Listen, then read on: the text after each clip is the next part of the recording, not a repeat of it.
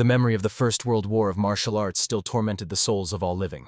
It was true hell in the flesh, a bloody confrontation of the blood cult, the greatest crisis since the founding of the Heavenly Alliance. The leader of the Scarlet Sect was a true spawn of the underworld. His skill in martial arts could not be surpassed by anyone in the entire alliance. And yet, despite the boundless power of this Lord of Darkness, the war ended with the victory of the forces of light. Many were convinced that such a mighty ruler could only be defeated by some legendary patriarch of the Heavenly Alliance. The victor was called a warrior named Hamu Bai. When Feng Do-yul told Mo and Jin-ho about this, the mentor of the fierce dragons almost lost his speech from shock. The noble warrior could not grasp the essence of what he heard. However, the head of the mythical dragon organization made it clear that he had witnessed all these deeds with his own eyes. So this was not empty rumors but the purest truth. Nevertheless, Mo and Jin-ho still found it hard to believe such incredible revelations. Then the venerable leader continued his narrative, reminding that several years later the Second World War broke out, the so-called War of the Lonely Demons. In those dark times, all forces united to fight the demonic cult. If the era of the blood cult was pure hell, then the times of the demonic cult turned into a terrifying underworld. Mo and Jin-ho clearly remembered the leader of the demon cult. He was a true monster, surpassing even the head of the blood cult. From these distressing memories, Feng Do-yul longed to distract himself, so he immediately drained a full cup of wine, after which he decided to find out if Mo and Jin-ho suspected who had defeated that fiend. The mentor immediately understood that most likely the conversation would again be about the head of the Endless Sky Alliance. The noble warrior could not believe such a thing, thinking that the head of the mythical dragon was trying to deceive him. From such distrust on the part of the mentor of the fierce dragons, the honorable leader only slammed the cup on the table. He perfectly understood that it was precisely because of this distrust that all people considered what happened to be mere rumors. Even in the entire region, there would hardly be 20 souls who knew the truth. For this very reason, Mo and Jin-ho felt that such a thing simply could not be true. The head of the Endless Sky could not possibly possess such incredible power. Still, slightly worried, the mentor decided to find out from Feng Do-yul why he had even decided to tell him all this. It turned out that Hamu Bai was supposed to arrive at their mythical dragon institution.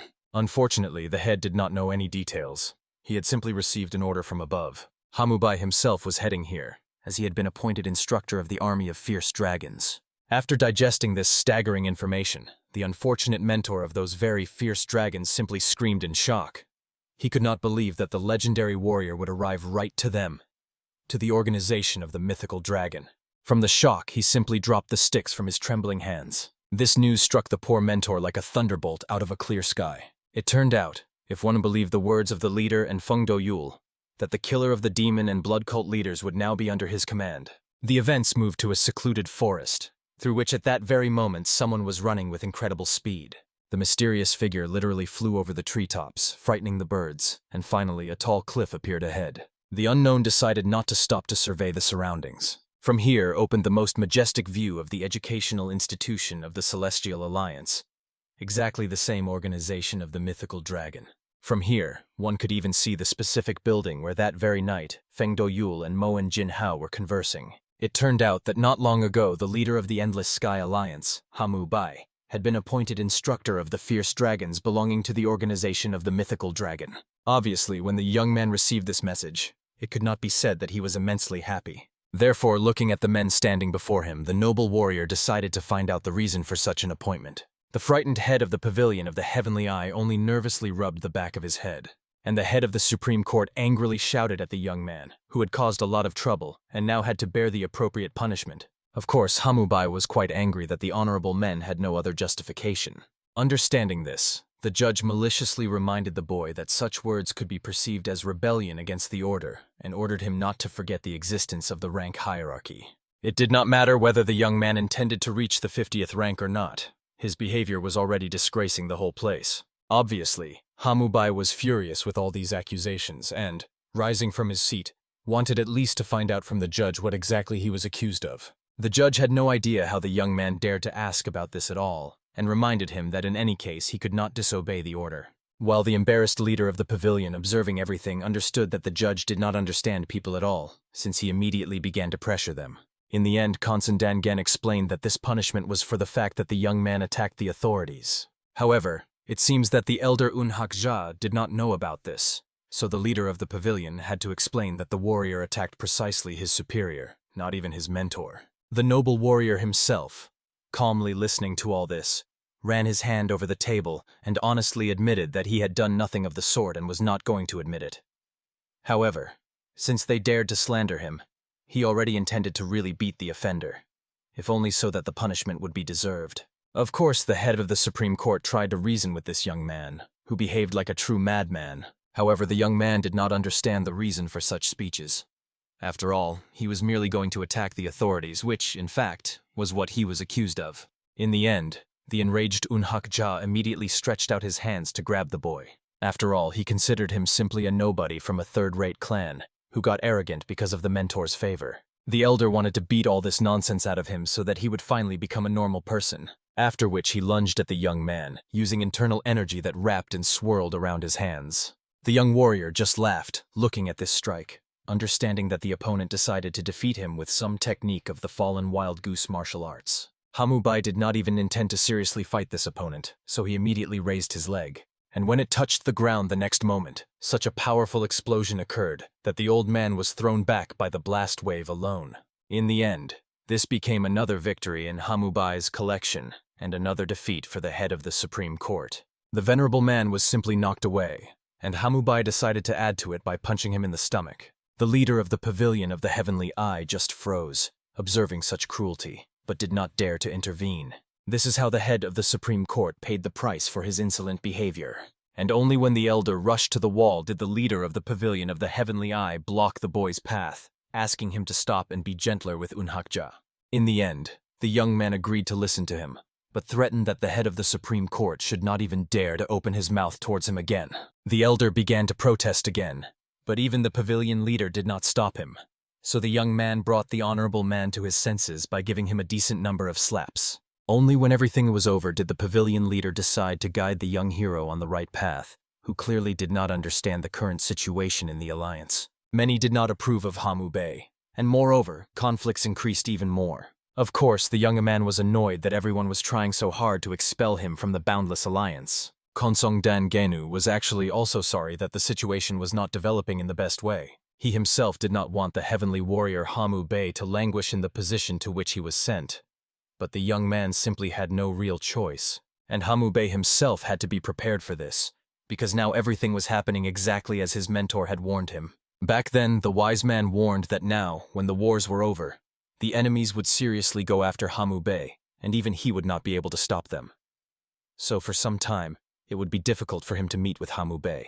Of course, the mentor himself was immensely angry at these martial arts factions, and was disappointed that the Heavenly Alliance was controlled by a corrupt force. But at that moment the mentor, looking at the young man, sincerely wanted to ask for something, and the noble warrior listened carefully to his request, trying with all his might to follow the words of the wise man. In the silence, Konsan Dangen decided to find out whether the warrior would go on a mission to the organization of the mythical dragon. The young man did not argue, already realizing that it would surely become easier for everyone if he simply disappeared. It was very hard for Konsan Dangen to hear these words from the young hero. However, the young man quickly interrupted him to find out what the army of fierce dragons was actually doing. Soon he was already walking through the city, recalling the history of this place. Here, the Great Wall of the Moon Mountain was erected, rumored to be for fighting monsters, and the fierce dragons were a military unit supporting the group of armed forces of the Celestial Alliance and protecting this place. And here in the distance was heading Hamubai to become their instructor. At that moment, ordinary residents saw the bulletin board where the selection was soon to begin. Cannon fodder was being recruited.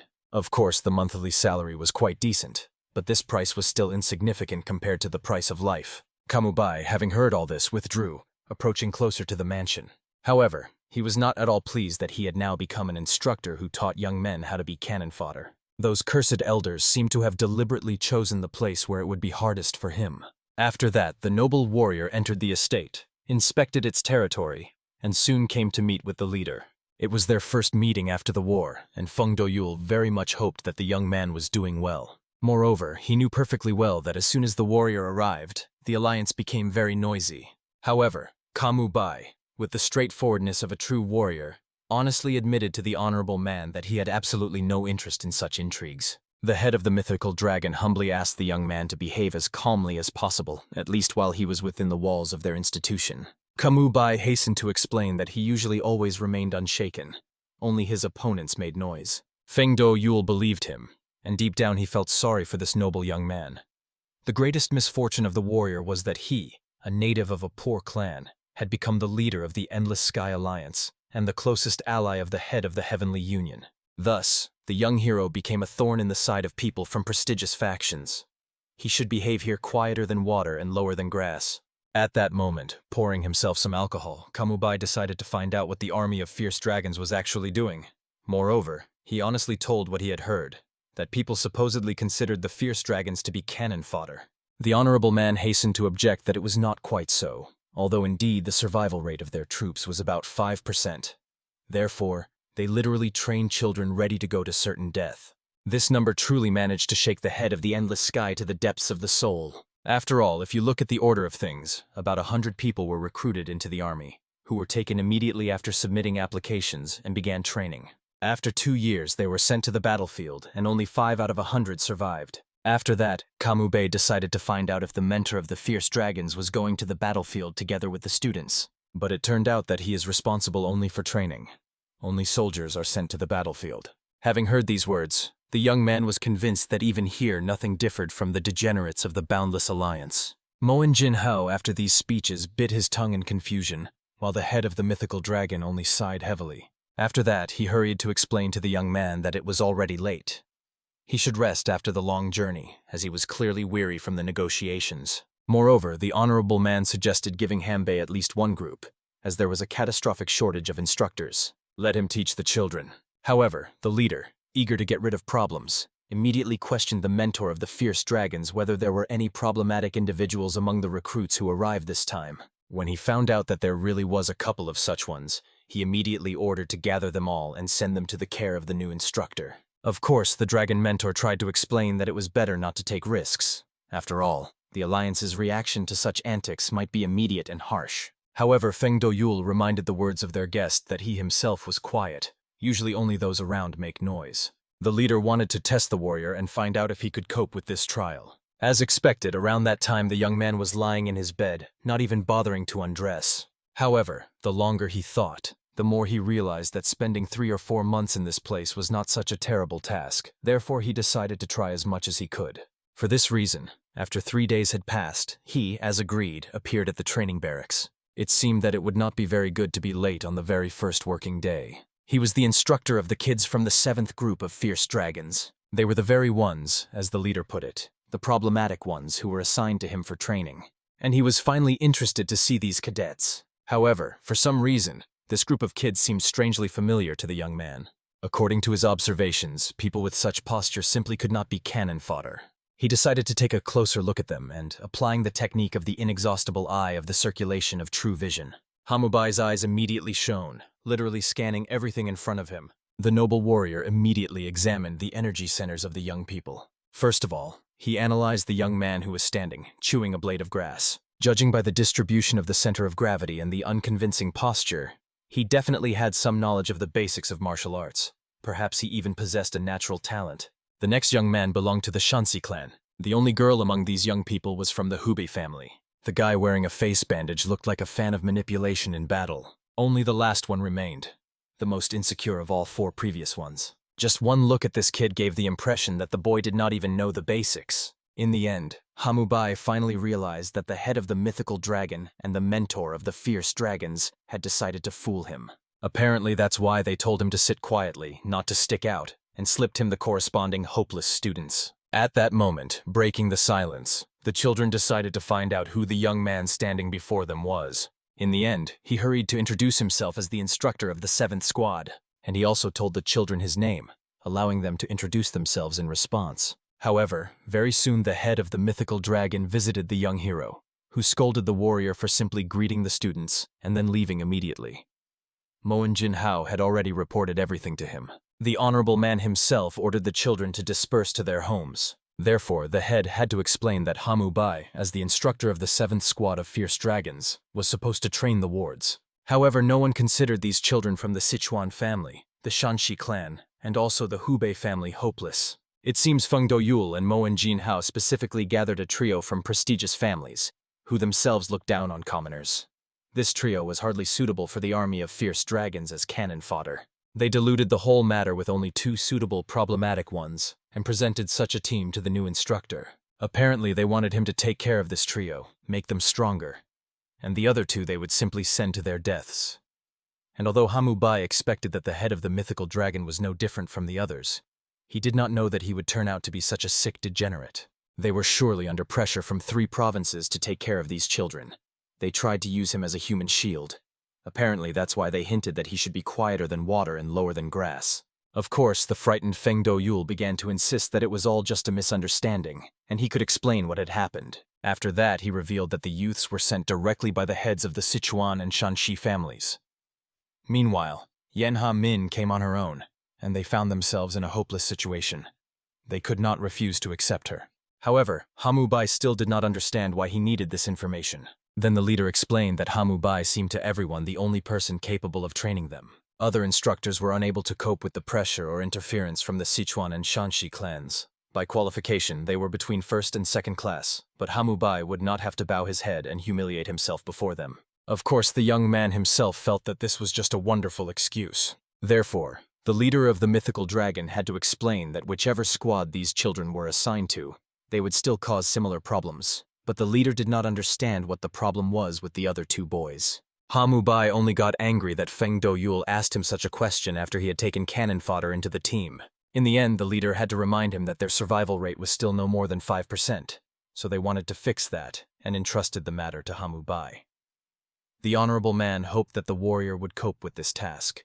After all, since he was forced to stay here, he must be devoted to his cause. But the young man simply turned calmly and walked away, demanding that the leader find some other person for this role. Since Hamubai did not want to take on this matter, there was nothing left but to try to persuade him otherwise. Feng Do-yul loudly declared that whether Hamubai succeeded in the task depended on the future of these children. Of course, the young hero was quite angry that the leader was trying to manipulate him like that, but he tried to calm down, understanding that he had to behave quietly and obediently. At that moment, the leader himself reached into his clothes, searching for a hidden pocket. From there, he pulled out documents with detailed descriptions of each recruit. He took them in case Hamubai refused to train them. In the end, although the noble warrior saw no particular need for this, he accepted these letters. And the leader hurried to explain that among the recruits was a boy named Dan Mok-un, who had applied voluntarily. Although he does not know martial arts, he cannot be sent home. He really needs the money, since many of the applicants apply only because of this. Also, Feng Do-yul hastened to explain that at least the Hubei family would not interfere in the training. Only he knew where Yanha Mina had come from. But he expected that Hamubai would also quickly understand this. So the leader asked that the young man destroy the documents about her after reviewing them. After all, they were composed by himself personally to maintain confidentiality. Of course, the honorable man very much hoped that from the next day the instructor Hamubai would behave more appropriately. And the young man, looking at the leader with magical hatred, only shouted through his teeth, "Do I really have to train with such bastards?" In the end, returning to his room, he immediately lit an oil lamp and began to read. Without realizing it himself, the young hero was indeed trying to force himself to take on these children. Moreover, when he read the reports, he realized that Dan Mok-un and Yanha Min had an especially sad story. He felt disgusted to the point of nausea, but he simply could not abandon these kids. Therefore, as agreed, after familiarizing himself with all the cases, he destroyed the sheets so that no one else could read them. However, at that moment, the young man felt that all the guys had gathered in a group somewhere nearby. He became worried that they were planning to riot, so he immediately teleported to them. The noble warrior appeared as if out of nowhere right in front of the group of 5 people. He wanted to know what they were doing and why they still hadn't gone home. And all 5 just exchanged frightened glances, not understanding when the instructor had managed to approach them. Hamubai believed that these kids did not respect his words at all, since they were still lingering here at such a late hour. However, Dan Mok-un immediately declared with the firmness of a true warrior that he simply could not go anywhere. His voice carried unwavering determination, as if he was ready to stand until his last breath. Tanjin-san gave a bitter smile, indicating that no matter how much he wanted to leave, his parents would definitely bring him back. Moreover, the way home was incredibly far. It would take many days of exhausting travel. But Paikri Pen and Yanha Min chose to quietly remain silent, like stones hiding in the shadows. Hamubai realized that this group clearly understood he desperately wanted to get rid of it. So there was nothing he could do. Therefore, the noble warrior at least decided to find out whether they had eaten anything at all or not. However, it turned out that these stubborn ones had been waiting for the teacher here since early morning, neither leaving nor thinking about food. Of course, the young man wanted to read them a lecture about how he ordered them to leave. But first it was worth at least feeding these poor souls. Unfortunately, at such a late hour, both the institution and the dining hall were tightly closed. Therefore, Hamu Bey could think of nothing better than to go to the nearest restaurant. In the end, when they found themselves at the table, literally overflowing with a variety of exquisite dishes exuding tantalizing aromas, he ordered the children to eat their fill and then go to sleep. After that, the noble warrior calmly watched as those hungry wolf cubs filled their empty bellies. He was a little annoyed with himself that, not having received his first salary yet, he had already spent a considerable amount of money. At least he was glad that the acquaintance with these children went great, and the atmosphere was quite warm.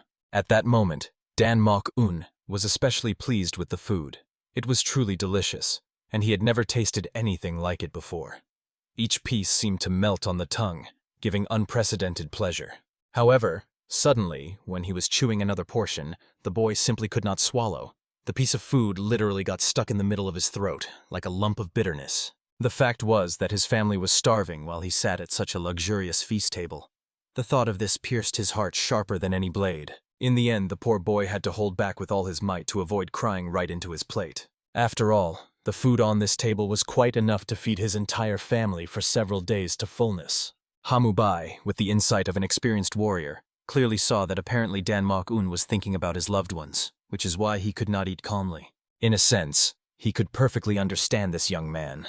He himself had once experienced similar torment. Therefore, wishing to support the sufferer, the noble mentor approached and reminded the boy that the food on the table was quite cheap, so he could not worry and eat heartily. And the young warrior was clearly pleased to know that he was not living too lavishly while his family was starving somewhere in the slums. At that moment, all the boys sitting at the table noticed that Dan Mok-un was literally sobbing from the overwhelming feelings, thanks to the instructor's generosity. At that moment, Hamu Bai decided to find out where the boy's house was. He thought it would be useful to scout the situation in his dwelling and see with his own eyes the conditions in which the family lived. Soon, gathering the remains of food into tight bundles, they followed the path to Dan Mok-un's house. The way lay through picturesque ponds reflecting the moonlight in their waters. Soon Dan Mok-un stopped as if rooted to the spot and pointed to Hamu Bai where his modest dwelling was located. However, Hamu Bai was extremely surprised. He saw no house, only a deserted area. Only later did his gaze notice a small, miserable dugout in which a dim light flickered. Soon Dan Mok-un approached the shabby dwelling, and his mother and sister heard the familiar voice of the boy. However, the women thought that it was surely some kind of auditory hallucinations caused by longing. After all, now that Dan Mok-un had gone to serve in the army of fierce dragons, he could not have appeared here so soon. However, the younger sister was absolutely sure. She definitely heard his native voice, which cannot be confused with anything else. And finally, the young man pulled aside the tattered curtain, entered the house, and greeted his dear parents and sister. The girl was immensely happy that she was right in her premonitions, and the mother could not believe that her son had really come home so quickly. She was extremely curious how he ended up here. After all, he said he could only come once every 3 months. Then the young man explained that he was allowed to leave briefly for a special occasion. At that moment, everyone noticed that the young man was carrying something in his hands. Immediately the boy smiled, understanding how surely his relatives would be surprised when they saw what he had brought. Therefore, the young man hurried to open the box to show them the exquisite food. And in the end, he was right. The little sister was truly amazed, as she saw such luxurious dishes for the first time in her life. And the mother was extremely curious where he got them. After all, these were too fancy dishes for their modest means. The young man hurried to explain that the new instructor treated them, and what they did not finish, he collected and brought here to please his family. Listening to their touching conversation, Hamu Bai felt an unprecedented sadness that squeezed his heart with an iron hoop. This brave young man, for the sake of his mother and sister, was forced to give his life to the army of fierce dragons. And yet the survival rate there was only 5%. That is, he knew perfectly well that with a 95% probability he would perish. The noble warrior could not come to terms with this monstrous injustice, and longed to find out how he could influence and change the cruel fate of the boy. Soon, late at night, returning home, Dan Mok-un told the sad story of his family. Previously, their clan was quite influential and prosperous. When he was 8 years old and his mother was pregnant with his little sister, almost all people from influential families were involved in a bloody war and mercilessly perished. At that time, the brave woman took him and fled here to hide from the horrors of war. After some calculation, Hamu Bai realized that this happened about 10 years ago, just at the moment when the region was at the very epicenter of the war.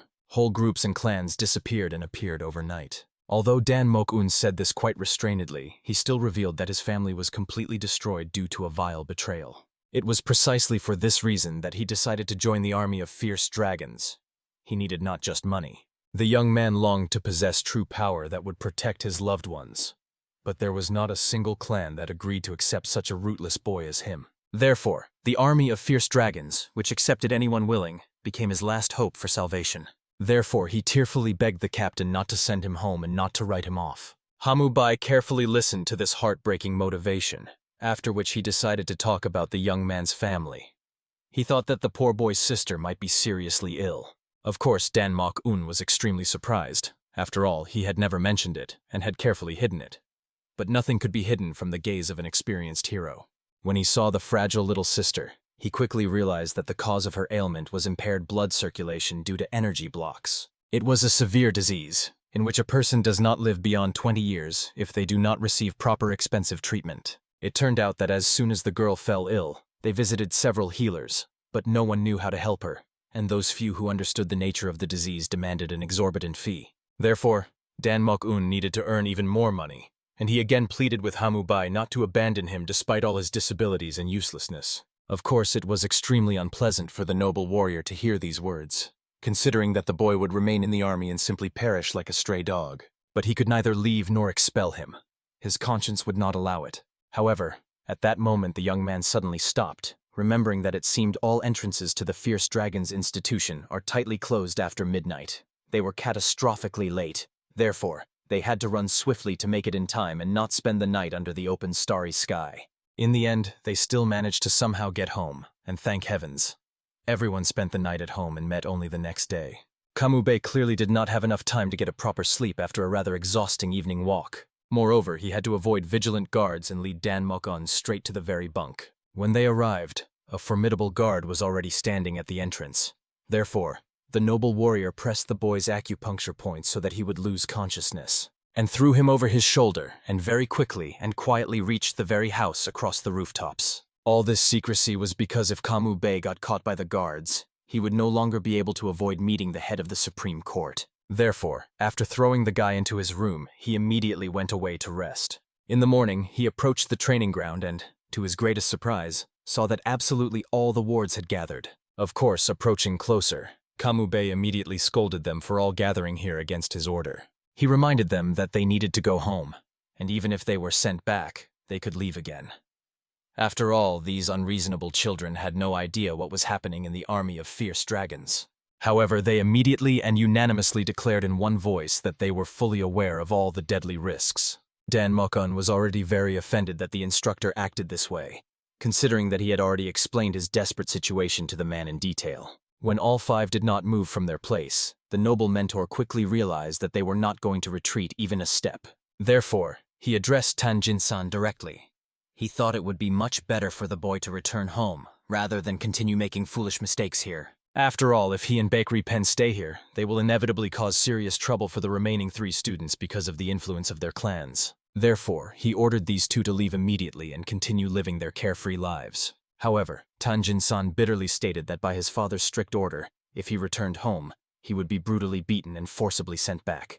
Baekri Pen also could not leave, so as not to disobey the iron command of his clan leader. Hamubai was quite disappointed that these stubborn guys were not going to back down. Therefore, he sternly warned them not to take risks, because they would be sent to certain death after 2 years of intense training. He wanted to remind them where soldiers are sent after 2 years of preparation, but they themselves knew they would be sent beyond the Great Wall, into the sinister forest of the moon and mountains. But the important thing was that they were to destroy the remnants of the blood cult and the monstrous creatures they had created.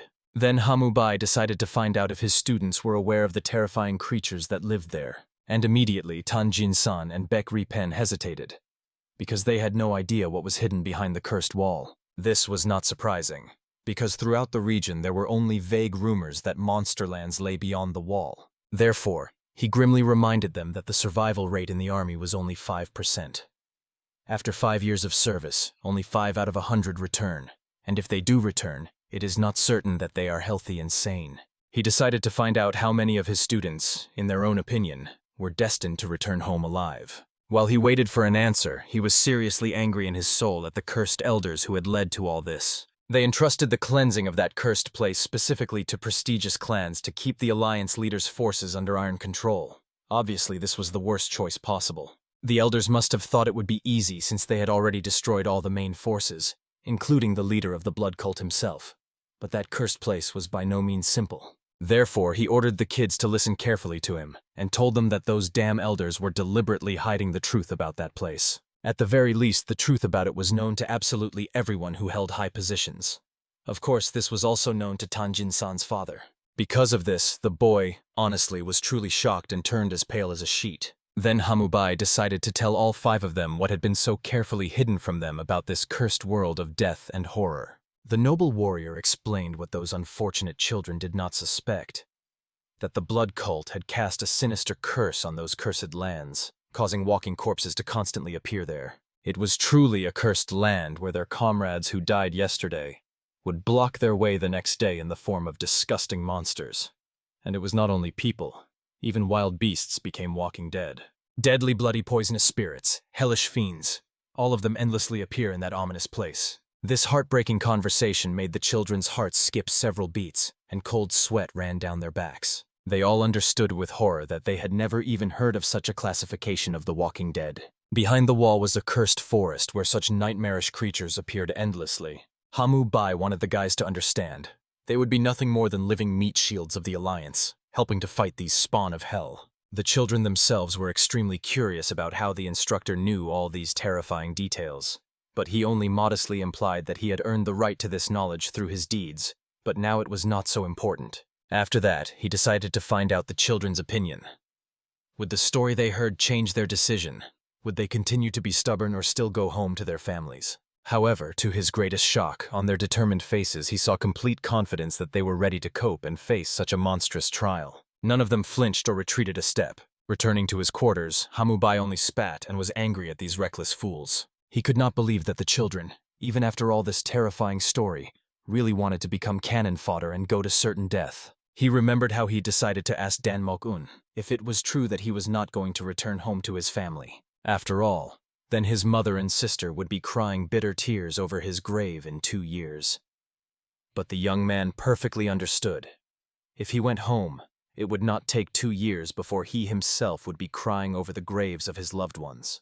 And indeed, Hamu-bai realized, if this desperate brat left the army, his family would die of hunger and disease in less than a couple of years. In the end, he allowed the children to stay here. At least for these 2 years they would be well fed and supplied with money. But he did not want to waste his nerves on idiots who would soon be sent to their deaths. For this reason, he cold-bloodedly ordered them to train independently, according to their abilities. Of course, they tried to protest and object somehow. Therefore, the departing instructor only indifferently reminded them that from this moment they are on self-study. Thinking about his decision, he did not regret it at all, allowing those stubborn fools to do as they wished.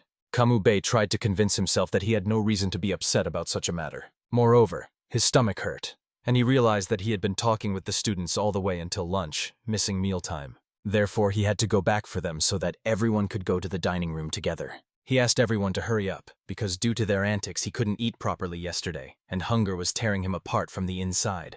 Dan Mok-un was amazed by the behavior of their instructor, who didn't even conduct the training but was already so hungry from just talking. Before entering the dining hall, Hamu-bei carefully examined the menu hanging at the entrance to the building. It was simply excellent. Therefore, he suggested to the guys to go inside quickly. From the very first steps, they immediately felt the delightful aromas of food, awakening a savage appetite. However, to his surprise, after stepping inside a couple of steps, those around immediately began whispering that it seemed he had come to the wrong place. Food for the army of fierce dragons was being distributed somewhere else. At that moment, those sitting at the tables began whispering to each other. No one in the army understood what these people were doing here, considering that their dining hall was located in the southern part of the complex. And Hamu-bai, as if not noticing the awkwardness of the situation, immediately joined the queue to get a portion of food. Baekri Pen tried to explain to the teacher that they needed to use the dining hall in the south. However, the noble warrior discontentedly reminded them that they were allowed to use any dining halls in the institution. However, the surprised Yenha Mina heard for the first time that someone was allowed to use absolutely any places for dining. Then Hamu-bai recalled the words of the head of the mythical dragon, who allowed him to eat anywhere. in the northern, southern, western, or eastern dining hall. But it seems the honorable man allowed only him to dine anywhere, not the children. But Hamubai could not accept this, considering that the very southern dining hall was the farthest from the lecture hall. At that moment, one of the men demanded that the members of the army of fierce dragons explain their presence in this dining hall, and the guys hurried to explain that their instructor had brought them here. However, after these words, the chief instructor of the water dragons almost laughed with contemptuous laughter. After all, the freaks from the army of fierce dragons could not enter here. Hamubai was immediately amazed by such rude and offensive words. Therefore, he carefully moved his students aside and stepped forward. After that, as if nothing had happened, scratching his ear, he decided to find out from the heated man what his problem was, since he had shouted so loudly. The enraged impudence immediately introduced himself as the chief instructor of the water dragon army, Sado Guan, and Hamubai calmly introduced himself in response as the instructor of the 7th Squad of Fierce Dragons, to which Sado Guan hastily and arrogantly reminded that instructors must eat in the northern dining hall. Moreover, there was no place here for some pathetic fierce dragons. Of course, Hamubai calmly hinted that he could decide for himself where to eat, and the angry Sado Guan hurried to explain the strict rules to the newcomer. Although formally one could use any canteens, in fact they were all clearly allocated. Water dragons ate in the eastern dining hall, fallen dragons in the western, officials in the northern, and small fry and fierce dragons in the southern. At that moment, even the students were outraged by such unfair policy, and the hero was especially indignant about the treatment of the recruits who faced such a harsh fate. And Kamube was very angry at that arrogant guy Sado Guan, who behaved as if he believed in his great powers. But even looking at his smug face, one could quickly conclude that he was not that cool. The chief instructor of the water dragons arrogantly ordered Kambayu to leave immediately with his students, and not to disturb them while they peacefully rested in the eastern dining hall. After all, they will have serious problems if, God forbid, dear students smell their disgusting odors. And honestly, even guys from high-ranking families found it extremely difficult to accept such humiliating treatment. Kamube calmly explained to Sado Guan that his guys from the water dragons were much nastier and stinkier than his wards. The arrogant man was quite enraged that some pathetic instructor dared to be so insolent to him. And after these words, Kamube was not afraid to openly challenge this self-satisfied man, in order to immediately prove his true authority in practice. After that, the two immediately met tense glances, waiting for someone to make the first decisive move. But the man who suddenly appeared in light blue clothes strictly ordered the chief instructor to stop this disgraceful behavior. Of course, Sado Guan was extremely surprised that he was being scolded, not that arrogant new guy. At that moment, the senior water dragon instructor asked Sado Guan not to behave so disgracefully in the dining hall, especially in front of the students. Of course, Sado Guan hurried to explain that this stupid bastard had dared to challenge him without any reason, and he had no idea what the low scoundrels would have done here if there were no seniors present. And Hamubai coldly reminded the man that the stupid bastard is the one who starts a senseless argument, not the one who stands up for himself and his students. At that moment, the frightened water dragon instructor demanded that Hamubai also stop arguing and disputing with his superiors. However, Hamubai, completely ignoring his timid order, asked the man's name by which he could address him in the future. After that, he also admitted that from the clothes it was clear the man was from the Pavilion of the Heavenly Eye. As is known, the Pavilion of the Heavenly Eye is a prestigious place related to the military pavilion, and is one of the organizations of the 7 groups of the Heavenly Alliance. Most often, this place is respectfully called the Military Pavilion, and its representatives enjoy great respect in all circles. Jajagal Men was overwhelmed with the deepest astonishment. The noble warrior was shaken to the very depths of his soul that this mysterious mentor possessed knowledge of his former position. In confusion, he hastily stated that the young man was clearly mistaking him for someone else.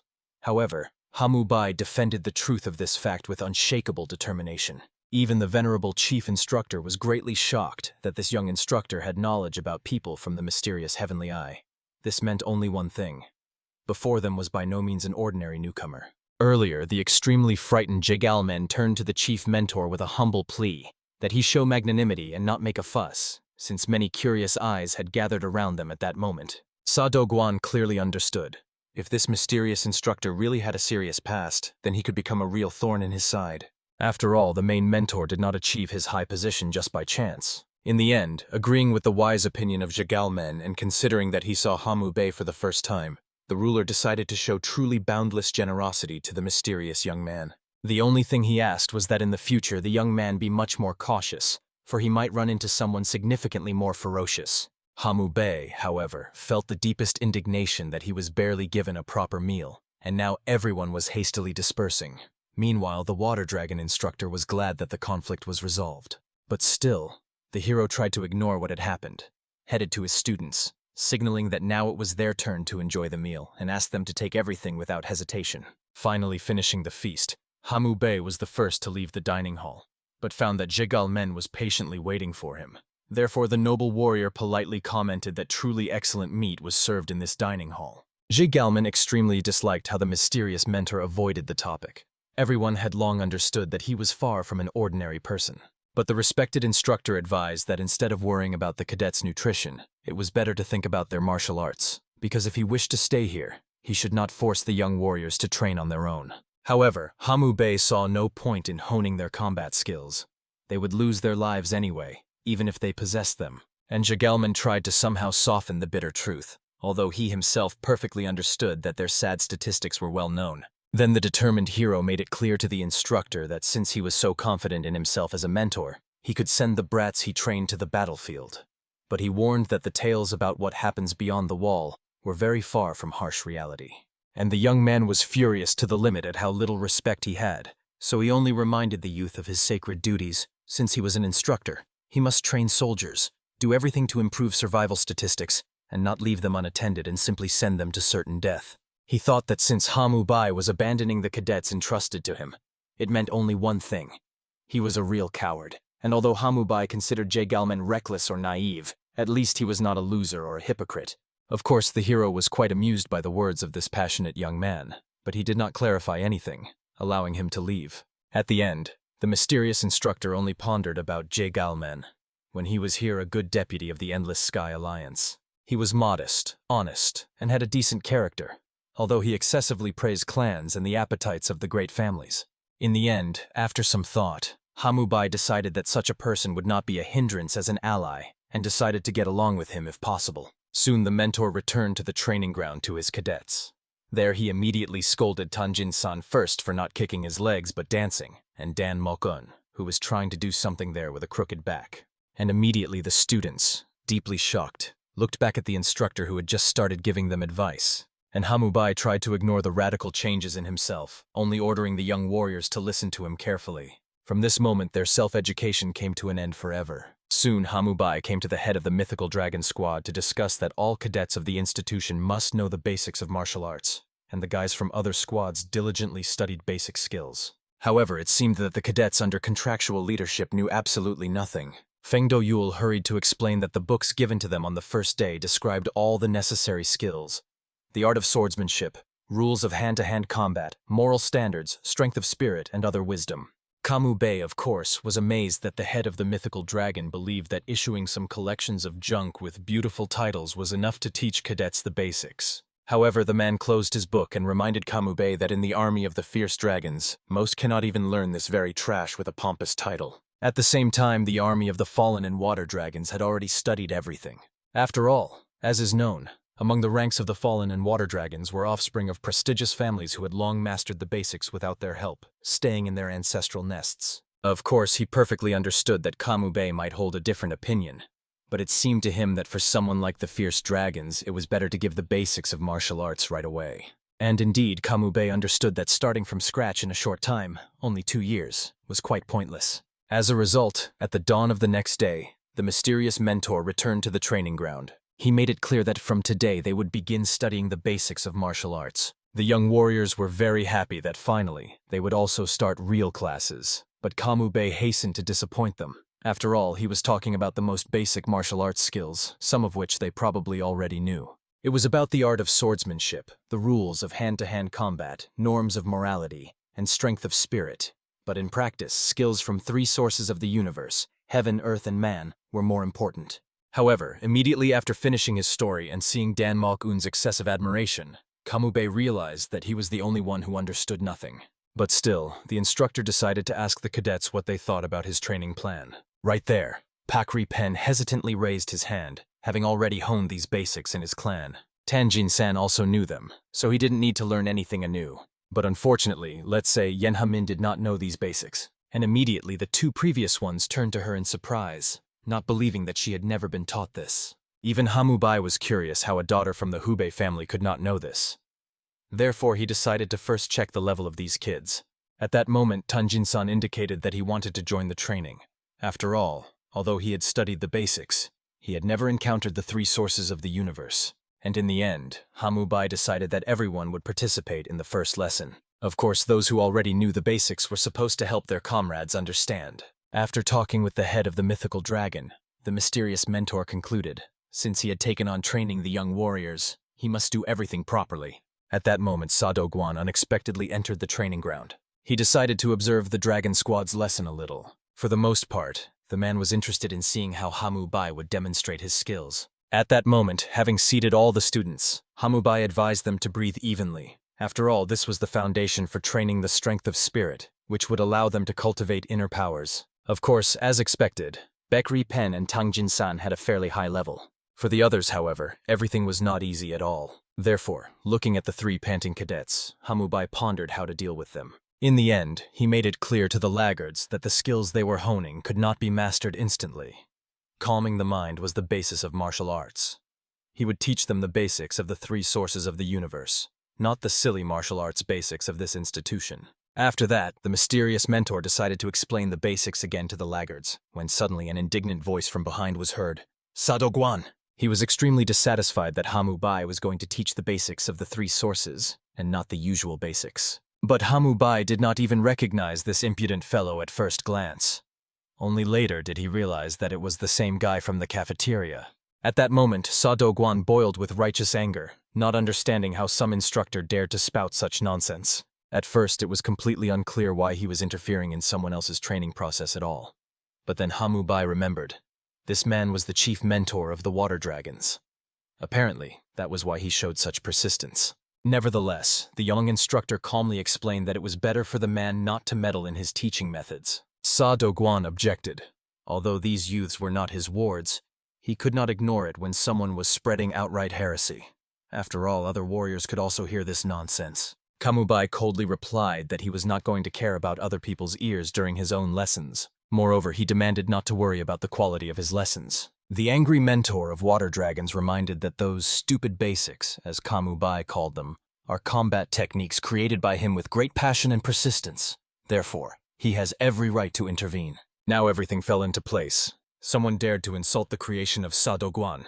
But Hamubai mercilessly noted that no matter how much he followed the rules, he never reached the top. That means his instructions are truly worthless. The man exploded with rage, not understanding how some miserable mentor of fierce dragons dared to speak to him so boldly. He reminded Hamubai of his place and warned. He would answer for his words. Moreover, he must prove that Sadogwan's methods are indeed useless. Hamubai only sighed, wondering why everyone here treated fierce dragons with such contempt. But regarding the proposal to demonstrate skills, he agreed to show what he was capable of, after which he demanded that the opponent follow him to the center of the training ground. All the cadets became anxious. The lesson had just begun, and the mentor had already gone somewhere. The students stayed behind, worrying that because of their teacher's character, they might be disbanded as well. However, Tanjin-san saw in the events a chance to learn the true abilities of the instructor. Soon the opponents met on the training ground under the watchful eyes of many cadets. Finally, the duel began, which everyone watched with bated breath. Hamubai understood. With such a number of spectators, both had a chance to clearly demonstrate their strength. Therefore, he suggested to the opponent to attack first. Knowing his own capabilities, he decided to give a 3-second head start. Sadogwan was furious at the behavior of this impudent fellow. He was sure, after the very first move, that one would sing a completely different tune. Spreading a purple aura around himself, he greatly strengthened his arms and legs, and then instantly rushed at Hamubai. But at the last moment, he dodged the attack like a feather, letting it pass by. The same happened with all the other strikes, and no matter how Sadogwan strained, he couldn't even touch the opponent with his fingertips. By this time, the allotted 3 seconds had just ended. All the observing cadets froze in amazement. They couldn't even keep up with the movements of the main instructor, and Dan Mok-un and his comrades were amazed by Hamubei's abilities. They didn't expect that the man training them would be so swift. Although Sadogwan was fast, Hamubei seemed simply invisible, dissolving into the air. With a satisfied smile, the young instructor concluded, 3 seconds have passed, and the opponent hasn't landed a single blow on him. By this moment, Sadogwan was slightly exhausted, causing his limbs to tremble a little. All the students froze, watching what was happening. Hamu Bey hurried to explain to his wards how mastery of the sources of the universe manifests exactly. He wanted them to pay attention. He didn't even use internal energy. The mentor of the water dragons was extremely angry that in such a situation this brat continued to treat him with contempt. He was especially concerned that the fight was being watched by the new recruits of his squad as well. This meant that by any means it was necessary to save face as the sole representative of the Sado family.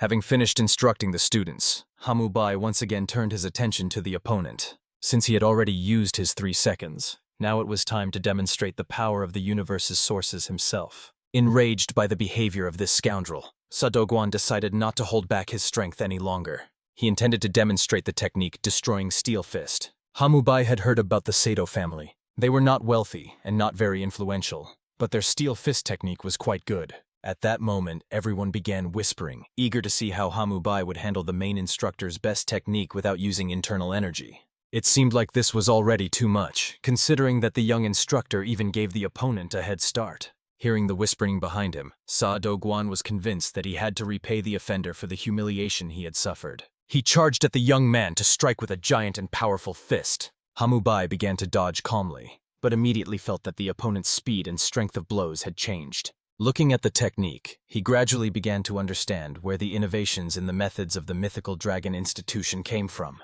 They were created based on 3 sources of the universe. It turns out Sadogwan mixed 2 incompatible types of combat. The result was worthless.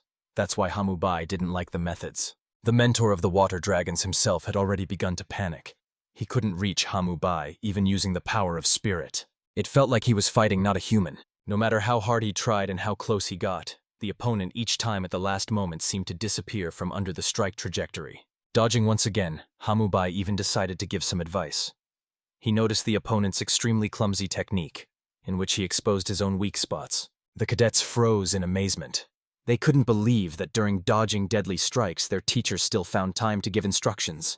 Deciding to demonstrate his talent, Hamu Bey reminded the students, when you find the opponent's weak spots, even internal strength is no longer needed. It took him only 1 strike for the opponent to lean back and lose balance. The strikes hit the knee and shoulder. Then he rewarded the chief mentor with jabs to both sides. The technique consisted in the fact that if you aim at the right spots, the opponent will bleed out, and the warriors will not depend on internal energy. Although it looks complicated for now, when they learn the wisdom of the 3 sources, it will become easier. At that moment, he had already pressed all the necessary points on the man's body. Because of this, he collapsed to his knees right in the middle of the arena. Looking at the defeated enemy, Hamu Bey explained, "This is exactly what he meant when he spoke of unskilled technique." All the students, especially those related to the fierce dragons, covered their mouths in amazement. By this time, Sadogwan was already coughing up blood from internal injuries. No one had ever been able to dodge the attacks of his fist before, and here he was defeated.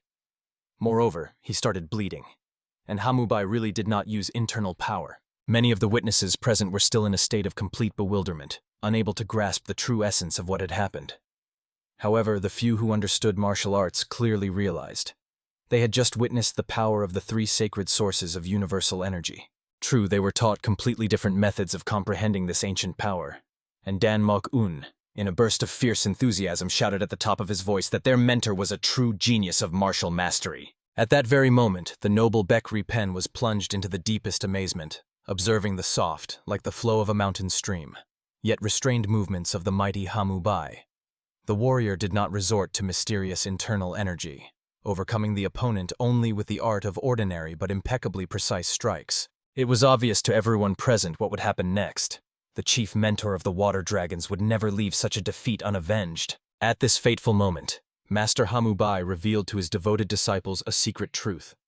If a warrior gains sufficient external strength, he can achieve the swiftness of lightning even without using internal energy. However, the wise mentor warned his young followers, such a technique must never be used recklessly, for the price of a mistake could be unbearably high. By that time, the proud Sadogwan had already risen from humiliating knees, tormented by the bitterness of understanding. He simply could not bear such disgrace. If the duel ended this way, the noble warrior would no longer be able to look any of his comrades in the eye. Therefore, the enraged master sprang from his place, burning with a single desire to take revenge by any available means. Like an enraged tiger, he swiftly charged at the opponent, concentrating all his power in his fist for a crushing blow of retribution. However, despite all this raging fury, the unshakable Hamu Bai remained as cold as mountain ice. The master only sighed heavily, for he wished to part peacefully after demonstrating his superiority. The skilled warrior's reaction followed with the speed of a lightning strike. First, the young master swiftly ducked, discovering a vulnerable spot in the opponent's defense, the abdominal area. After that, he delivered an accurate kick to the found breach, then finished off the fallen enemy with a fist aimed straight at the proud man's chin. As a result, the man was thrown backward as if caught by a hurricane. A crimson stream of blood poured from his nose, and then with a deafening crash he collapsed onto the training arena. The entire surrounding scene began to gradually blur before the defeated man's eyes. The world doubled and drifted in the fog of oblivion. By this moment, the chief mentor of the water dragons was finally defeated. The wise Hamu Bai explained to the gathered cadets, "If the enemy has reached the peak of their abilities and can no longer use self-defense techniques, then a skilled fighter can even break their bones by striking the most vulnerable points. Therefore, the main thing in battle is to identify the weak spots through which the opponent can be immobilized or defeated without any use of internal power." All present listened to his wise words, with the admiration of hungry beasts, eagerly absorbing every instruction into the depths of their consciousness. At that fateful moment, among the students appeared the familiar face of the mentor of the fierce dragons, the noble Moen Jinhua. Initially, he thought that Hamu Bai was a worthless instructor when he made the children train on their own. But now, observing the defeated mentor with first-class skills, his opinion changed drastically. The mysterious master crushed the technique of the three sources of the professional, who had exerted full power, while not using internal forces himself. It was obvious, he was definitely not some ordinary instructor. However, many, unaware of his true identity, were eager to find out who this mysterious warrior really was. At that moment, the displeased JJ Gal men stepped onto the training ground, immediately shouting at the students. By that time, the training session had long ended, but they still had not dispersed. When the students respectfully stepped aside before the water dragon instructor, he noticed Hamu Bai standing on the training ground, as well as the beaten chief mentor lying nearby. Unwavering Hamu Bai was already prepared for the fact that this man would now start reading him tedious rules again and brainwash him with moral lessons. Meanwhile, the fierce dragon mentor went to the head of the mythical dragon to report everything that had happened. He told about the duel, as well as about the behavior of the chief instructor, who always spoke disparagingly about the fierce dragons. Despite this, the brave Hamu Bai agreed to a duel with him, which was like a person voluntarily putting their head into the mouth of a hungry tiger. Now the question arose, what was the best course of action? An ordinary fierce dragon instructor could not defeat the chief water dragon mentor in a fair fight. But if the supreme water dragon mentor found out about this, the situation would become significantly more complicated. Feng Doyul asked his subordinate not to indulge in excessive worries, since many eyes had seen the duel, meaning even the water dragon mentor could do nothing. But still, the situation pleased no one. Everything had become too complicated, and controlling the mysterious Hamu Bai was not easy. But at the same time, even the head of the mythical dragon could do nothing with the young man, considering that he had been transferred here. He had no right to expel him. At that moment, the action shifts to a remote part of the mythical dragon institution. Soon the head of the house learned about the ominous rumors that had been circulating all day. The deputy head of the institution hurried to explain that these alarming rumors were most likely unfounded and asked the leader not to worry. But he already knew perfectly well. This situation was somehow connected with an instructor named Hamu Bai.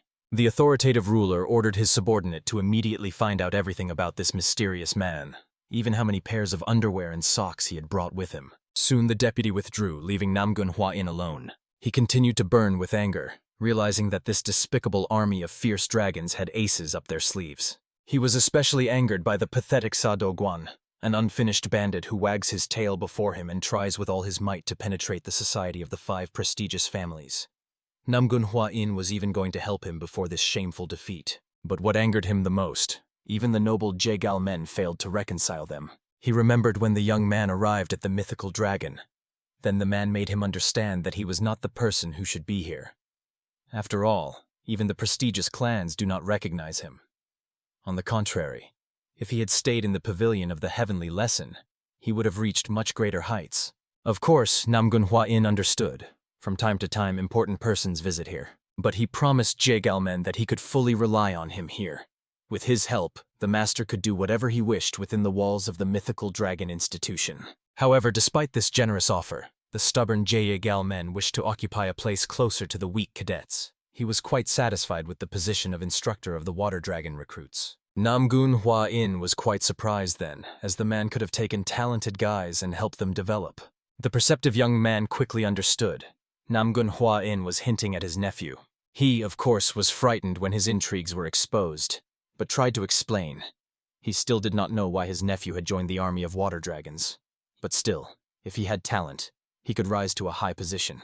But the proud Jegal man refused to listen any longer, making it clear. His current position as an ordinary instructor suited him more than enough. Remembering this, Namgun Hua In burned with anger because the stubborn Jegal men did not accept his helping hand, remaining a stubborn fool. But still, he was necessary for the fulfillment of the plans of the head of the house of the mythical dragon. Initially, the Lord even appointed Sadoguan as the chief instructor to persuade Jegal men to take this position. But he did not expect that the pathetic Sadoguan would be beaten by someone like an instructor of ordinary fierce dragons. He simply could not allow this. Therefore, he immediately maliciously promised to repay this cheeky boy for the shame he had suffered. The next day, unaware of anything, the valiant mentor arranged training for his guys. He saw. They all took the matter very seriously and gave their maximum effort. Apparently the reason was that they were extremely inspired by how he crushed the chief instructor. A couple more hours passed. The sun was already high in the sky. It was lunchtime. But the wise Hamu Bai did not know whether they should go there. The Eastern Dining Hall was famous for its delicious food, but that time the guys were so scared that they could not eat properly. This meant that they would have to go to the southernmost dining hall. Rising from their seats, the warriors headed to the southernmost refectory. The wise mentor explained to his wards the choice of this place. It was located closest to the students' barracks, which meant that after the meal they could immediately return to their studies. Everyone unanimously agreed with the master's reasoning. Although the Eastern Dining Hall was famous for its exquisite dishes, the atmosphere there caused discomfort. In the southern refectory, hardly anyone would stare at the arriving warriors. At that moment, the sharp gaze of Hamu Bey noticed workers also heading to the refectory. Unlike the eastern establishment, here a crowd of people in rags and tatters gathered. Soon the master noticed the menu hanging on a withered sheet at the entrance gates. Picky about food, Hamu Bey instantly realized. This refectory was radically different from the eastern one. But since they had already arrived here, the noble warrior decided to give the establishment a chance and taste the offered food. However, when the students approached the serving area, they were given food that more resembled scraps for dogs. Astonished, Hamu Bey discovered they were not even given a choice, and in the eastern refectory, they could take dishes according to their own taste. The cook coldly suggested to the youth, if something did not suit him, to go back where he came from and not hold up the line. Although the noble master did not get angry, he still stepped back amid the indignant murmurs of the crowd behind. After him, the other students received their portions. However, even the undemanding Dan Mok-un almost shuddered at just one glance at this abomination. The shocked Hamu Bai was struck by the monstrous difference in the food. Here the dishes turned out to be of disgusting quality, meager portions, revolting taste. The noble warrior burned with righteous anger, not understanding how living people could be served such dog food. When he spoke with the head of the mythical dragon and the mentors, they claimed everything was done for the benefit of the cadets, but in reality it turned out completely differently. Therefore, the angry master sternly ordered his wards not to touch the food and to wait for his return. Immediately he left. The children wondered where their instructor had gone, but clearly felt a great storm was coming. But no one dared to stop the enraged mentor. Soon, a real commotion arose in the office of the head of the mythical dragon. Hamu Bai brought there the menus of all the dining halls located on the institution's territory. The frightened Feng Do-yul had no idea why the daring young man had dragged them there. However, the master insisted that the ruler familiarize himself with them. The man did not understand what was going on, but still took the sheets. He tried to find at least some problem in the description of the dishes. However, the longer he read, the more he noticed. One sheet looked extremely strange, and this sheet belonged exactly to the southern dining hall. The angry ruler thought that the cunning Hamu Bai was deceiving him.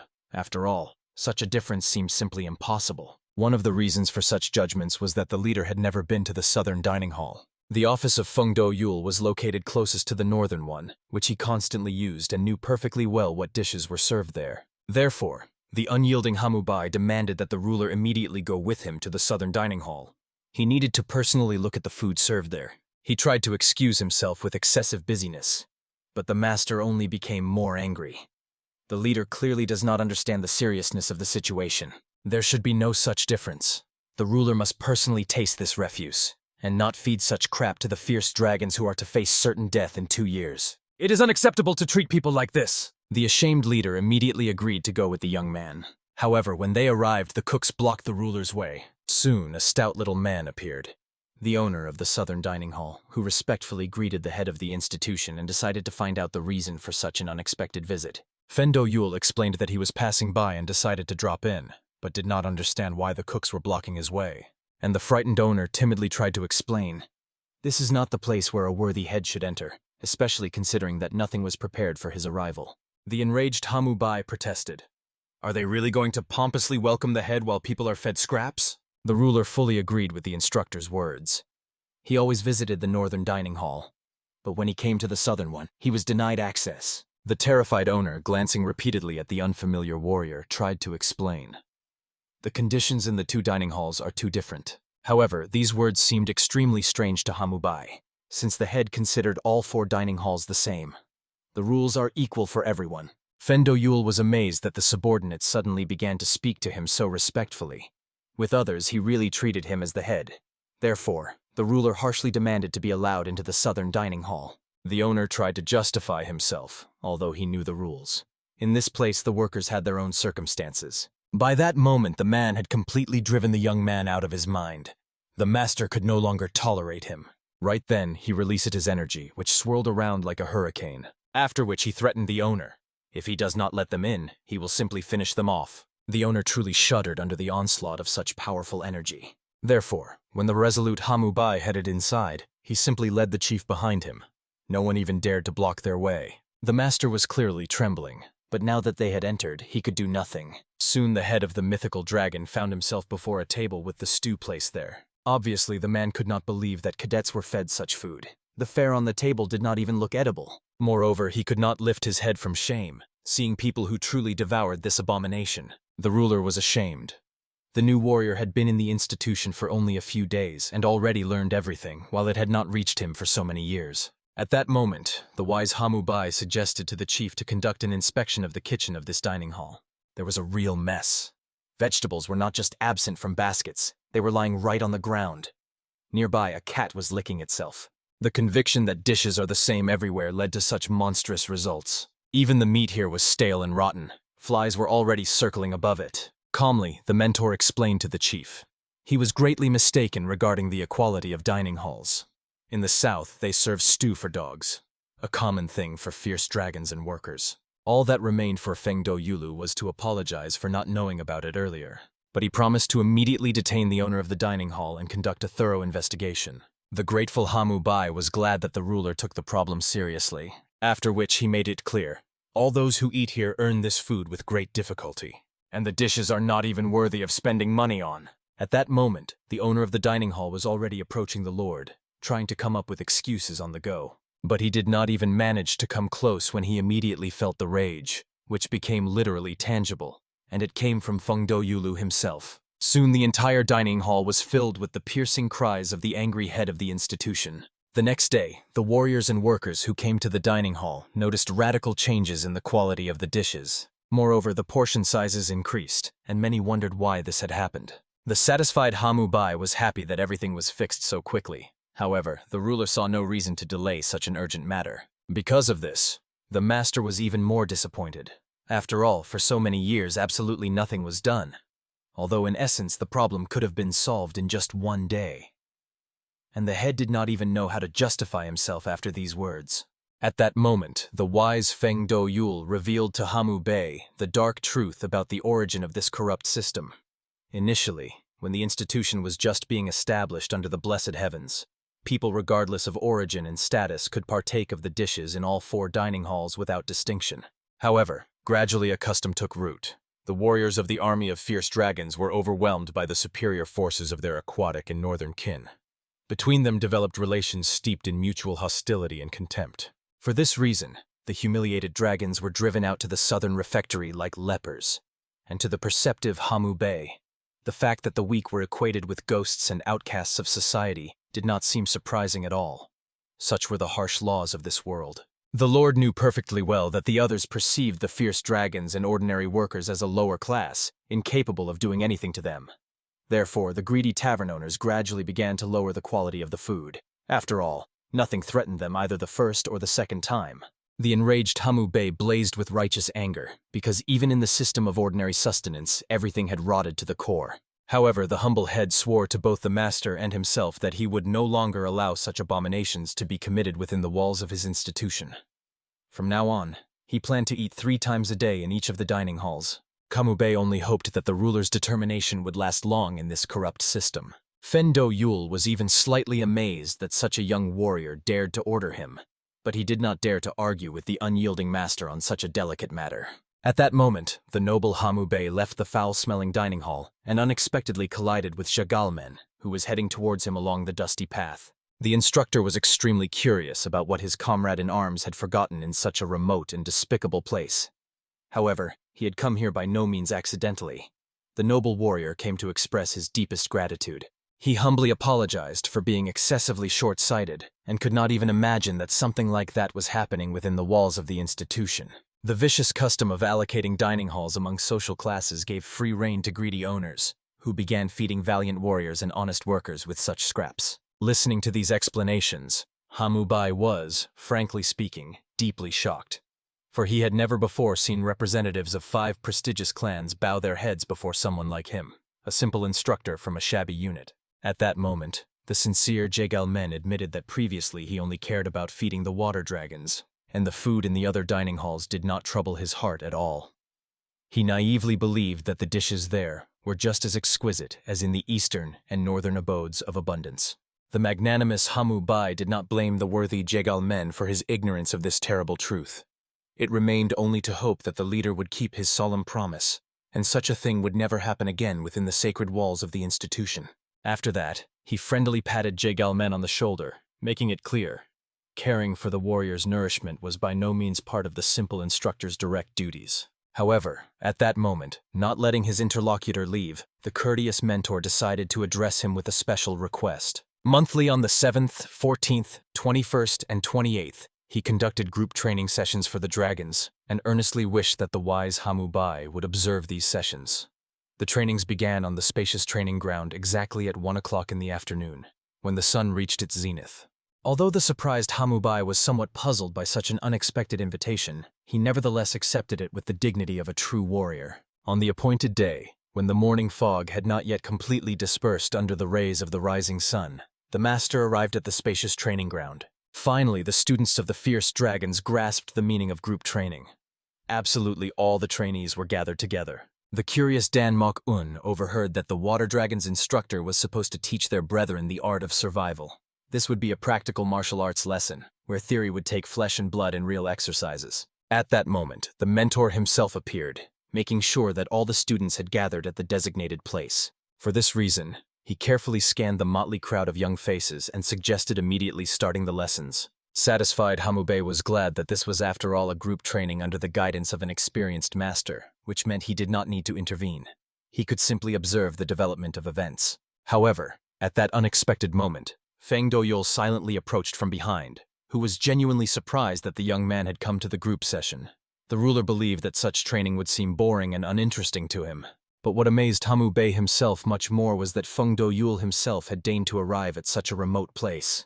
Apparently, the Lord is already beginning to closely monitor his every step, like a hunter tracking prey. But he hastened to explain that this meeting was truly a coincidence of fate. Today was the first group training of the fierce dragons in a long time, and he simply decided to take a look at how the sessions were going, and then unexpectedly met the mysterious Hamu Bey here. Then the cautious young man asked the leader to just pretend not to know him, and not to start a conversation with him in public, which considerably disturbed the head of the mythical dragon from his mental equilibrium. At that solemn moment, the authoritative Jagalmen was explaining to the gathered students that this lesson was truly important, for it gives a chance to increase the survival rate of the fierce dragons in the upcoming trials. Everyone knew the harsh truth well. Before the arrival of Master Jagalmen, their survival rate was a miserable 1%. After all, the army of fierce dragons is a place where people come who have neither a bit of combat skills nor noble origin. That at least 5 people out of 100 survive in the cursed lands is truly a real miracle of the heavens. Observing how selflessly the noble Jagalmen strives, the perceptive Hamu Bey could not help but admit, he really differs from other representatives of noble families, mired in luxury and arrogance. The head of the institution hastened to explain that Jagalmen was a man who was extremely proud of his family and origin. He makes every effort to properly fulfill his duties as a member of one of the 5 prestigious families. Now a huge responsibility for the success of this training lies on his shoulders. At that moment, Hamubei's attention was distracted by a loud metallic sound. A massive shield landed with a dull thud on the trampled ground of the parade ground. Resolute Jigalman intended to demonstrate how to properly handle this ancient defensive weapon. All present were amazed. They would be taught not elegant fencing or the art of self-defense. They expected to master swordsmanship, but harsh reality prepared different lessons. Jigalman hastened to explain to the puzzled students.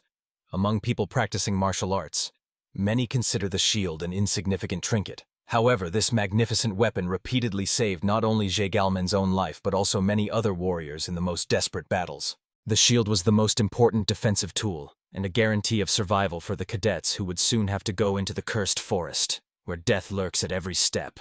Soon, absolutely all the young men were already standing in neat rows, each with his personal shield in hand. The moment came when the experienced Jigalman decided to demonstrate his skill. He asked the children to watch every movement of his without distraction, and to remember what they saw deep in their memory, for he was firmly convinced these skills would soon save their lives in deadly fights. Even the seasoned Hamubai froze in anticipation. He was extremely curious about what the man from the legendary pavilion of the Heavenly Eye would demonstrate. In the next moment, armed with a shield, the master began to gracefully maneuver across the training ground, like a dancer in a deadly dance.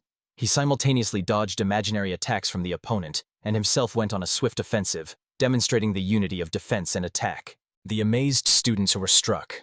Despite the impressive weight of the shield, the skillful Jigalmen possessed the astonishing agility of a mountain leopard. Having captured their undivided attention, the patient mentor decided to show each movement in slow motion, and asked the students to precisely repeat after him. Thus, step by step, the young warriors mastered the ancient art of shield bearers. After observing the session, the chief and instructor went their separate ways, and the thoughtful hero immediately noted that the session was quite commendable. The presented techniques seemed fairly simple to perform yet extremely effective in combat. The chief fully agreed with this assessment.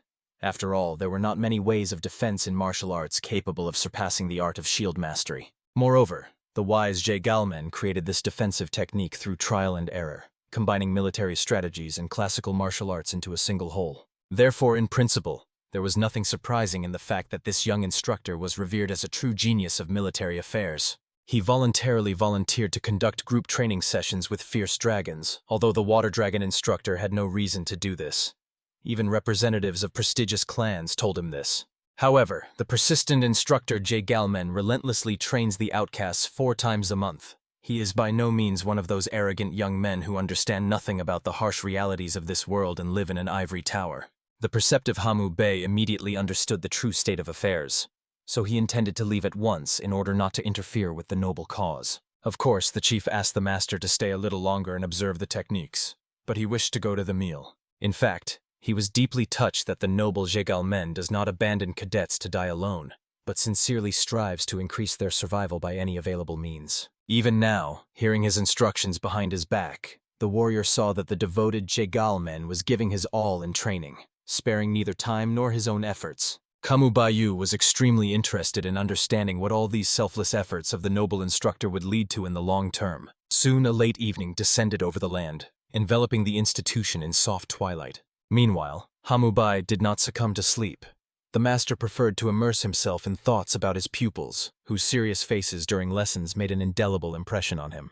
Initially, the mentor believed that a handful of hopeless simpletons had gathered before him, but now he understood how cruelly mistaken he was. With such reflections, the sage downed another shot of the strong drink and continued to indulge in philosophical inquiries. It became crystal clear to the master that the leader had deliberately entrusted these young talents to his care, however. All the pupils demonstrated a strikingly similar level of natural giftedness. The mentor realized this during the breathing exercises. Even the timid and indecisive Naku-jin possessed extraordinary potential. Nevertheless, Hamubai was extremely intrigued by how the leader managed to find and bring together such remarkable youths. Of course, there was a possibility of a fortunate coincidence, but the wise mentor suspected that the matter was somewhat different. Undoubtedly, even among this quintet, one special student stood out, and it became perfectly clear that it was the young Danmok Une, who came from an impoverished family. The youth had never before mastered the mysteries of martial arts, had an ordinary physique with tightly sealed energy channels, yet the passionate young man longed to gain power and begged the mentor to assist him in this noble pursuit. Kamubai was racking his brains over how to help the diligent student, for his fervent desire to do everything possible for the well-being of his family deeply touched the master's heart. Therefore, filling a new cup with a noble drink, the mentor plunged into thought, whether he should approach this delicate matter with all possible seriousness and responsibility. At that very moment, the young cadets, settled in their quarters, were having a lively conversation among themselves. Dan Mok-yoon passionately wished to find out from Tanjin-san whether their venerable instructor had indeed refrained from using internal energy during the fight with the chief mentor. Frankly speaking, the young man had already tired everyone with his endless questions. But Tanjin-san patiently explained that the master had indeed defeated the first-class warrior without using internal powers, and this circumstance inspired the ardent Dan Mok-eun even more. The young man imagined that since they were being taught by such an outstanding master, with due diligence and effort they would inevitably acquire unprecedented power. In principle, Tanjin-san agreed that such an outcome seemed quite likely. However, looking at Dan Mok-eun, the young man could not come up with a delicate way to hint to his comrade about the unpleasant odor emanating from him. In the end, unable to endure the torment, the young man made it clear that he had been patient for a long time, but could no longer remain silent. The young man was puzzled as to why it was so difficult for his neighbor to perform ablution before going to bed, since the noble offspring could not concentrate because of the unbearable stench. Of course, Dan Mok-eun felt incredibly embarrassed, considering that the boy sincerely believed himself to be clean. The young man diligently washed his hands, feet, and face before going to sleep. Then the astonished Tanjin-san asked whether the young man had at least once taken a full bath since arriving at the military camp. However, the simple-hearted young man was sincerely convinced that one should immerse in the baptismal font only a few times a year on especially solemn occasions, or when favorable warm weather arrives. Tanjin-san could not believe in the naivety of this simpleton. The same one, laughing, explained that the weather was too cold for washing the whole body. The communal bath had icy water flowing, and excessively frequent washing seemed harmful to health. Only then did the noble young man finally have an epiphany. His comrade was diligently exercising, pouring streams of sweat over himself, but washed only his limbs, crying out from realization. The scion of a noble family finally understood why his comrade's odor was becoming more and more unbearable every day. The angry young man shouted that such neglect of hygiene posed a serious threat to health, and immediately drove this ignoramus to the bathhouse so that he would thoroughly wash his entire body. Of course, the frightened Dan Mok-eun was puzzled as to why he should immerse himself in water in such cold, and timidly promised that he would definitely bathe tomorrow. However, Tanjin-san decisively grabbed his comrade by the wrist, indignant at his stubbornness. After that, he sat down nearby and directed a stream of his internal energy, filling Dan Mok-eun's body with it. The commoner immediately felt how his entire being was filled with a pleasant heat. He became unusually warm, and Tanjin-san explained that this beneficial effect was precisely due to the internal energy. Unfortunately, with his current level of mastery, the young aristocrat could only warm his comrade's body to such a state. But the young man's body would continue to maintain an elevated temperature, so the commoner could calmly go and wash properly. Finally, when Dan Mok-eun left, Tanjin-san rejoiced that he could breathe a sigh of relief. However, the young man was amazed, since when did he care about matters such as concern for others? Previously, the noble offspring would never have wasted precious inner strength for a stranger. Such behavior was completely uncharacteristic of his nature. Nothing like this happened in his father's house. Due to the constant dissatisfaction of his relatives, the young man behaved like a complete scoundrel. He committed deeds that now he was painfully ashamed even to remember. But now the young aristocrat showed concern for others, which left him in complete stupor. However, indulging in memories of his childhood years, Tanjin-san realized that until adolescence, he had been quite a kind-hearted lad. After all, the young man was the direct heir of the glorious Sichuan family. Apparently, the emotional wounds inflicted on him in his boyhood years were much deeper than initially thought. Surely the reason lay in the harsh, contemptuous looks directed at him from all sides due to insufficient talent. However, now the young man looked completely unlike his former self. Soon, and quite soon indeed, Dan Mok-eun returned after washing, while Tanjin-san was indignant, because the comrade was supposed to wash much more thoroughly. Therefore, the noble youth had to explain to the commoner that for them, warriors who sweated daily, it was extremely important to thoroughly cleanse the entire body to avoid catching an infection. Fortunately, the young man had not yet harmed himself, so from now on, he had to perform washings more often. The aristocrat also requested that the boy address him simply by his name. If they met in the secular world, Dan Mok-eun would call him older brother, since the noble youth was 4 years older. But here they were on equal footing, so they could call each other by their names. The most surprising thing was that before going to sleep, Tang Jinsan even apologized for grabbing his comrade's hand so abruptly. Moreover, the noble youth apologized for using internal energy on him without warning, since such actions were strictly forbidden, and he should have at least explained his intentions. Of course, the commoner was grateful for the help rendered, but Tang Jinsan swore that he would no longer grab his comrade so suddenly. Thus, after a rather turbulent and eventful night, all the students gathered in the morning for lessons. This was already the lesson in which they practiced the sacred breathing techniques. All the disciples immediately sat down on the ground, and the venerable Hamu Bai paced among them, carefully observing their progress. Unfortunately, the master still could not reveal to the cadets the secret of the three sources of the universe, as these were deadly martial arts. But still, the mentor could teach these young men something useful. Therefore, approaching the pupils, the sage asked them to remain motionless and fully concentrate on their breathing. When the students' breathing became synchronous and measured, the master immediately spread the finest streams of his internal energy. And, having established its flow, he decided to proceed with the sacred procedure. The mentor promptly placed his palms on the backs of the two nearest seated students, filling their bodies with life-giving energy. All the pupils immediately felt how the energy hovering around them began to be absorbed into their mortal shells. At that moment, Hamu Bai asked that they all continue to breathe and under no circumstances stop. Only then did the wise Hamu Bai pay close attention to Danmo-kun. It seemed as if the young man was quite experienced, since he was able to easily accept his energy. The young man did not even lose rhythm, continuing to breathe as evenly as all the other seasoned comrades. At that moment, Tang Jinsan felt how the energy transmitted by the master slowly spread through his body and concentrated in the abdominal area. It was truly amazing.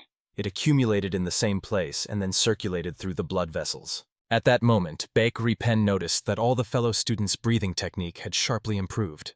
The instructor definitely did something to everyone except himself. At that moment, noticing his bewilderment, Hamu Bai asked Baekri Pen to focus on spirit training. Otherwise, the young man would not even be able to accumulate internal energy.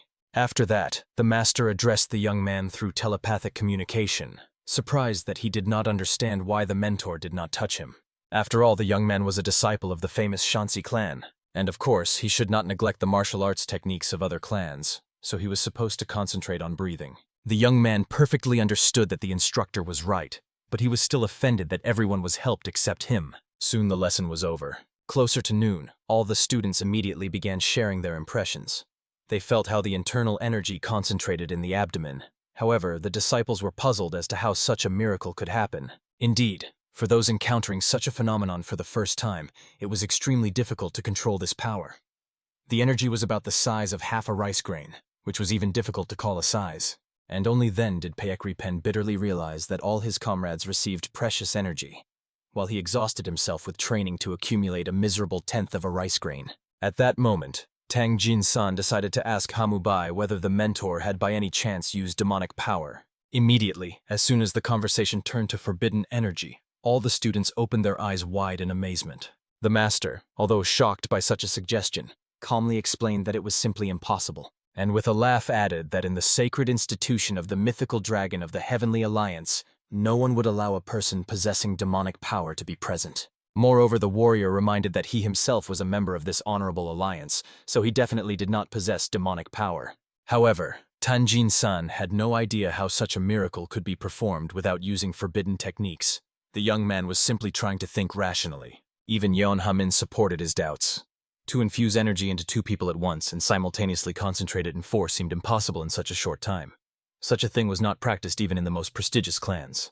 The two inexperienced students, Nakwu Jin and Dan Mok-un, only looked at the instructor, waiting for explanations. However, Hamu Bai with a mysterious smile made the students understand that for their mentor nothing was impossible. After which the master asked the young men to stop filling their heads with such nonsense and continue training diligently.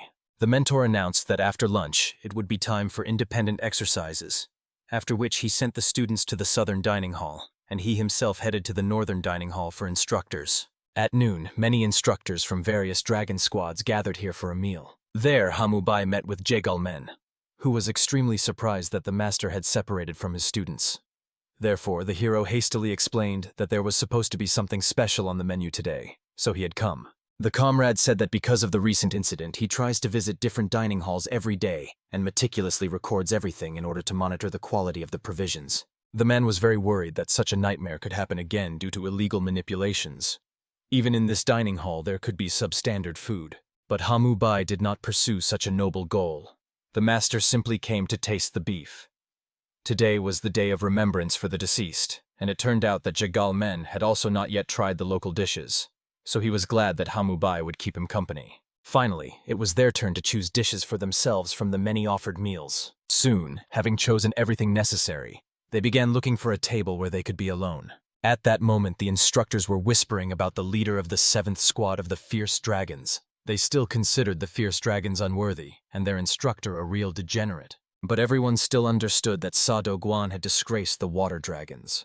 Although he was the chief instructor among them, he got into a fight with an ordinary instructor of the trash squad of the Fierce Dragons. So the level of the Water Dragons themselves was certainly low. Jagal Menu became incredibly embarrassed that these fools were whispering, completely careless about their language. Apparently, these ignoramuses had no idea that the very man from the 7th squad was sitting with them. Therefore the comrade became painfully ashamed and awkward before the hero. But Kamubai paid no attention to their empty talk. But the master did not care. He enjoyed a delicious veal lunch. When he destroyed the leader of the devil cult, he was treated to veal in the village, and it tasted exactly the same. The instructor clearly calmed down upon seeing that the hero was more concerned with the quality of this food than the whispers, and understood that there was nothing to worry about. Moreover, it turned out that Jagalman himself was trying such a dish for the first time, and it seemed extraordinarily tasty to him. But while he was just tasting the dish, Hamubai had already finished his portion and was about to go for seconds. While the master was marching, he listened attentively to the conversations of those around him. People were gossiping that a real female assassin had joined the Fierce Dragon's army. Of course, they were talking about Yun Ha-min.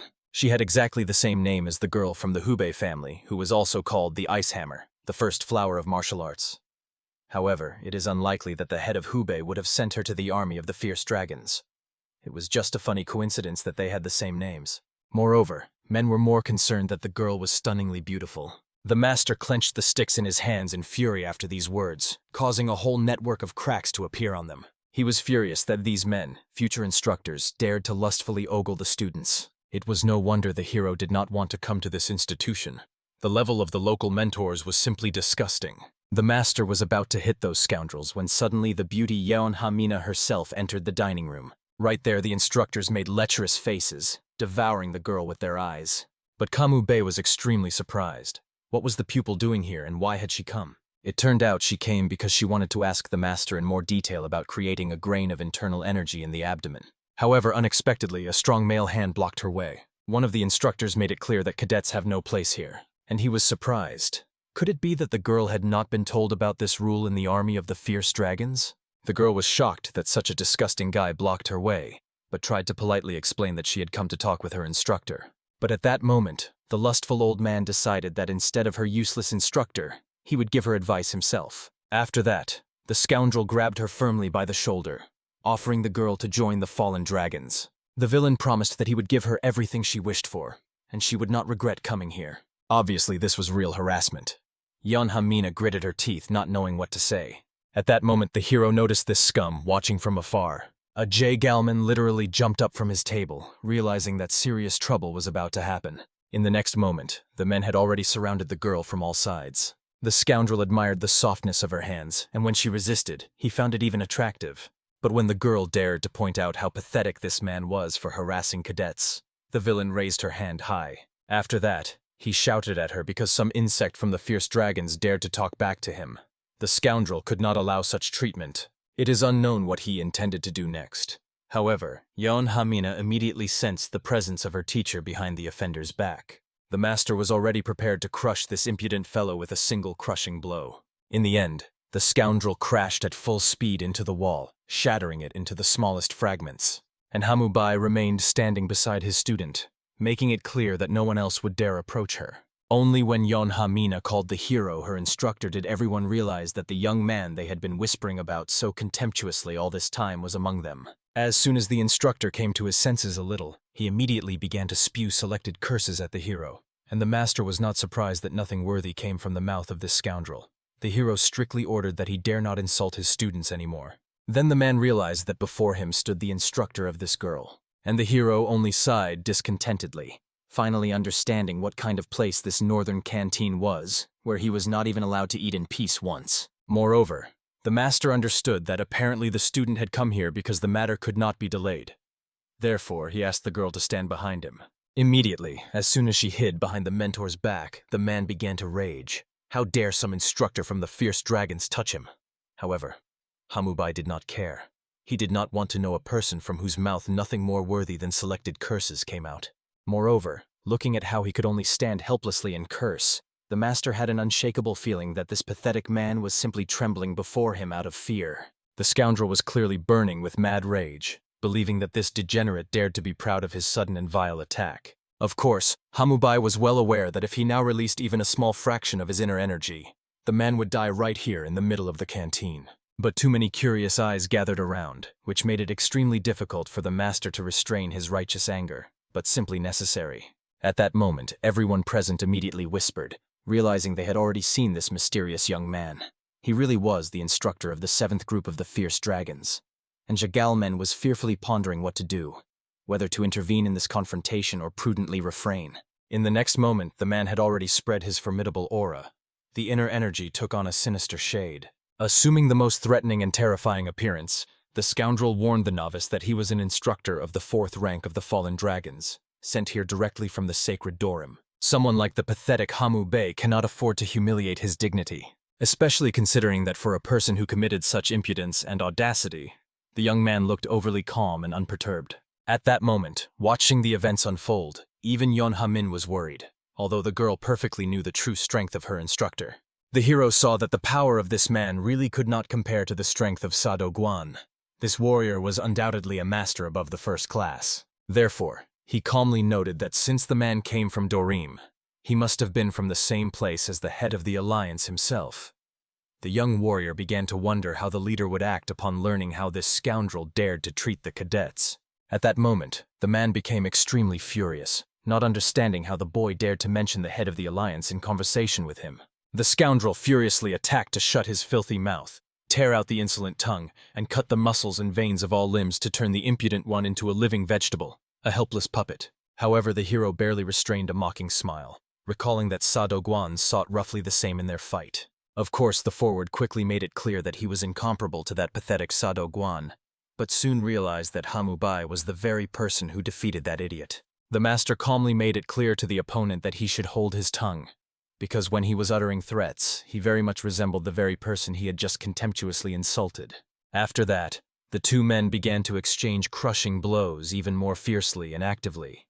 However, all attacks only reached the opponent. The master elegantly dodged all the strikes. After that, having knocked the scoundrel to the ground with a lightning-fast move, he delivered the final touch, a crushing kick directly to the shoulder. As a result, the villain crashed into the wall with such a deafening crash that he broke through it and flew outside, landing on the ground near the dining hall. Even there he rolled unknown meters, 50 or even 100. The scoundrel left behind only a deep furrow, literally plowing the earth, and a pile of debris from the destroyed dining hall wall. After such a stunning spectacle, absolutely everyone present fell silent, froze, mouths agape in mute amazement, and did not dare to even breathe. Jagalmen simply no longer knew how to react to the monstrous strength of Hamubai, which was comparable to the power of a true ancient monster. The hero himself awkwardly brushed off his clothes, apologizing for unintentionally destroying the doors and walls of the dining hall. Only at that moment did everyone start whispering, unable to believe that someone had managed to defeat this first-class instructor with such ease. But in the next moment, the opponent himself regained consciousness and drew his blade, gleaming with cold steel. The scoundrel understood that the guy had brought serious trouble upon himself, so he had to put the impudent one in his place. And despite his pathetic battered appearance, with the most menacing and fierce expression possible, the villain promised to tear the young man into tiny pieces. In the end, the space near the dining hall literally began to tremble. Everything around shook as if a real bloody battle to the death was unfolding there. All the onlookers from afar could not understand what had happened and thought that someone had dared to intrude on them during the sacred meal. Of course, they were extremely astonished when they realized that all this chaos was happening near the northern dining hall where all the respected instructors usually gathered. Therefore, everyone immediately rushed there to see with their own eyes how the instructors were fighting each other. At that moment, the running crowd was noticed by the students of Hamu Bay. All 5 immediately remembered that Yon Hamina had just gone there to meet their instructor, and apparently all this deafening noise was connected with her. When the disciples arrived at the place, they noticed that their mentor was fighting a first-class master with bare hands. Everyone literally held their breath and fervently cheered for Hamu-Bai so that he would put that impudent man in his place. The opponent himself only contemptuously challenged the little bastard and his pathetic students to somehow try to cope with his crushing onslaught. Hamu-Bai was already quite tired of listening to empty threats. The master wanted the scoundrel to finally start a real fight. After all, since the villain was from Dorim, he used sword technique, but he boasted as if he were almost a god incarnate. The man found it unbearably difficult to accept the fact that this degenerate continued to mock him with such ease. Therefore, the scoundrel decided to demonstrate the unique and sacred martial arts of Dorim, as his opponent desired. In the name of the head of the Heavenly Alliance, he prepared to use the deadly devilish power of the split skies. Immediately, everyone present felt how the very energy of the air twisted and compressed under the monstrous pressure of his inner strength. The man sprang from his place in a fraction of a second, lightning fast heading towards his enemy. However, the hero calculated all the trajectories of his movement with astonishing ease, thereby effortlessly dodging the attack. The master had simply been avoiding blows all this time, pondering where he had seen the deadly devilish power of the split skies until he realized it happened during the Second Great War. He had to cover the head of the Heavenly Alliance so that he could use this sacred technique. At that time, the hero carefully observed how this technique developed, thanks to persistent and exhausting training. However, it was obvious, this ignoramus, unlike the head, knew nothing substantial about this technique. That is why the scoundrel was left completely bewildered when the hero remained whole and unharmed, although he expected to have sliced the boy to pieces. Only at the last moment, lightning fast approaching the enemy, did the master make it clear that he was far from mastering the deadly devilish power of the split skies. After that, the hero rewarded the impudent man with a crushing blow to the stomach, making it seem as if all the scoundrel's internal organs had swapped places. The villain flew backward with a deafening crash and disgraced himself even more in front of all the onlookers. Thus, with a single lightning-fast attack, the young man completely crushed his opponent. His disciples were no longer surprised that Hamu-Bai managed to defeat such a professional. All thanks to the technique of the three sources of the universe. At that time, Hamu-Bai still showed a faint bluish aura enveloping his hands. The master warned the opponent that getting up from the ground would not be so easy, because unlike the battle with Sado Guan, this time the hero used internal energy. However, despite this warning, the opponent still tried to get up, struggling to rise on all fours. At that moment, scarlet blood still continued to flow from his mouth. However, despite his pitiful condition, the scoundrel was full of determination. Whatever happened to him, he would definitely finish off this degenerate. Hamu-Bai was genuinely amazed that the man managed to get up. This meant that the scoundrel possessed an unyielding spirit, but the master warned that if he continued the fight, it would cause him even more serious and irreversible injuries. However, suddenly the hero saw the man begin to activate the technique of the Devil's Doom of the collapsed sky. In the blink of an eye, his entire blade began to sparkle with some sinister dark lightning. With a battle cry filled with rage and despair, the scoundrel charged at the enemy to send him to the underworld as soon as possible. Hamu-Bai, looking at this pitiful execution of the sacred technique, could not believe that this man really considered himself a professional. The villain did not even know how to properly use this technique and could seriously harm innocent bystanders. Therefore, the master immediately shouted in a thunderous voice, ordering everyone to disperse immediately. In the end, everyone scattered while fragments of stones and clumps of earth flew straight at their heads. The lightning flashed, almost reaching the faces of the cadets. Therefore, Zhagalman hurried to protect the frightened girl, and the rest of the cadets from the 7th group of fierce dragons ran away, escaping from here. At that moment, the enemy seemed to have completely lost touch with reality, because he just attacked randomly, not distinguishing between enemies and allies. Hamu-Bai could only mentally scold the man for his outrageous clumsiness. No matter how fiercely the scoundrel swung the blade and how much strength he applied, he still had not hit the target even once. The man could not believe his eyes. The young man dodged the attack again.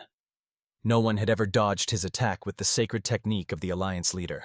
However, the hero, appearing from the shadows, calmly explained that this pathetic parody could not be called the devilish power of the severed skies. The master understood that the enemy was unlikely to demonstrate anything worthy, so he decided to lay the scoundrel down with one final blow. For this, the hero swiftly moved above the opponent's head and struck directly into the solar plexus. The master released a stream of his inner energy, and from this monstrous pressure, the man instantly forgot how to breathe, sinking into unconsciousness. Of course, that same evening, Hamu-Bai had to go to the head of the mythical dragon Feng Do-Yul, who sternly scolded him for causing the same bloody massacre today as he did back then, with Instructor Sado Guan. Of course, Hamu-Bai patiently tried to explain that the scoundrel himself started the conflict. After that, the master calmly explained to the head that the villain initiated the dispute, and then was the first to start the fight. The hero did not understand why the head protected and kept so much of such trash. The head really did not expect such outrageous behavior from this fool. Although he had heard about his bad character, he did not suppose that the scoundrel would go so far in his impudence. However, Hamubai understood that such blatant neglect by the head towards his own instructors and subordinates was literally equivalent to contempt. The master thought that Feng Doyul, on the contrary, should be grateful that the hero dealt with this riffraff, and it would be better to report everything that happened to the Hubei family. However, the head understood that this could not be allowed under any circumstances. Then the Hubei and Dorim families would unleash a bloody war. Moreover, the institution carefully concealed the fact of the girl's presence here. Otherwise, colossal problems would arise between their institution and the powerful Hubei family. Therefore, Feng Doyul tried to explain that if the family found out about Yon Hamin, even she herself would be in danger, because the home was a real hell for her. In principle, Hamubai guessed that since the girl ran away, it was not easy for her. All the guys in his group had their own tragic story. In the end, as he left, the young man only insisted that the leader finally deal with his instructors, because Feng Doyul allowed such trash to show off only because they had at least some skills. But the hero was not going to tolerate this. If the chief did not do it, the master would kill them one by one himself. After that, Kamubei loudly slammed the door and elegantly walked away. Only then did the chief exhale calmly, realizing that since the hero's arrival he had not had a single day without incidents. All these days had been harder for him than the last several years combined. The very next day, everyone around was whispering that the fallen dragon's instructor caused an incredible commotion yesterday, and the members of the 7th group wondered, who exactly was their Hamubei really? Apparently the master knew the sacred techniques of the alliance leader perfectly. Without a doubt, the hero was incredibly strong, having easily defeated even 2 first-class instructors. Moreover, Tanjin Sana was struck by the fact that their instructor showed such touching care for Yon Ha-min. The young man thought that perhaps they were close people. However, the girl immediately ordered the guy to shut up, because she believed that Kamubei treated all the pupils equally fairly. Tanjin-san flew into a rage at the rudeness of this girl. Thank heavens Baekri Pen broke them up in time, asking his friend to calm down. After all, it was obvious that Hamubai was just standing up for the frightened cadet. Remembering that fateful day, the girl understood that she could not allow such a thing to happen again. Therefore, she had to become much stronger at all costs. At that moment, it was time for independent study, so she went off for exhausting training and asked her comrades not to be lazy either. Everyone, of course, was amazed that the girl was always so serious and purposeful. However, at that moment, an embarrassed Dan Mok-un suddenly ran up to her, who timidly suggested to the girl to train together with shields. The warrior woman was extremely surprised by this unexpected proposal, and did not immediately figure out what to answer. At the same moment, Nakwu-jin also decided to train diligently with a spear. Baekri Pen preferred to hone his swordsmanship technique, but Tang Jin-san did not choose anything, as he was completely exhausted. The young man just wanted to rest a little. However, unexpectedly, just as he voiced his desire, a hero approached him, extremely displeased that Tang Jin-san was the only one relaxing. Everyone was amazed to see the instructor appear as if out of nowhere. Moreover, the trainees were very surprised that the mentor came so early. Usually they had time for self-study during the day. However, the hero came to have a serious talk with them. Initially, they were supposed to train independently, but the master decided that they should achieve significant progress faster. Besides, the mentor changed his mind because he realized, if he completely neglects the student's progress, he himself will feel painfully nauseous from it. Unfortunately, the hero understood this only today. Of course, all 5 were extremely amazed that the instructor suddenly cared about their fate. After all, everyone expected that Hamubai would soon give up and tell them to go home again because they would inevitably perish in 2 years. But the hero's opinion on this matter did not change, and as long as the trainees were here, the master could not leave them and tolerate this filthy, contemptuous attitude of others. Finally, everyone realized what had so enraged Hamubai. He was infuriated by the blatant disrespect of everyone around towards the fierce dragons, not their survival. And the master was genuinely furious that this brat dared to undermine his authority. In the end, the hero decided to appoint the young man as the leader first. It was obvious from him that the guy was a specialist in expressing his opinion. And since Hamubai had not previously decided on a group leader, now this young man became the leader. Moreover, Dan Mok-un really liked this brilliant idea, which greatly angered Tanjin-san, who with a single deadly glance made it clear that the friend would be in trouble. After that, the young man began to look around fearfully at the other comrades, hoping that at least someone would decide to take this place instead of him. However, everyone unanimously believed that for Tanjin-san, who talked the loudest, the position of leader was the most suitable. Of course, the guy was insanely angry that the whole group so treacherously decided to betray him. However, Hamu-Bey with a single scorching glance made it clear that becoming the leader was the instructor's order, and the young man could not resist. In the end, although the guy was furious at the injustice, he really had no choice left. In addition, he sincerely feared Hamu-Bey, a true monstrous monster in human form. Soon the mentor summoned his wards again to offer them to master the basics of combat skills. The wise teacher decided to remind the students of the basics of ancient techniques about the three sources of the universe. Dan Mok-un barely contained his joy. Finally, they awaited training in the true fundamentals of the martial art. However, it turned out that the young Baek Ri-pen already possessed the spirit technique. But the stern Hamu-Bey immediately corrected the overconfident youth. His knowledge had no relation to the sacred art of the three sources, therefore he was to train on par with all the others. Then the master decided to test the boy's ingenuity. What would the warrior do if in the heat of battle he lost his blade?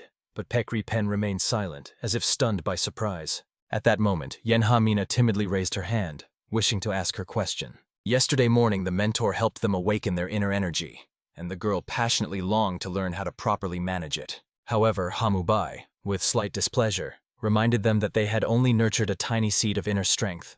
This energy embryo was still extremely small. Moving it through the body at will was simply impossible at the moment.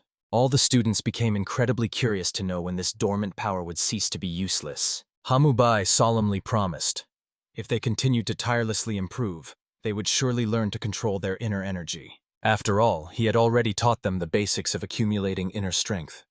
If they trained the principles of the three sources of the universe, they would themselves feel the moment when they could direct their inner power. After mastering the basics, moving energy would become significantly easier for them. Enchanted by the teacher's stories, the children shyly parted their lips, listening to every precious word. And Hamu-Bey could not believe that Yenha-mina so passionately wanted to get an answer to her question, that the young girl even went to look for him in the dining hall, and endured all those humiliations. The girl immediately began to apologize, but the master asked her not to rush anywhere in the future, and above all to take care of her own safety. Because next time everything could turn out very differently, and he might not be nearby. After this instruction, the teacher suggested everyone begin training. So, after an exhausting day of training, the events shift to the evening in the barracks of the fierce dragons. Due to the recent shocks she had experienced, Yenha-min could not fall asleep at all. She still remembered how the valiant Hamu-Bey stood up for her, forbidding anyone to insult his disciple. Reflecting on this, the girl realized, after the death of her stepfather, her only protector from family pressure was not even her uncle or brother, but her own mother. Now she understood. Sending her away from the cursed house to the army of fierce dragons was indeed a wise decision.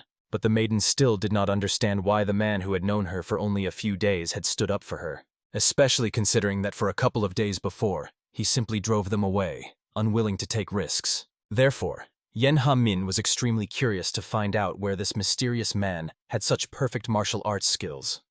Moreover, it seemed that their mentor was hiding an even more powerful force. Arriving here, the girl felt her inner energy for the first time and also met the person who protected her.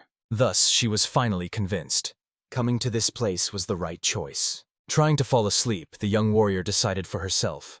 It was much better to fall on the battlefield than to return to a home where everyone despised her without exception. Meanwhile, while everyone was resting, Dan Mok-un was honing his shield skills. Hamu-Bey watched him from afar. Late at night, feeling someone's presence, he finally understood who it was. The master really wanted to scold the negligent student who obviously forgot about the need for sleep. Appearing before the youth, the mentor decided to find out why he was practicing techniques instead of sleeping. And the boy just blinked in surprise, not expecting to meet the instructor. Hamu-Bey repeated his question again and also pointed out to the student that it was deep night. Even the moon barely shone tonight. In the end, Dan Mok-un hurried to explain that he hadn't properly worked on shield handling today and still wanted to train his strength a bit more. The master sighed heavily and tried to explain to the young man that it was too early for him to engage in this. Still, he did not understand anything yet. He did not own the shield, but the shield owned him. After that, the mentor felt the student's body. He had too little muscle mass. It was insufficient for balance in martial arts. A warrior needs a strong muscular corset, which Dan Mok-un did not have yet. He simply lacked the strength to properly execute shield techniques. The boy immediately declared that he would train more to build muscles. But Kamube reminded him again that additional training was unnecessary now. It was not the stage to be diligent in exercises. It was more important to eat abundantly and gain mass. With his bony physique, it would not be possible to develop strength. Training would only weaken his body. Therefore, he needed to eat a lot, even to the point of nausea, and postpone training for later. However, Dan Mok-un was extremely worried that he would fall far behind the other boys. After all, everyone else in the 7th group was much stronger and more talented than him.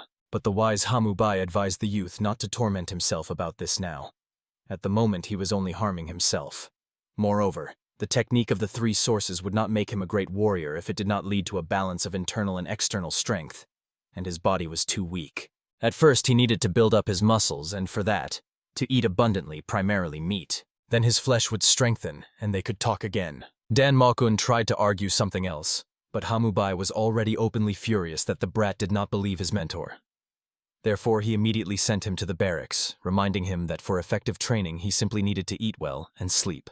They met with angry glances. Dan Mok-un forced himself not to start arguing, but in the end agreed, bowed before the instructor, and decided to go rest. Watching him leave, the master realized that he feared this kind of stubbornness from the children more than anything. He did not think that convincing the obstinate one would be so difficult. However, suddenly, turning around, the mentor heard strange sounds coming from the women's barracks. It turned out that Dan Mok-un was not the only one awake at that time. Yenha Mina was also honing her techniques, training late at night. The girl was worried that sleep wasted too much of her precious time, during which she could become stronger. After all, she did not want to face such humiliations again. However, the newly arrived Hamubai decided to find out from this disciple what she was doing so late. He reminded her that the maiden should have been resting long ago, and asked what the girl was doing at such an hour. Of course, she tried to justify that she could not sleep, so she went out briefly to get some fresh air. The master immediately sensed that the real reason was the recently occurred incident. After that, he applied his analytical abilities to examine her body. Fortunately, the body of Yenha Mina was more resilient than that of the same Dan Mok-un. In the end, he praised the girl who trained alone, but warned that incorrect exercises only wasted her time. After all, the movements she performed did not develop muscles and bones. They were simply unsuitable for martial arts. Everything she did rather just helped her create beautiful body shapes. Of course, it was hard for the girl to believe that the muscle and bone strengthening training she was taught was wrong. She was always told that they were aimed at perfecting her own body. But apparently, it was only preparation to sell her for a higher price in a political marriage. And she was so naive and simple-hearted that she did not suspect the truth even in this treacherous plan. Hamubai remained her last hope for salvation, so the maiden decided to find out from the wise mentor what she needed to do for true perfection. An experienced master advised her to start by developing external strength, as she lacked much for comprehending the sacred principles of the 3 sources of the universe. Most warriors neglect bodily power, focusing all their attention exclusively on internal energy. But this was a gross mistake. You see, internal strength without a strong external foundation remains absolutely useless. Therefore, she needed to strengthen her body, preparing muscles and bones for serious study of martial arts. Obviously, the passionate girl immediately asked the mentor to teach her everything right now, and Hamubai only skillfully tried to get rid of her with excuses about being extremely tired, although he praised her eagerness to learn. But when the persistent Yenha Mina continued to insist on her requests, the magnanimous hero had no other choice. He agreed to help her. Fortunately, the girl already knew how to use internal energy, so she could be taught without starting from the very basics. Therefore, the master asked her to prepare for the lesson and repeat the movements after him. The next morning, the wise mentor gathered all his wards to tell them about the strict training plan. In the morning, every hour they developed external strength, then part of the time was devoted to training internal power. And after lunch followed exercises with the shield and mastering the basics of martial arts. On days when group training was not held, the students strictly followed this schedule. And of course, everyone immediately agreed to the instructor's requirements. However, Hamubai's behavior seemed somewhat strange to them. He was the first to arrive at the training ground, and also made such a detailed schedule for them. Everyone wondered why their mentor had suddenly changed, as if replaced. But before starting the training, Hamubai asked Yenha Mina and Dan Mok-un to step forward. They were still too unprepared for general exercises, so they had to focus on strengthening their bodies. Calling Dan Mok-un closer, the master pointed to a small shield that the instructor had carefully prepared especially for him. Proper use of this weapon could strengthen the muscles of the whole body, but for the fragile Dan Mok-un, The previous shield was too heavy a burden. The weight of this one was quite sufficient to start training. The boy was clearly immensely grateful that the teacher did not leave him to simply idle away, but came up with a useful exercise even for him. After that, Hamubai addressed Yen Ha-mina, reminding her that she had overexerted herself with exercises yesterday. Therefore, today the young warrior would be a mere observer. The mentor hastened to reassure her. Even just watching others train, one can learn a lot and grasp the secrets of martial mastery. After this, accepting no excuses, he suggested the students begin the session. At that moment, 3 young men in a deep squat held huge stone boulders, trying not to sink under their incredible weight. The main task was to slowly lower and slightly raise themselves with the weight of the stone. As a result of such exhausting training, the students were supposed to harden the muscles and bones of their bodies to iron strength. Moreover, the strict Hamubai immediately warned them not to even think about easing their work with internal energy, for he could not tolerate anyone daring to use such cheating in his presence. Yen Ha-mina watched this harsh training with genuine admiration. From the outside, it was clearly visible that it was extremely difficult for the 3 guys to hold these heavy boulders, but they obediently followed the instructor's orders. Although these young men came from families just like hers, they still underwent thorough basic training. Meanwhile, the mentor did not forget to guide Dan Mokun, ensuring that he developed the correct technique when working with the shield. Simultaneously, he also controlled 3 students behind to ensure their technique remained flawless. After that, shocking everyone with his demands, he ordered them to squat with these boulders a full 100 times. However, when the students tried to fearfully object to such a harsh decision, the hero only ominously threatened that if they did not complete the assigned task, they would be left without lunch. Somewhere around the same time, all the high-ranking officers gathered in the office of the head of the mythical Dragon Army institution to discuss this mysterious instructor who appeared among them like a thunderbolt out of a clear sky. It had already become obvious to everyone that Kamube possessed considerable combat skills. It was extremely strange that he was sent specifically to the army of fierce dragons. The chief hurried to explain that he was obliged to accept him, as he had been officially appointed to his staff. However, everyone felt that the name of this mysterious young man sounded painfully familiar. The leader hastened to justify himself, saying that there are many people in the world with similar names, and secretly hoped that no one would recognize his lie. For here were gathered born masters of martial arts who preferred teaching warriors, rather than showing interest in the political affairs of the alliance. In the next moment, Mo and Jin-ho spoke to find out if everyone was well prepared for the ascetic practice that was about to begin. The mentor of the water dragons immediately reported that fortunately, many boys with excellent skills had joined their army. Also, exclusively talented youths who should not have been here due to their origin ended up with them. And indeed, these were simply wonderful news. Regarding the fallen dragons, the situation was exactly the same. They had very promising guys from the new intake this year. The leader understood that they had gathered so much talent that everyone eagerly awaited the ascetic practice this year to see firsthand what these children were capable of. Everyone was also curious. Would the fierce dragons participate this year? But Mo and Jin-ho hastened to explain that the skills of his wards were still insufficient. The mentors were unlikely to allow them for such practices. However, it turned out that instructors from other units had heard that the fierce dragons had 2 promising students, one from the powerful Shanxi clan and the other from the noble Sichuan family. Therefore, they suggested trying to participate. After all, the fierce dragons had missed this important event for 4 consecutive years, and this year they simply had to join the general exercises. Mo and Jin-ho only gave a forced smile in response. However, he clearly saw that the mentors of the water and fallen dragons were just mocking him, enjoying his difficult position. Of course, Mo and Jin-ho really wanted to wipe those arrogant, smug faces, but he was worried that he simply would not be able to negotiate with the instructor of these 2 guys. But suddenly the leader categorically ordered Mo and Jin-ho to prepare these 2 boys for the ascetic practice. After all, they really were extremely talented, so their participation became quite possible. He made this decision to personally make sure that everything was fine with the kids and that Hamubai had not caused any trouble. Somewhere at that very moment, for 3 days, everyone continued their relentless training, honing the technique of the Fist of 3 Sources, which at first glance looked like an ordinary strike but was still a complex martial art. When properly applied, it had countless variations and subtleties. The same applied to all their exercises today. They were mastering the basic movements, on the basis of which they could already create as many variations as they wished. After that, Hamubai carefully observed his kids. However, as he expected, the best posture and natural talent belonged to Yen Ha-mina. At first, he thought that the most outstanding talent belonged to the determined Tan Jin-san. But Yeonha Min attracted his close attention even more with her abilities. Distracted from these thoughts, Hamubai immediately began to correct the students' movements, ordering them not to use other techniques yet until they perfected this one to absolute perfection. After that, he also noticed that over time, Tanjin-san lost his rhythm and began making incorrect hand movements. But despite these minor flaws, the mentor watched their synchronized movements with satisfaction.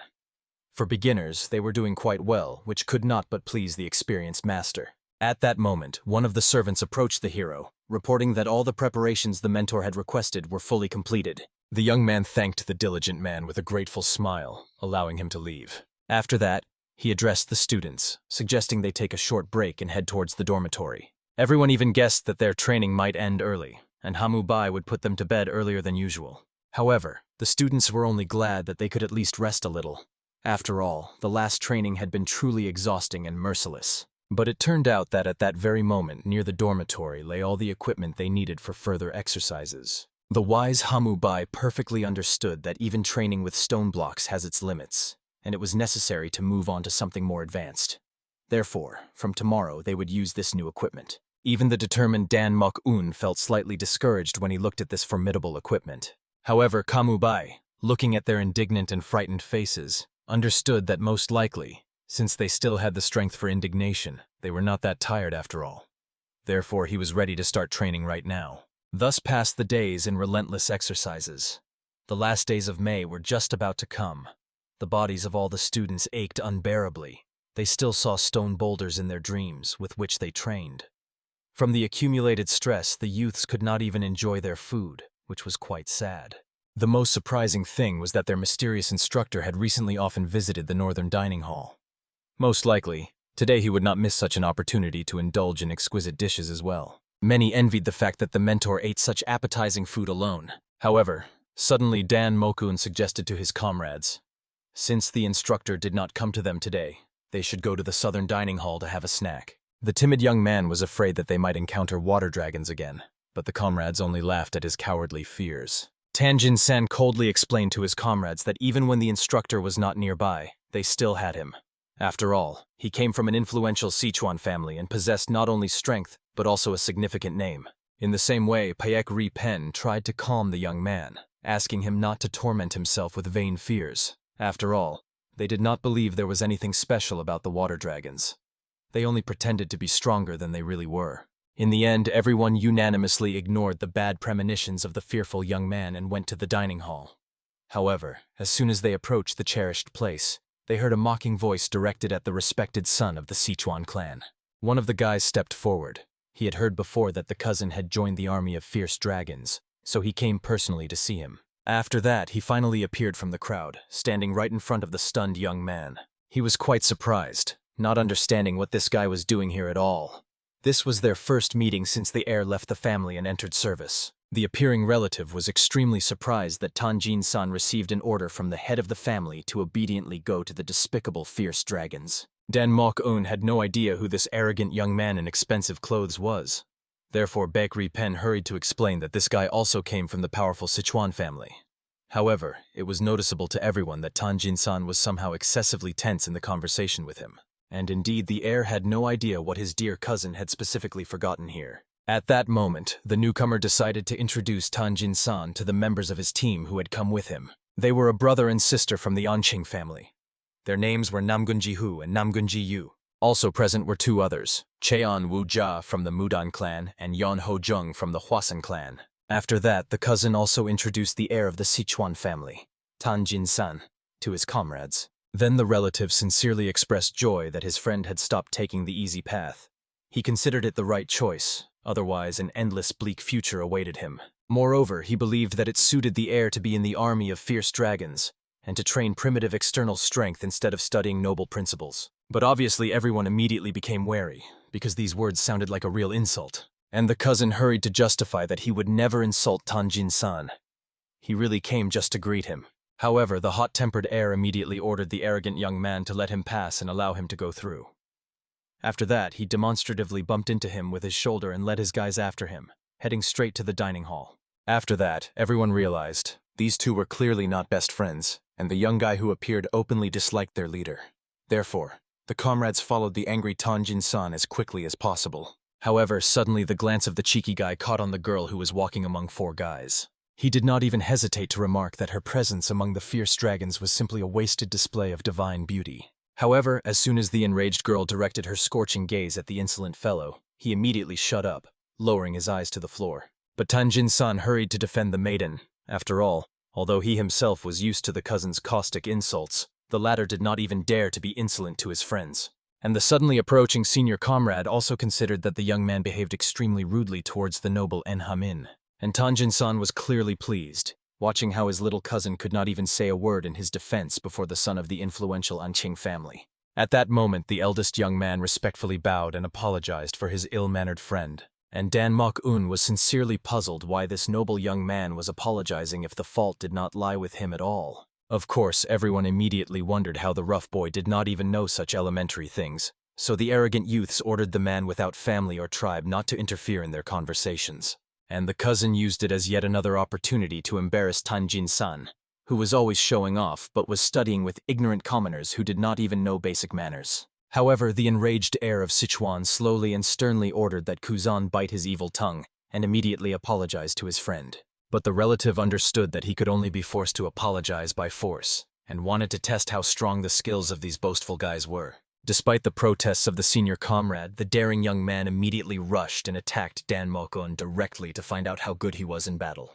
Tanjin-san immediately sprang from his place to protect his friend from inevitable injuries. Of course, the insolent Kuzan did not want to admit that he had clearly crossed the line of decency. He was eager to take revenge on the heir for daring to insult him in public. At that time, unaware of everything happening, Hamubai was calmly having lunch in the northern dining hall. The food was delicious, as always. He had not enjoyed such appetizing beef for a long time. After that, the master wanted to take a little walk in the fresh air. However, barely stepping outside, the mentor felt that something was wrong. It was the energy of the Sichuan family.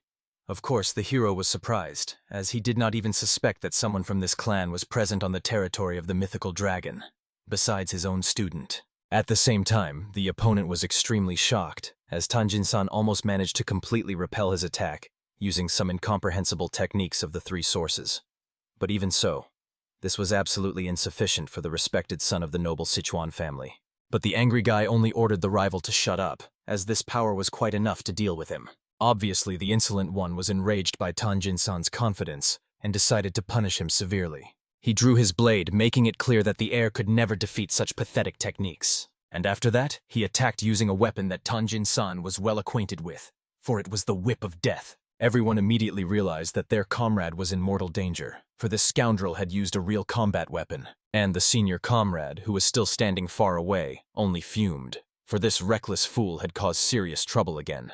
At that moment, the attacker even wanted to see how Tanjin-san would dodge his deadly attack, after which he used the formidable technique Whip of 9 Poisonous Snakes. The heir of the Sichuan family was fully aware that with his current skills, he could never evade this strike. Moreover, the principles of the three sources were completely useless against the Whip of Death. Perhaps he would still have to use the forbidden martial arts of Sichuan. The heir decided to use triple power, spinning in all directions like sun rays. After that, he applied the ancient technique, Return to the Origin. As a result, by harnessing his internal energy, the young man managed to repel the whip's deadly attacks 3 times in a row.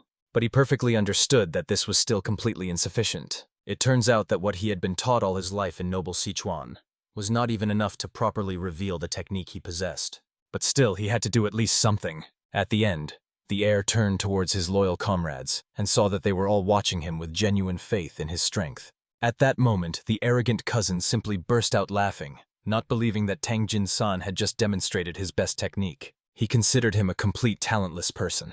After all, even some pathetic cicada larva would have more natural talents. After these mocking words, the aggressor attacked the young man again to show him what true power of martial skill was.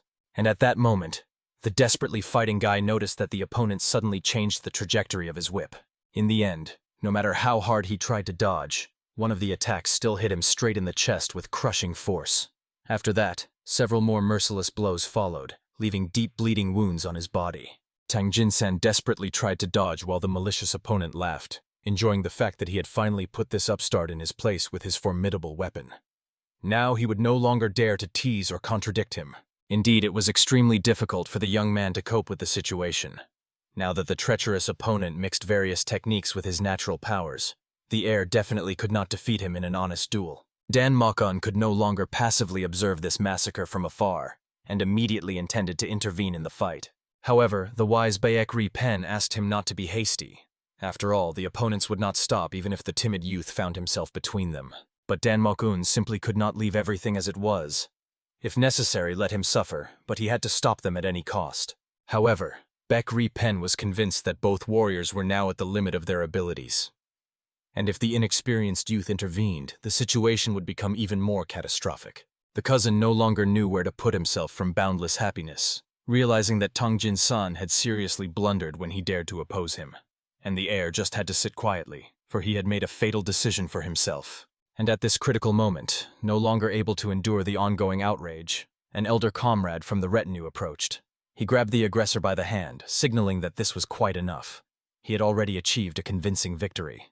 However, when the insolent one tried to resist, the elder began to scorch him with his angry gaze, making it clear that joking with him was a bad idea. Of course, the bloodthirsty youth was extremely disappointed. After all, he had almost completed his sweet revenge, but he still agreed to retreat, so he no longer struck anyone with his deadly whip. Tang Jin-san, almost stripped of his clothes, stood and breathed heavily. He could barely hear the voices around him because he was stunned by the blows and had no idea why the attacks suddenly stopped. He was at least glad that he had endured until the very end and had not been completely disgraced. Moreover, the heir understood that their harsh training had yielded certain results. After all, if something like this had happened in his native Sichuan, he definitely would not have endured such monstrous abuse. Finally, all the loyal comrades ran up to him to help the beaten young man get up. And Baek Pen only looked disapprovingly at this smug braggart, not understanding what he had done to a person who came from the same family as him. As for Tanjin-san himself, he could only thank the wise young man for not allowing anyone to interfere in the duel. But Baek Pen made it clear that he did this not for the heir himself. He was simply afraid of worsening an already difficult situation. Watching the departing enemies, Tanjin-san perfectly understood that the strongest in their team was precisely Baek Pen. But even his outstanding skills would not have been enough to win this unequal fight. Moreover, they felt that after this painful clash, their life in the army of fierce dragons would become even more tormenting and exhausting. At that tense moment, the mentor himself approached and immediately noticed the battered state of his protege. And the cadets began to indignantly ask why the hero did not intervene when that insolent brat was mocking their comrade. After all, he had been through a lot. However, the wise Hamubai perfectly understood that this was a purely personal problem between the young warriors. If he had intervened in their duel, it would have looked extremely ridiculous and only disgraced Tanjin-san in the eyes of others. But the master did not think that the young man would be beaten so cruelly. Therefore, he suggested first treating his wounds, and only then discussing everything in detail. After that, the mentor ordered the cadets to take the injured to the medical station. While he receives medical care, the others will go for a well-deserved lunch. Immediately, the tearful Dan Mok-un offered his back to his comrade to carry him to the infirmary. The timid young man did not expect the wound to be so severe. But he did not abandon his noble words and continued to carry him on his back, overcoming fatigue. And Hamubai, watching the departing students, fully realized that what had just happened would only be the beginning of very interesting and dramatic changes. Therefore, the master decided to learn more details about the upcoming ascetic practice. Finally, by evening they met again at the training ground, where Hamubai scolded Tanjin-san for his excessive submissiveness. After all, he looked too meek when the arrogant guy was beating him. The mentor advised the young man that next time he wanted to take revenge, he should be full of righteous anger and not look so dead and lifeless. What's done is done. It's clear that he really had no chance of winning. Maybe that's why his mood was so depressed. But the hero believed that the student must take revenge. Then this disgusting feeling of humiliation would finally pass. And for this, Hamubai offered him an excellent opportunity, the practice of asceticism. But Tanjin-san was surprised by something else entirely. That the instructor seriously suggested he take revenge. The young man himself ignored his puzzled question and told in detail about this harsh practice. It was a large-scale group sparring between different squads or an imitation of guerrilla battles. As is known, during the ascetic practice all units were driven up the mountain, where they fought each other all day long. At night they rested. Attacks were strictly forbidden then. The team that lasted 7 long days ultimately won the trial. The event was held in sacred memory of the great warriors of the past, and also gave the opportunity to at least indirectly experience the hardships that legendary martial arts heroes went through during bloody battles to achieve victory.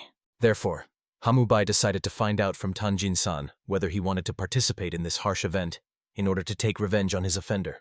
And of course, the young man's affirmative answer followed immediately. Dan Mokun was also immensely glad for such an opportunity and passionately wanted to help his friend take revenge on the arrogant cousin. However, no one else supported his fervent enthusiasm. Everyone was still considering this dangerous possibility. But in the end, the wise bakery pen was the first to give in, followed by all the other students. Everyone was filled with iron determination to definitely win this formidable trial. The mentor was glad that absolutely all team members agreed to participate.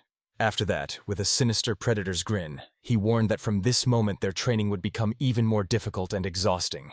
As a result, they trained from the very early morning until the very late evening. It was extremely hard for everyone. So much so that even censored words could not describe this hellish difficulty. Only now did they begin to understand that before this, they had actually been playing childish games, not serious training, and they had not appreciated this at all. The mentor saw that with such a gloomy mood, it would be even harder for them to prepare for the trial. Today was only the first day of their intensified training, so they had to stop complaining and start all over again with new strength. Of course, everyone immediately began to argue desperately. After all, they simply had no strength left. They had been tirelessly training all day and considered the mentor too harsh and merciless. Hamubai decided to make concessions to them. Their last training session for today would be sparring 1 against 5. Of course, no one could believe that the master seriously offered them to fight him. After all, there was too great a difference in strength and experience. And the exhausted Dan Mokun simply had no endurance left due to endless exercises, so he thought that sparring was already too cruel. But Hamubai coldly reminded these whiners that in war, enemies would not look at the difference in strength and fatigue. Moreover, he asked them not to worry in vain. After all, they would unite together, and he would fight alone. In the end, despite all their exhausting fatigue, the students agreed, hoping that at least this way their personal hell would end sooner. And with the onset of evening, before going to sleep, the hero went to scout the area. He reached the very mountain where the legendary ascetic practice took place. Considering the number of recruits, it really had a suitable size for this grand event. However, the master was still worried about his wards. Would they cope with this harsh task? The mentor remembered how they fought just a couple of hours ago against him himself. Hamubai, of course, was surprised that even a group attack was not easy for these kids. Only then did he notice a cunning detail. While everyone distracted his attention with direct attacks, Yen Hamina silently approached from behind like the quietest shadow of all. And of course, the young man was amazed that the team had already managed to agree on their roles in the upcoming battle, and clearly decided who would be the attacker, and who would be the bait to distract the enemy. Therefore, he was much more inclined to believe that the kids might hold out on the mountain for at least a couple of days, rather than give up in the very first hour of the trial. Only then, looking at the majestic views unfolding, did the mentor realize that he had changed very much as a person over the past few days. Moreover, he began to remember his great teacher from the past extremely often. The master could not call these cadets his true students. Perhaps he simply felt a deep responsibility for the 5 children who depended on his wisdom and protection. Hamubai recalled his difficult past. When he first descended from the mountain, he sometimes only sent letters to his mentor since they could not meet in person for certain reasons. Besides, he lacked the courage to show his bloodied appearance, especially to one dear person. But Hamubai promised himself that when the smell of blood on his body at least somewhat disappeared, he would definitely come to the teacher with a contrite head. With these heavy thoughts, the master returned to the territory of the mythical dragon. However, it was surprising that on the way to his dwelling, the hero saw Tanjin-san waiting for him. Of course, he wanted to know what the young man was doing near his house at such a late hour. And looking at the worried expression on the boy's face, it immediately became clear. He had something to say, he just did not dare to do it. Therefore, the hero kindly offered him to proceed to a more secluded place for a confidential conversation. Thus, they found themselves on a beautiful little street decorated with twinkling lights, where many people were strolling.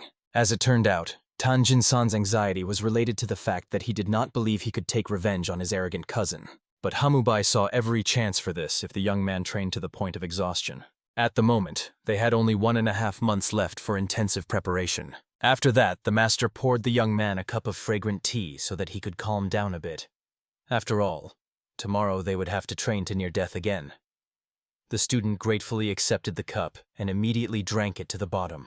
Only then did Hamubai decide to find out from the boy why he had come and what he wanted to tell. In the end, he told the mentor what the hero already knew from other sources. Tanjin-san's father was the powerful head of the Sichuan family, and he was the 4th son in the lineage. There are children called the three talents of the family, the three most outstanding in the family at the moment.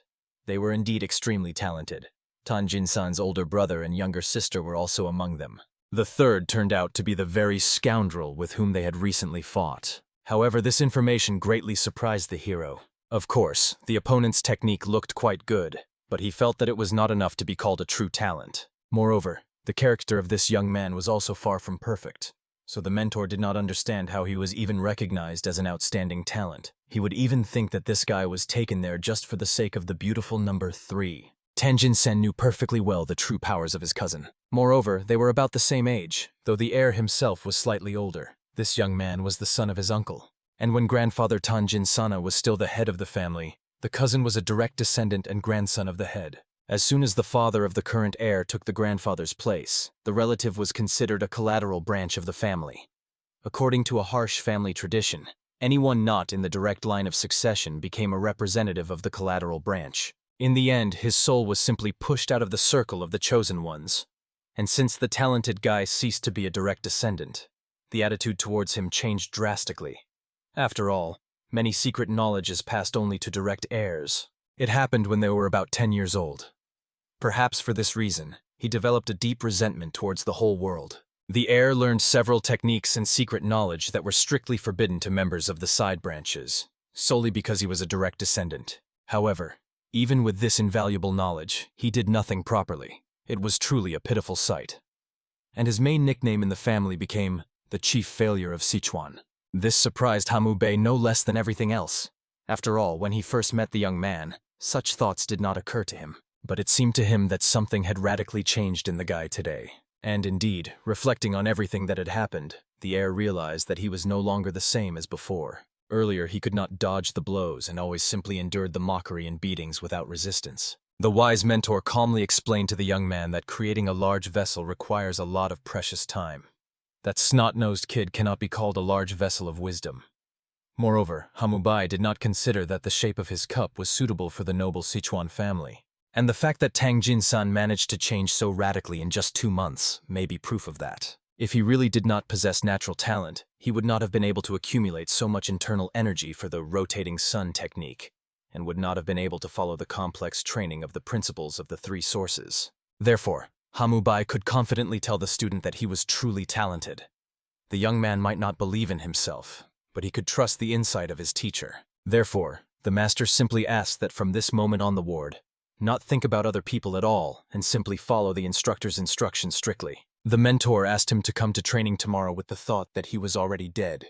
More precisely, the former weak Tang Jin-san. Finally, they finished drinking tea, after which they decided to return home for a well-deserved rest. And the next day at the training ground, they were already awaited by round shields, as well as 5 sharp blades. Of course, everyone was extremely curious about what this meant. Until now, they had been training with stone boulders, hardening their bodies with harsh exercises. However, the mentor coldly reminded them that they would not fight with bare hands in the practice of asceticism. It seems each of the water and fallen dragons will bring battle weapons with them, and his still weak students will not be able to use only combat techniques. They also need appropriate armament. Therefore, Hamubai advised them to use the shield technique taught to them by the legendary Jegal men. Of course, Dan Mok-un immediately grabbed the shield, noting that it was much smaller and lighter than before. To wield such a one hand was enough, unlike the other massive shields. And there really was a difference. After all, Kamubai made them to order so that the young man could hold a shield in his left hand and a sword in his right. They were to use the same technique as Jegal men, but with the addition of sword techniques from 3 sources. Fortunately, 2 of the students were already familiar with it. Right there, Pek Ri-pen raised his hand, explaining to Hambei that he had quite enough sword technique in the 4 scripts of his clan. But the master reminded that there were no exceptions for anyone in the training. And that means all 5 will be retrained because this technique was not only a martial art, but also special skills for passing the upcoming trial. The shield technique itself was primarily developed with the aim of passing such exams. The sword technique from 3 sources was also perfectly suited for this. It was one of the universal methods of blade mastery that forms the basis of any book on noble fencing. However, the stubborn Pek Ri-pen still tried to argue. Apparently, he was too proud of these 4 writings of his ancient clan. Therefore, the hero immediately grabbed one of the swords lying on the ground, and, drawing it from the sheath, He decided to immediately demonstrate everything to the student in practice rather than explain the theory to him 100 times. After that, to the shock of everyone else, the mentor directed his gleaming blade straight at the body of the frightened Baek Pen. Then he suggested that the young man take up the sword and use his praised fencing technique from his native clan. After that, a real duel broke out between these two. Indeed, Baek Pen tried very hard to strike his teacher at least once, who every time swiftly dodged the attacks. The master was so fast that the young man could not even touch his clothing with the edge of his blade. Therefore, the desperate student decided to use his signature attack, the technique with the formidable name, Heavenly Technique of the Star Sword. The mighty Hamubai, like an unshakable rock amid a stormy sea, effortlessly deflected all attacks aimed at him. The mentor did not even summon his inner energy, yet he admired that the young warrior had excellently absorbed all the teachings they had studied over 2 months of grueling training. In the blink of an eye, the young man vanished from the opponent's sight like a ghost disappearing at dusk, and suddenly materialized right above his master's head. The student understood. Although the brave youth had managed to deflect all previous strikes, with this last blow he would face truly incredible difficulties. However, none of those present could comprehend what had happened in that fateful moment. The fearless Baek Pen was already frozen on the ground with the tip of his teacher's blade pressed to his throat. The resolute mentor made it clear to the defeated student that he had suffered a crushing defeat without landing a single blow. Now they would study the majestic technique of the 3 sources of the universe.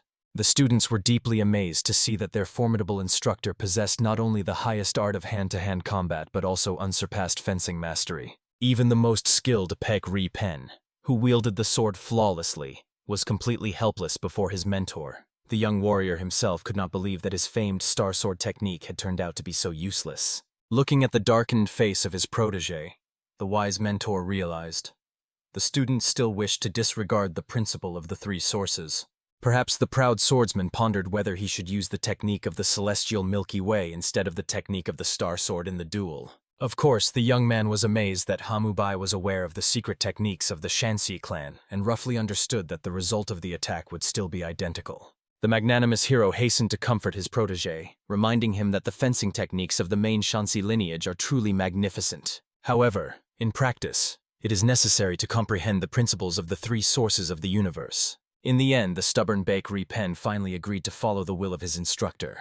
Hamubai only smirked. He knew that the proud young man absolutely needed to fight him in order to admit his own mistake. After that, the master turned his keen gaze to the other 4 students, wishing to know if anyone else had objections.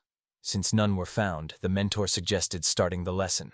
The wise teacher explained that if they wish to simultaneously wield the sword and shield, they need to perfect the basic skills. After that, until late evening, everyone tirelessly honed their techniques, and the mentor constantly reminded them that in a real battle, the opponent's movements are completely unpredictable. Real combat is by no means a serene training, because defeat means inevitable death. This means that the students must remain focused until the very end and think only about their own victory, for there is no place for fear on the battlefield. To survive means to triumph, and that is true justice. Finally, when the warriors were already exhausted to the limit, the relentless hero ordered them to continue training until their legs completely refused to serve them.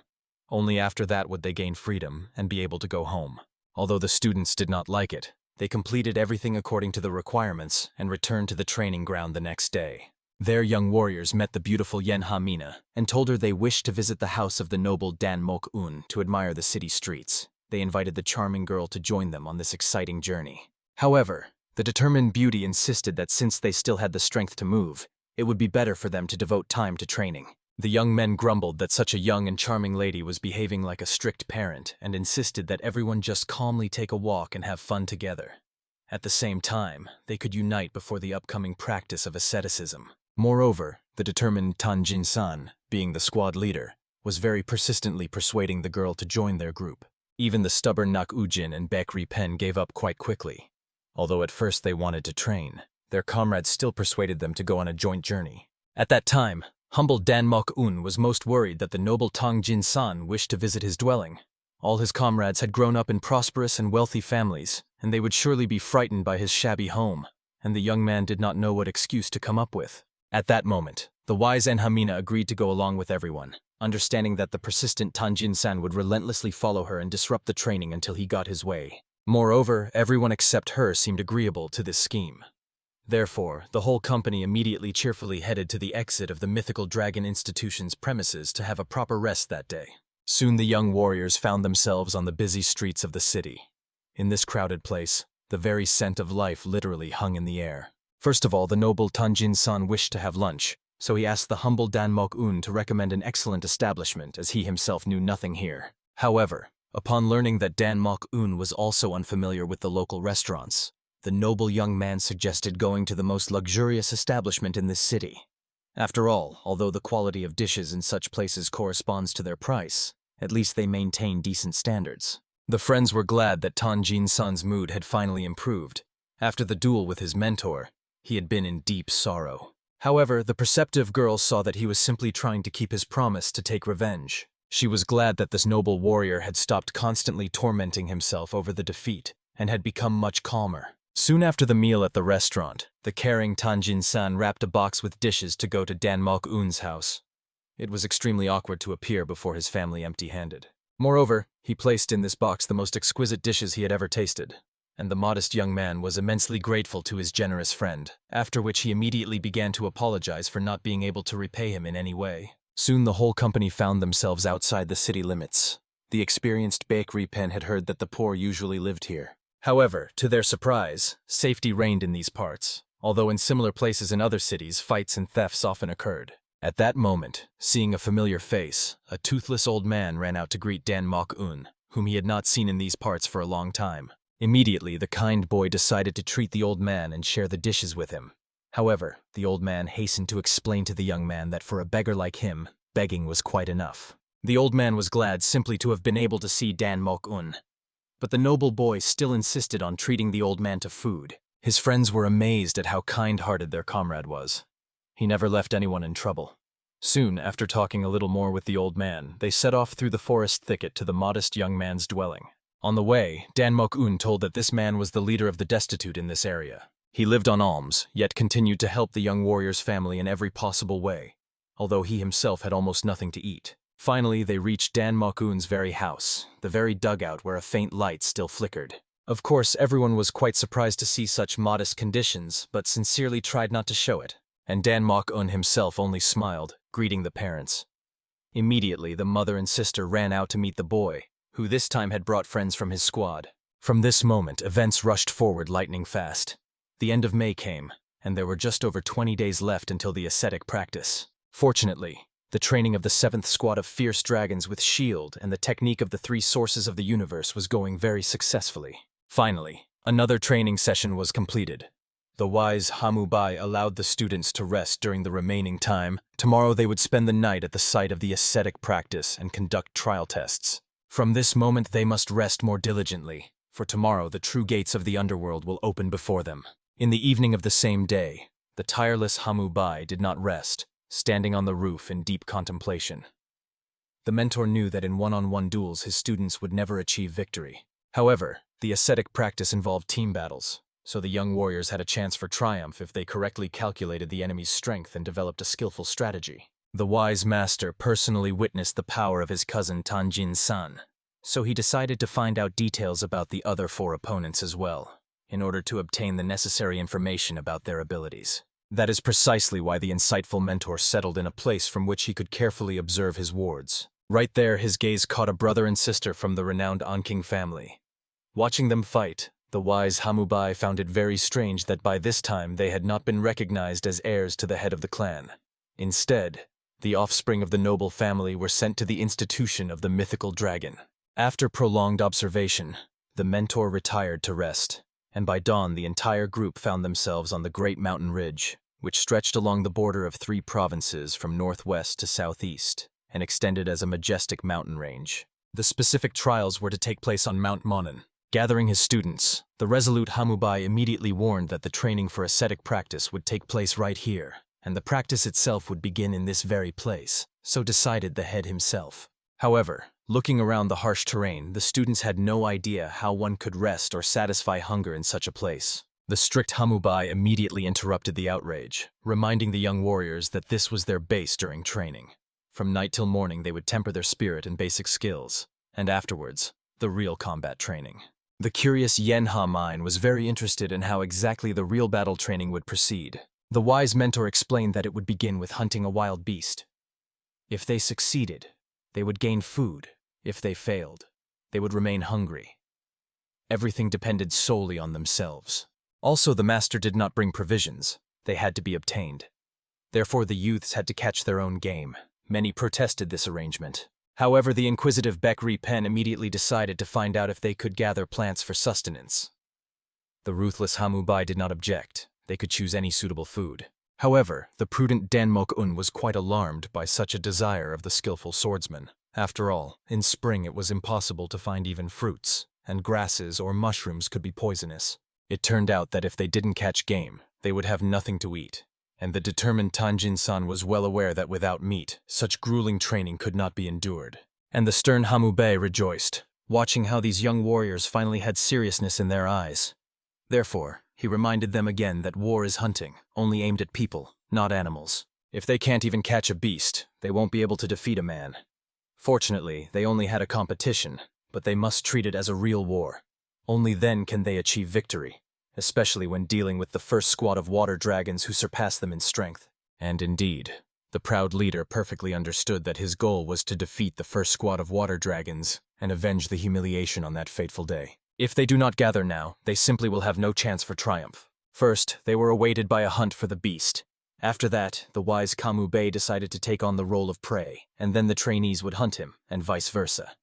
In the end, they will hone the basic elements of war: tracking, ambush, sudden attack, and retreat. After all, the role of the hunter excellently trains tracking and attacking, while the role of the beast trains ambush and escape. After that, the relentless mentor ordered the students to start hunting, and threatened that if they caught nothing, they would starve on the very first day. Hamubai himself decided to take care of his own sustenance independently, while the students would take care of their own sustenance. The young warriors were enraged, not understanding how just such a distribution was. The wise mentor himself was glad that the cadets' skills had at least somewhat improved, but considering the gap with other squads, it was still not enough. Only these young men depended on how much they would improve their skills in the remaining time. When the master withdrew, he already heard that the pupils had gathered to discuss their plan and talk about what each of them could do. Soon the young hunters had already made themselves bows for hunting animals. They tracked the first rabbit, and, loading an arrow, the modest Danmok-un tried to catch it. But the nimble rabbit turned out to be faster, so they failed to shoot it. Of course, everyone was very angry that they caught no one, so they had to find at least some fruits to satisfy their hunger. After that, they resumed hunting, hoping that at least this time they would manage to taste meat. But once again they fell asleep hungry. They still could not defeat anyone, and the wise mentor was all this time nearby, rejoicing that he had brought dried beef with him after all. Finally, the next day he came to the students to teach them to wield weapons together. Until now, they had only trained the basics, and these techniques were based on the three sources of the universe.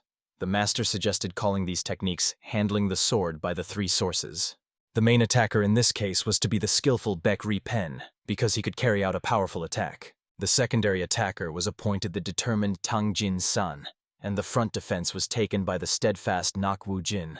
The beautiful Yon Ha Mina and the noble Danmok-un were attackers from the sides and behind. After that, the wise Hamubai decided to suggest some training so that the team of 5 warriors would act cohesively.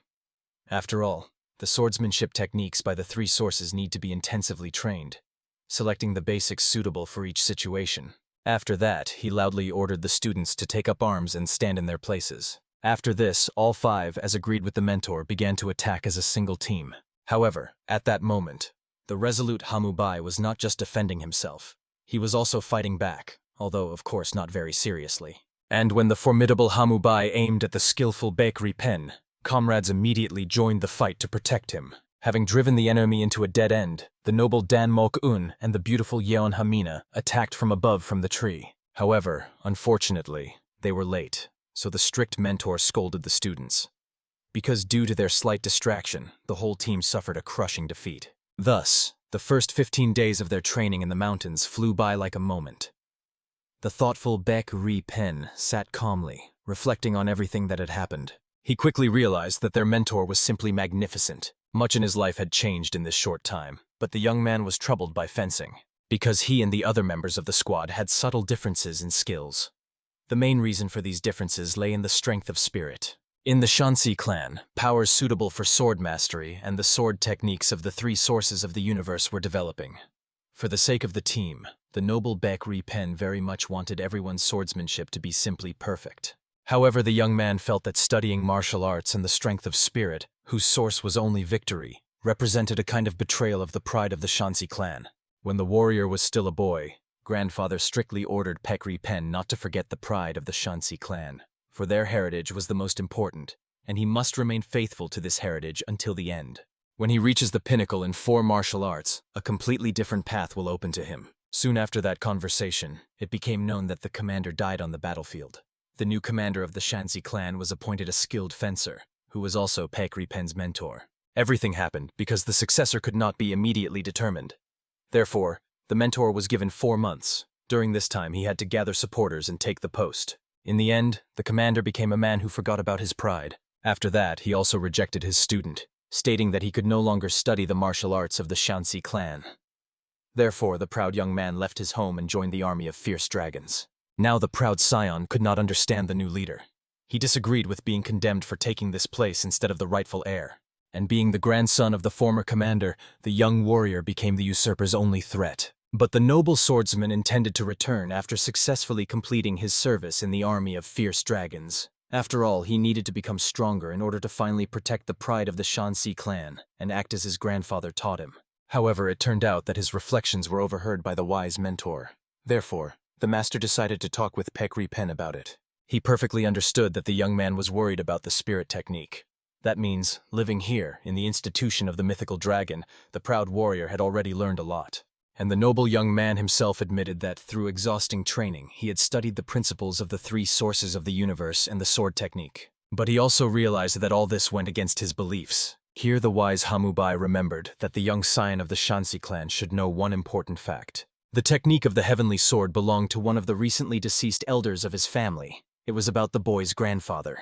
And the insightful mentor just laughed, now finally realizing, since these two were relatives, the honest character of Baekri Pen, which he inherited from the venerable elder, was fully explained. The inquisitive Baekri Pen himself wondered how Hamubai knew his grandfather. He died in the heat of the war. The instructor could not have known him, but they were clearly somehow connected. Therefore, the proud warrior assumed that perhaps during the war these two were comrades in arms. Upon hearing his assumption, the wise mentor only smirked. It was unclear. Was it a yes or a no answer? After that, Hamubai, as if nothing had happened, decided to find out exactly what the elder said about pride. And the young man recounted absolutely everything he remembered. Then the venerable elder reminded the young warrior that their clan was a place founded on honor and justice. And the pride of their family consisted in being just and not going against one's own conscience. Obviously, Hamubai thought that these were too complicated words for a small child. Moreover, the wise mentor was surprised that the noble swordsman recalled his grandfather's teaching in such a situation. The sincere young man admitted that he still could not fully understand the meaning of his words, so his personal homework was to think carefully about these wise speeches. Only then would he himself be able to find the answer. In the end, the thoughtful warrior remained standing, pondering everything and recalling that moment. He also realized that by simply beginning to study the principles of the 3 sources, he had not betrayed himself. The proud scion also did not steal techniques from some other clan and did not abandon the Shanxi clan. This did not prevent him from studying the martial arts of his lineage, and did not force him to go against the pride of Shanxi. It turns out that even while studying other techniques, he did not forget the pride of his family. After all, the pride of Shanxi did not mean that he could only study the martial arts of his clan. And so, only by morning, immersed in deep reflection, the noble swordsman finally understood what kind of pride was being spoken of. Now the young man had no reason to hesitate. He would simply study the principles of the 3 sources of the universe. From that moment on, there was great progress in their training. Although they advanced toward the goal slowly, they did so surely. Hamubai had previously thought that it was basically impossible, but the young man's technique had significantly improved. Moreover, the comrades noticed that it was as if an enlightenment had descended upon Baekri Pen, for he had changed greatly recently. Distracting them from idle chatter, the strict mentor made it clear that the level of physical strength he demonstrated to them today was close to the level of the offspring from the On-King clan. Before that, he tried to show them the blue sky sword technique, so that they would understand how to react to it in battle. The wise master also suggested they rest a little, as there were only 2 days left until the ascetic practice, so they had time to devise a thorough strategy. Of course, the young warriors were surprised. However, The resolute Hamubai made it clear that the main thing they needed to do was to set a goal. They had to decide what was more important to them, victory in the ascetic practice or revenge on the first team of water dragons. The very thought excited all the students. These guys were the best in the army of the mythical dragon. They thought that if they avenged these rivals, they would literally automatically win the trial. But the wise Hamubai understood that their skills were still insufficient for triumph. They needed to fight while preserving their strength as much as possible. The later they met the first team, the worse it would be for them. Of course, everyone understood that if they got tired before meeting the powerful enemies, they would have fewer chances of victory. Moreover, there was no guarantee they would remain at full strength. For this very reason, the insightful Hamubai suggested they develop a strategy. Depending on their choice, the approach to the battle would also change. However, the trainees had no idea what to do. If they prioritized revenge, the mentor with a smirk suggested they immediately engage in battle with the first team, even before adapting to the conditions of guerrilla warfare in the mountains. After all, this way the chance to take revenge on the water dragons would be much more realistic. The main target was cousin Tanjin-san and the eldest of this team, and the other opponents also had a high level of swordsmanship. This meant, if they wanted to capture the cousin, they first needed to defeat his powerful comrades. After that, the wise mentor allowed them to confer privately and asked to be called when they had a ready decision. All of them, thinking about the upcoming battle, understood that they were playing an extremely dangerous game. Moreover, the instructor saw how that guy handled the sword. He could immediately defeat 2 warriors. And besides, if they defeated him, in the end there would be 3 from their squad against 4 water dragons. The prudent Dan Mok-un was clearly indignant that even ordinary revenge was not so easy.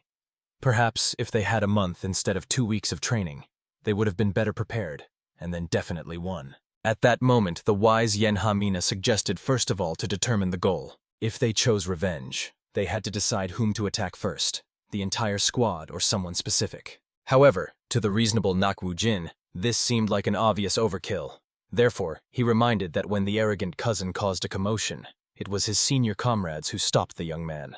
So logically, they needed to set their goal precisely on the cousin rather than fight the entire first squad.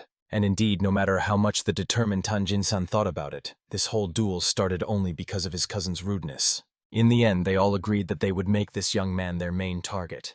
But obviously, the others would interfere with defeating him. Therefore, as an option, they could try to lure him out and deal with him one-on-one. They all united to come up with the most effective plan. How they could lure one cousin in order to destroy him. The whole team immediately lifted their spirits, thinking about how they would avenge the humiliation, and everyone decided to express their opinion about the upcoming battle. And so 2 more days passed, and soon the day of the summer solstice arrived. All the students gathered near the mountain. The leader really liked the tense atmosphere among the cadets before the asceticism practice, and he was eager to find out what kind of warriors would emerge this year. The mentor of the fallen dragons found it hard to understand why the students had to participate in these difficult team competitions. It would be much better to arrange something like regular sparrings, since group trials took much more time and effort. However, the dissatisfied leader immediately reminded the mentor that in the future, these children would become the support of the Heavenly Alliance. The asceticism practice would give them experience in guerrilla warfare, which would become the foundation for their further growth. The man still found the competitions illogical, where most of it consisted of desperate skills. The warrior did not understand all the subtleties because he did not participate in the previous war. After all, when he finished the closed training, it had already ended. Therefore, the leader hurried to explain to the mentor of the fallen dragons that there were many cases when the outcome of the war was quite illogical. At that moment, the 7th team of fierce dragons stood waiting. However, no one really understood what would happen now. The informed Pekri Pen hurried to explain that each team would be assigned one instructor as a judge, who would always be nearby. Because this role is extremely important, mentors were selected from the Fallen and Water Dragons, responsible for the 4th-year cadets. When opponents meet and arrange a battle, 2 instructors determine when a warrior is unable to fight, and also judge the winners and losers. Their decision cannot be contested. Moreover, if someone unauthorized interferes with their decision, they automatically become the loser, immediately after the participant is caught violating the rules. But the loss did not scare the brave Tanjin-san at all. Therefore, upon meeting the sharp gaze of his cousin, he swore to definitely take revenge on him. The wise leader, looking carefully at the students, understood that today they had their first ascetic practice. The brutal battles between them would continue until only one squad remained. Therefore, wishing everyone good luck and worthy battles, the authoritative man decided to leave. At the end, He gave the floor to the mentor of the fallen dragons, who loudly announced that from this moment, the ascetic practice begins. Therefore, now all squads together with the judges could head to Mount Monin. The battles could only start 2 hours from this moment. Immediately, the warriors gave a battle cry, after which they immediately began to climb up. At that moment, the prudent Dan Mok-un, hiding his nervousness and looking at the faces of his friends, asked them to reduce the tension and be more confident. However, unexpectedly, during the ascent, they ran into their instructor, who asked the warriors to prepare their weapons. Of course, everyone was surprised that Hamubai would also go on the ascent with them, and decided to make sure that he definitely knew the rules. After that, no one resisted, and the observing man led the 7th squad of fierce dragons after himself. Thus, climbing the slope, they finally understood that their main goal was to take revenge on the cousin from the 1st squad of water dragons. The time had come to demonstrate to these rivals what they had learned during a month of grueling training. Very soon, as planned, the young warriors were already lying in ambush, watching the youths walking ahead. However, they quickly noticed the pursuit by the 7th squad of fierce dragons. The audacious cousin did not even see them as serious enemies, understanding that they wanted to avenge that day. However, to their surprise, when they turned around, they saw no one and assumed that they had left. Apparently they gave up, realizing that pursuing them was useless. After all, they were just a bunch of weak fools, incapable of anything. However, the elder thought that perhaps they were planning something, but no one shared his concerns. Knowing their strength, even dealing with one of the water dragons would be difficult. And if they tried to take revenge for the last time, they would simply lose. Besides, their weapons were only bows and shields. With such equipment, they could do nothing. But despite this, the experienced elder was especially wary of the instructor of the 7th squad. What he saw indicated that the man possessed truly excellent skills. But cousin Tanjin-san was not worried at all, and promised his friends that if they even took a step closer, he would teach them a good lesson. They needed to focus on their goal now. They would move forward and fight those who got in their way. They specifically wanted to reach the fallen dragon squad, as they also had the best guys gathered.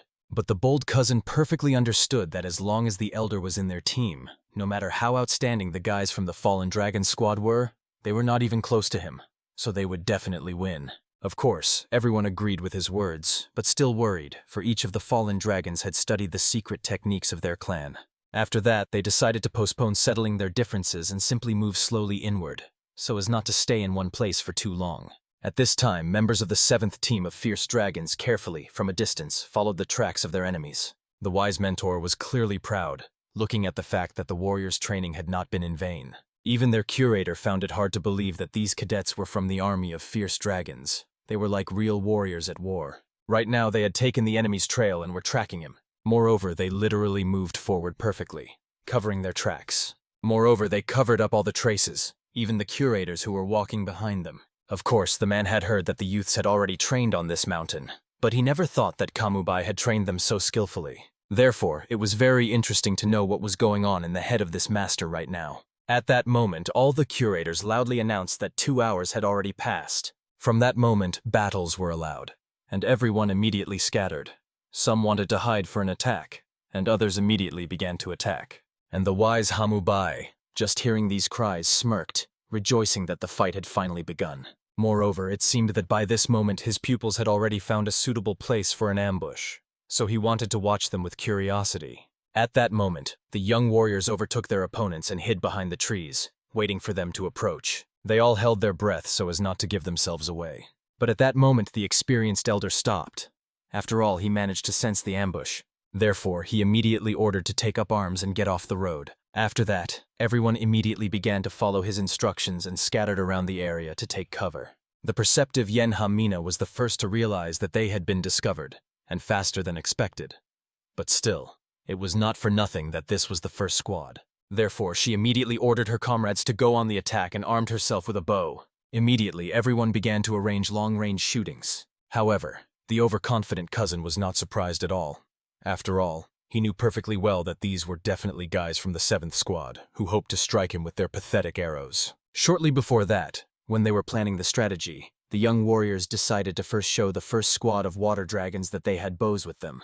Of course, everyone was quite surprised by this proposal, considering that initially they just wanted to settle scores with them. However, the wise Yenha-mina understood that these guys were not so easy to deceive. They had to appear as just a ridiculous 7th squad. Only then could they lull the enemy's vigilance. Tanjin-san agreed with this tactic. Let the water dragons underestimate them. They needed to make sure that the others did not feel threatened. So they had to demonstrate their worst flaws and catch the opponents on the hook. The brave leader did not know about the others, but was sure that his cousin was very easy to deceive in this regard. And indeed, last time everyone clearly saw that this guy seemed to not think at all about what he was doing. Next, the wise Yenha Mina suggested luring the guys to a place advantageous for them, where it would be difficult for the opponents to use martial arts. Fortunately, there was such a place at the entrance to the trial. There, it would be difficult for the guys to deploy their blue sky sword technique, all because of the many trees that would interfere with using full strength. In the end, the warriors realized that if they simply pursued the enemies, they would definitely lose. But by provoking them with arrows and then luring them where needed, they could get a chance to win. Therefore, the day before, they decided to check the place where they would lure them and prepare everything necessary.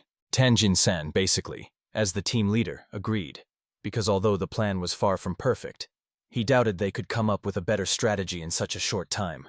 And now, with attacks of a hail of arrows, they forced the enemies to scatter and try to fend off the incoming projectiles. By this moment, with arrows, they surrounded them and drove them back to back. The angry cousin only began to threaten, making it clear that after such audacity he would not leave them alive and would definitely kill them today. Of course, the other team members asked the guy not to get so worked up, since they still did not know what the members of the Fierce Dragons had planned. But he literally did not believe that they were capable of anything, considering their low-grade skills. In the end, everyone decided simply not to panic and under no circumstances break through their defense. However, the audacious cousin stepped forward himself and immediately ran towards his enemies.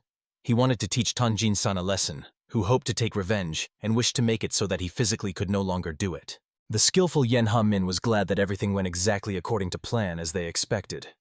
The overconfident opponent easily took the bait. In the end, the brave Tanjin-san warned the team that he would act first. However, to the greatest surprise of the opponent, the valiant warrior began to run away from him, as if luring him somewhere into unknown thickets. At the same time, the 4 remaining comrades found themselves surrounded by the other 4 skillful archers. Even the wise Hamubai was breathless with admiration watching this unfolding battle. After that, the insightful mentor decided to ask the accompanying man whom he would follow, considering that one of the members of the Fierce Dragons team had rushed away. At that moment, the experienced elder understood. They needed to join their comrade because without them he would definitely get into trouble. Although it was unknown what the cunning Tanjin-san had planned, surely a member of their team would act just as foolishly as at the very beginning, due to his unruly character. But the prudent girl tried to calm the elder, since after all they were fighting against the 7th squad of Fierce Dragons. However, the wise elder felt that they had underestimated their opponents too much. Only while they were talking, the warriors noticed that the enemies standing around them had again disappeared somewhere into the forest thicket. Therefore, everyone began to wonder what they should do now. Ignore the disappearance or pursue in order to deal with each one individually. All their conversations sounded too frivolous to the experienced elder. It was clear they did not take the Fierce Dragon squad seriously. All 4, except him, were confident that these opponents were excessively weak. The elder, however, feared that if they chased them deep into the mountains and lost the trail, it would become a real disaster. Of course, he could fix it with his own forces, but he did not want to take the risk. But in the end, the wise warrior decided to approach the accompanying man to find out if they could split up, defeat the opponents, and bring them to the judge. The instructor from the Fallen Dragon squad gave permission, but warned that in such a case they must use only unarmed hand-to-hand combat. In the end, the elder ordered everyone to split up and meet here in half an hour to stretch their fists on these annoying cockroaches. He thought the curator would stay here while the comrades dealt with the enemies. However, to her surprise, the girl decided to follow the only female warrior who was in their team. At that moment, one of the guys was already rushing through the forest, chasing his prey. 15 minutes had passed since the start of the chase. He would not have time to return in the remaining time. The main problem was that the young man had been chasing the enemy for a long time but had not caught anyone yet. Therefore, he really began to agree that they had underestimated their opponents. At least it was pleasing that these fools left tracks behind, so it was easier to track them. However, upon seeing the prince on the ground, the experienced elder immediately felt that the opponents were plotting something. At that moment, the perceptive girl also noticed the tracks, and they alarmed her. After all, she was sure that the team of Fierce Dragons had already mastered their inner energy and could easily use it. However, to run at full strength, one must release inner energy. But for that, the tracks were too clear. That means these prints were deliberately made so noticeable. The girl, looking around, tried to understand where she was and where she had come from. Only then did she realize that the opponents had led them deep into the mountains with their tracks, and the curator was amazed that the student only now understood. All this time they had been trying to lure them into a trap. Somewhere around this time, the wise mentor stood on the top of a pine tree, observing what was happening from above. At that moment, their judge followed the skillful bakery pen. Initially, the master wanted to ask the disciple to go after Enhamina, but in the end allowed the guys to decide everything themselves. Now their first target was the very eldest of the water dragons and cousin, who was provoked by Bakery Pen. The skillful swordsman deliberately left and erased traces in certain places. But for the experienced elder, this was simply unnecessary, especially considering that the judge followed him. So it turns out, 4 people from the first squad of water dragons got lost deep in the mountains. Only the elder returned to the meeting place, so now the wise Hamu Bai understood. The guys had excellently learned their lessons while training different roles, so they simply had to achieve triumph. At that moment, everyone already clearly realized that half an hour had passed. However, they failed to catch anyone. From the tracks it was clear that the opponents used internal energy. Moreover, the overgrown path he was now making his way through seemed very familiar to the elder. The experienced warrior felt that someone was nearby, so he was glad that at least one opponent he could catch. To his surprise, indeed, when he stepped onto the clearing, he already saw the armed Bakery Pen waiting for him with a sword ready. The elder could not believe that the young man had been hiding from him in this place all this time while he was running in circles searching for him. Everything now indicated that the skilled Bakery Pen was simply waiting for the opponent to find him. The noble Bakery Pen was not at all surprised that the opponent found him. After all, he relied on his skills. The main role of the skilled swordsman in this case was to delay as much as possible until the other comrades arrived. At that moment, the opponent admired the young man's talent. He ran excellently, and he had to use internal energy. Unfortunately, the disciple of the water dragons knew only general details about this opponent. The proud swordsman had his own reasons to be here, which neither of them liked to talk about. However, the main thing now was that the opponent was led deep into the mountains during the pursuit. This could mean only one thing. Bakery Pen definitely had some plan, but he needed time. After that, looking back, the elder saw that a judge was watching the skilled Bakery Pen, as well as their instructor. But it was unclear why the mentor had followed all the way here. Moreover, it was pleasing that the instructor could do nothing, considering he was not allowed to intervene. Also, it was comforting that if the noble Bakery Pen suddenly collapsed, he would no longer be able to object or continue the duel since the curator would immediately disqualify him. At that moment, the elder kindly suggested that Bakery Pen escape. However, he was not so faint-hearted as to run in circles. In principle, the Water Dragon's disciple had heard that people from the Shanxi clan do not give up so easily. In the end, the proud warrior drew his blade and prepared to accept this fight. The curator clearly saw that the battle had already begun between them. Moreover, the opponent of Bakery Pen had enormous spiritual power, and the wise Hamu Bai mentally urged the disciple not to fear anything, for he was dealing with spiritual power far stronger than that of this youth. But even the insightful mentor was amazed when he saw how lightning fast the opponent rushed at his disciple. The skilled swordsman managed to defend himself from the attack only at the last moment using his shield. After that, he had to rely on the flexibility of his own body to dodge other attacks. In the end, the noble warrior fully realized that his opponent was a true monster in the flesh. Thus, a battle broke out between these two, which mostly resembled the beating of Bakery Pen, who tried with all his might to evade. The whole matter was that the opponent was very skilled. However, the power of his sword was still much weaker than that of the instructor. In that case, the brave young man decided at least to try to do something to fight back. Obviously, the opponent was very surprised when he realized that the skilled Bakery Pen had already encountered the heavenly sword technique, as he managed to block all his strikes. And considering the age of the water dragon warrior, it was difficult for him to use this technique to the fullest. Moreover, there was a narrow space here, which hindered making proper movements and calmly wielding the sword. Only now did the experienced warrior realize that, it seemed, this trickster had deliberately lured him here. However, the noble Bakery Pen only laughed at his words about cowardice, for this was called strategy, and it was essential when the forces were unequal. But at that moment they heard loud footsteps. The skillful Bakery Pen exhaled with relief, for his friends had arrived just in time. Like shadows, the previously scattered Yan Ha-min and Dan Mok-un materialized, hurrying to aid their comrade. Their strategy became clear: to crush the enemy together and wait for the moment for a decisive ambush strike. Meanwhile, the senior disciple was experiencing bitter disappointment in his own abilities. The water dragon warrior was so immersed in the depths of battle that he was blind to the approach of enemies. The situation was truly thrilling. How could he, a worthy descendant of a noble family, fall into such a primitive trap?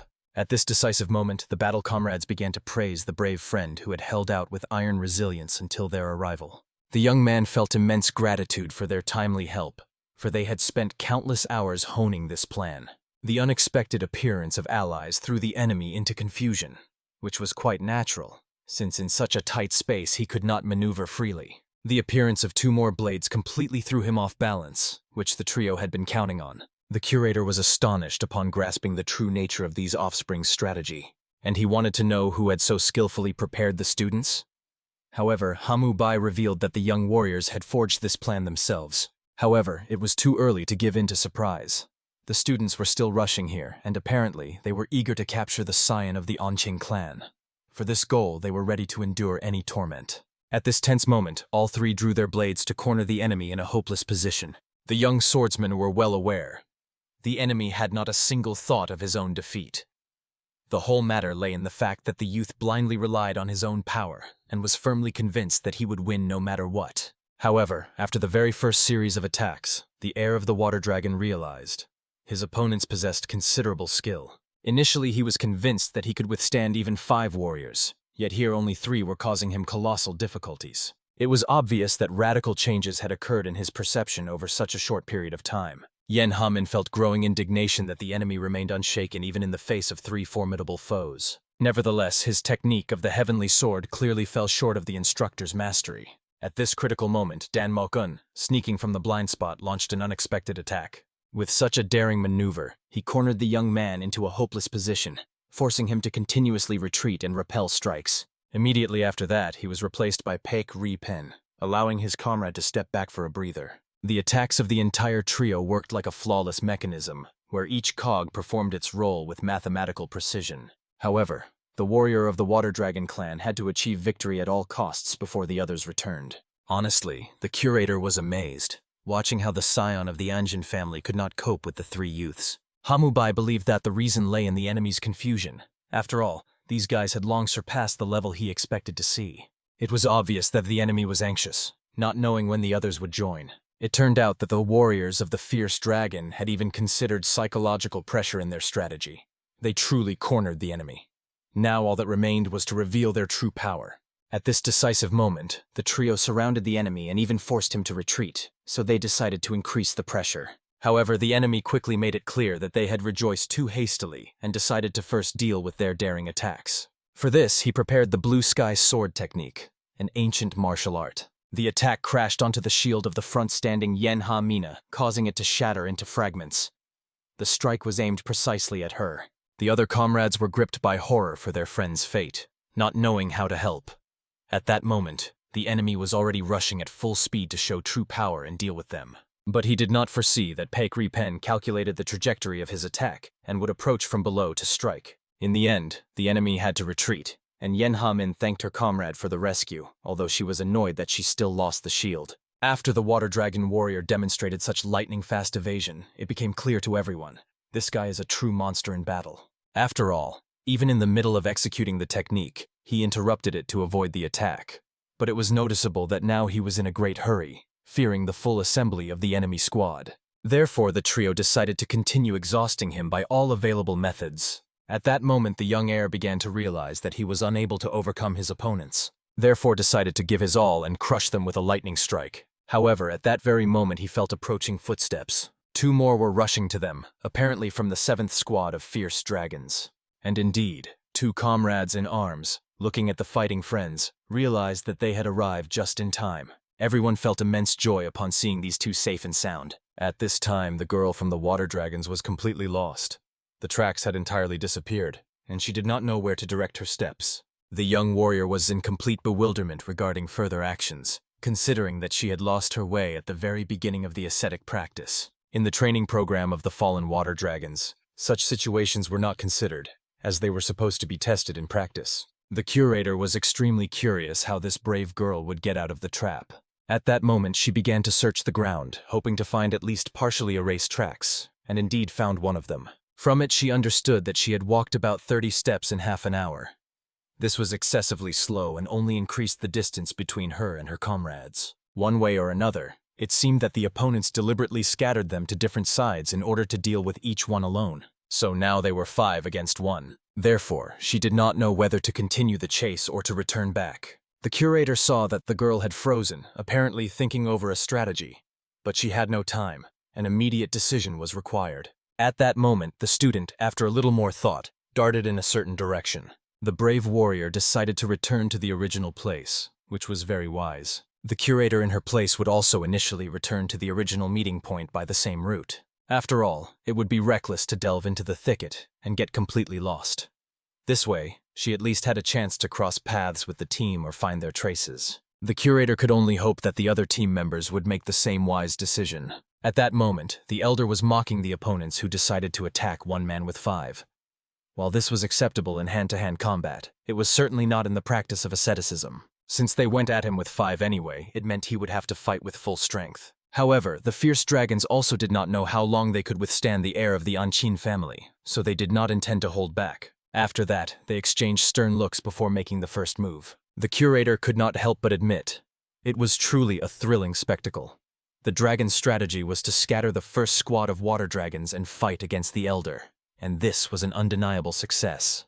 Hamubai eagerly awaited the start of the true battle, and the curator, although he did not say it aloud, understood. Such skill was entirely the mentor's merit. Otherwise, he could not explain such radical changes in the fierce dragons. No matter what outstanding training he conducted in the mountains, such changes seemed simply impossible. The young mentor looked remarkably young for an instructor, but he possessed extensive knowledge in guerrilla warfare. Moreover, the warrior of the Water Dragon clan even suspected that he might have been a participant in the previous demonic war. At this crucial moment, the fighter of the noble lineage focused on his inner strength. He had no idea how long it had been since he last felt such tension. Now he was facing only a handful of scum who boldly called themselves fierce dragons. Nevertheless, no matter how pathetic the opponent seemed, it was dangerous to treat them with prejudice. After all, the heir had already failed to defeat just 3 of them with his usual abilities. This meant it was time to use the maximum power of the ancient blue sky sword technique. Therefore, with a deafening battle cry, he immediately rushed towards the enemies like a raging storm. However, Tenjin-san promptly ordered his team to concentrate, because if they failed to block even one of his strikes, victory would not be achieved. Despite this, the guys believed they would win this battle. After all, they had a technique much more powerful, based on 3 sources of power. In the end, the shield-bearers took a solid defense, repelling the swift attacks of the enemy. Meanwhile, Bakery Pen concentrated his inner energy for a decisive counterattack. However, the heir's attacks were excessively powerful. They could not withstand for long. Therefore, they gathered all their strength to block this destructive technique. The youth from the Water Clan had no idea why he still had not managed to crush the enemy shields. Only later did he realize. It seemed these brats had placed their own inner energy into them. At that moment, when the heir was utterly exhausted, he felt the approach of inevitable danger. Simultaneously, Yen Ha-min and Dan Mok-un attacked him from both sides. However, the enemy only sneered contemptuously, considering them fools for thinking he would fall for the same trick again. As a result, he repelled the attack, and Yen Ha-min and Dan Mok-un immediately flew off in opposite directions. But this was the most opportune moment, when the enemy was distracted, for Bakery Pen to deliver his crushing blow. Therefore, the young warrior rushed forward, understanding that now the fighter had definitely lost, for he had discovered his vulnerable spot. Nevertheless, the heir thought that Bakery Pen acted too naively by sticking his neck out against him without looking back. But Kamube only sighed heavily, looking at his students who had started talking too much. Because in a real fight, this could even cost you your life. In the end, everything happened exactly as the wise mentor predicted. Because of chattering, the guy lost his internal concentration. As a result, under the enemy's onslaught, his sword shattered into tiny fragments, and he himself flew off with a crash from his comrades and slammed into the ground, rolling to the nearest boulder. However, Nak-u-jin froze in fear.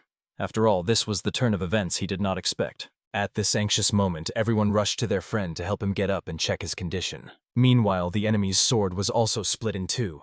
The warrior of the Water Clan lay on the ground, spitting blood. Soon he realized that he had rushed too much and exceeded the limit of the blue sky sword technique. Because of this, he paid the price now. His whole body was bound by unbearable pain.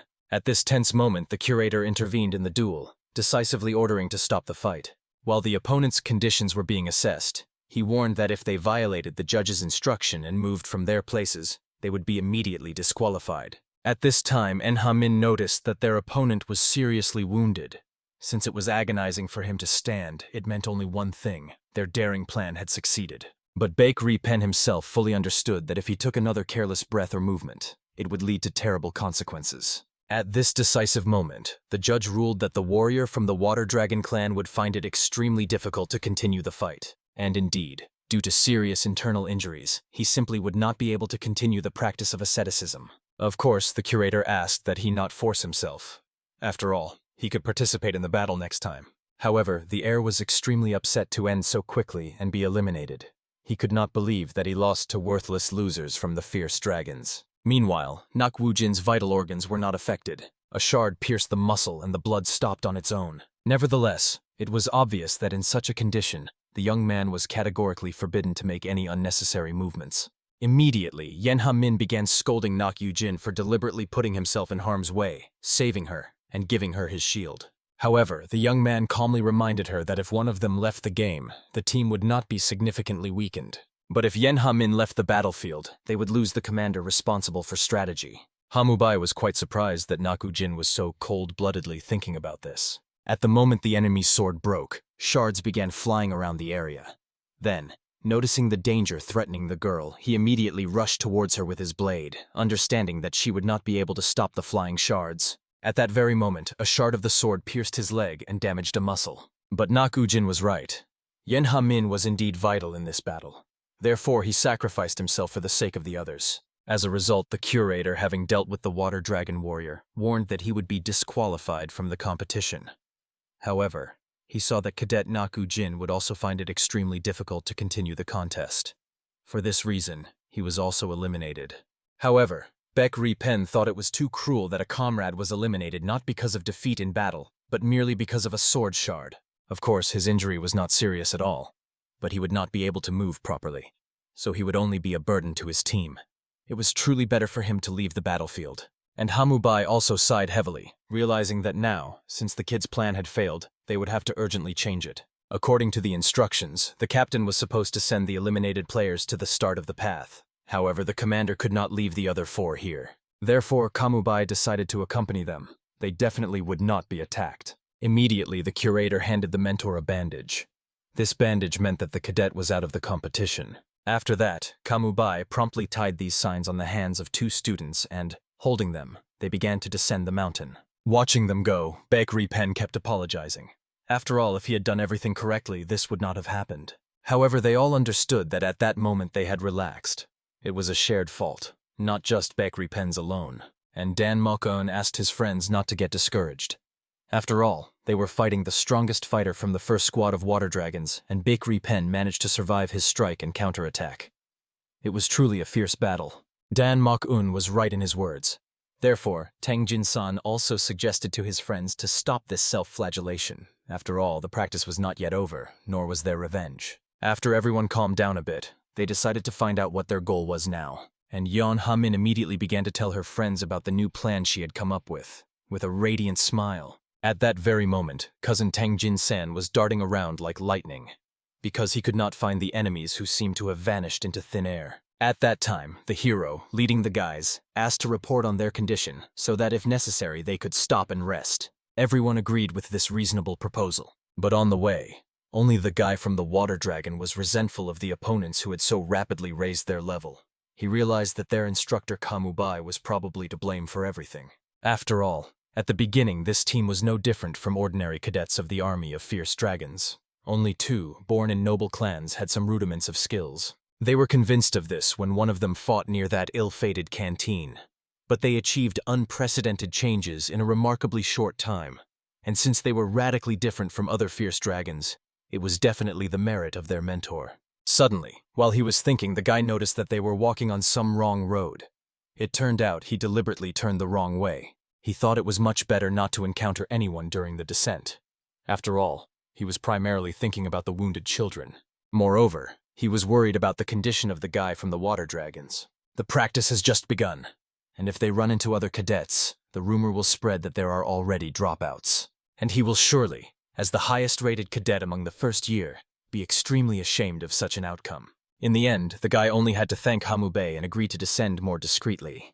Then Nakyu Chujin was surprised that the instructor cared so much about someone. But at this tense moment, Kamubei decisively ordered them to hurry up and move faster, because 2 more teams were approaching them. Everyone was amazed because these two did not sense anyone.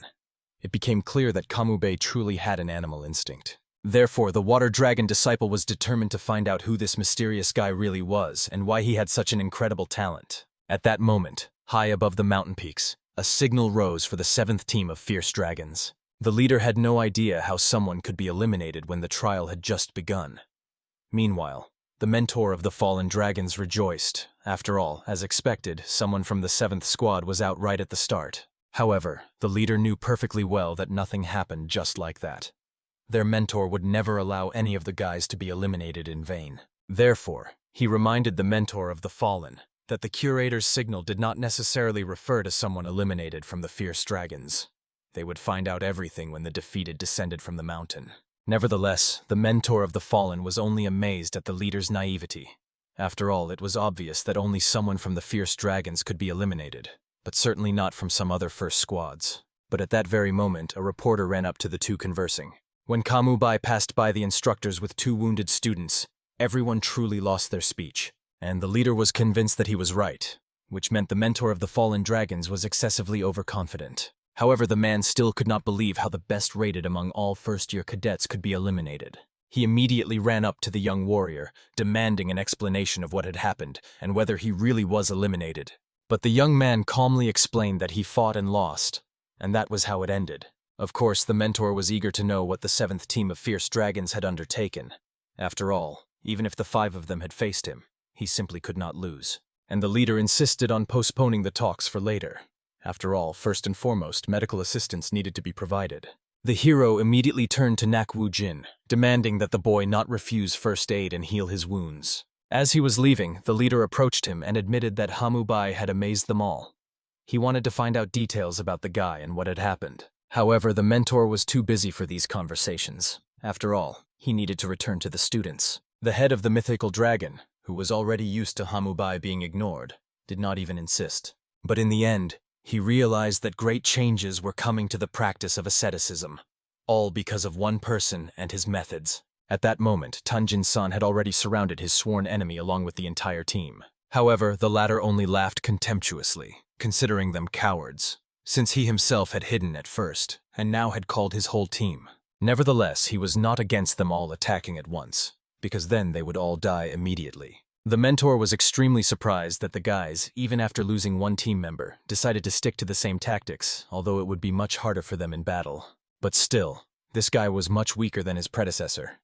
So the duel was supposed to end more quickly. At this decisive moment, armed with a shield and blade, Tanjin-san stepped forward. Of course, the young man was surprised that the opponent intended to fight alone. He thought that last time the opponent had not been beaten enough. Although I did not suspect that the guy was not very bright, I did not expect that there was absolutely nothing in his head. Comrades also began to worry. Was this really the right decision? However, Pekri Pen knew that Tanjin-san trained harder than anyone else. He was eager to defeat his cousin by his own strength, so all they could do was support him. And Dan Malkun immediately began praying with all his might for his friend, so that he would finally carry out his long-awaited revenge. At this tense moment, the cousin had already taken out his whip, understanding that no matter how much Tanjin-san ignored common sense, he would show him the difference in their strengths. Moreover, it was obvious. The opponent greatly overestimated his skills, expecting that in about a month and a half his performance would change drastically.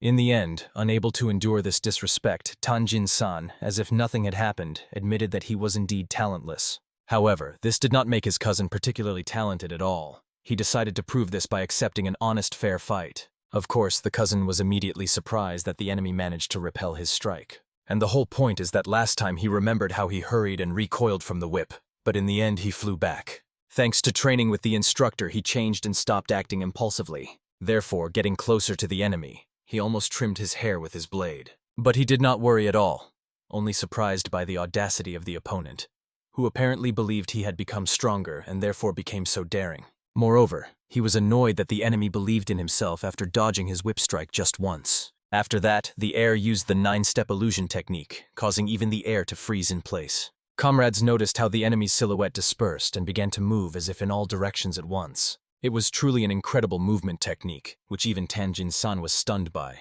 As they thought, it would not be easy with this guy either. He was not boasting loudly about his strength for nothing.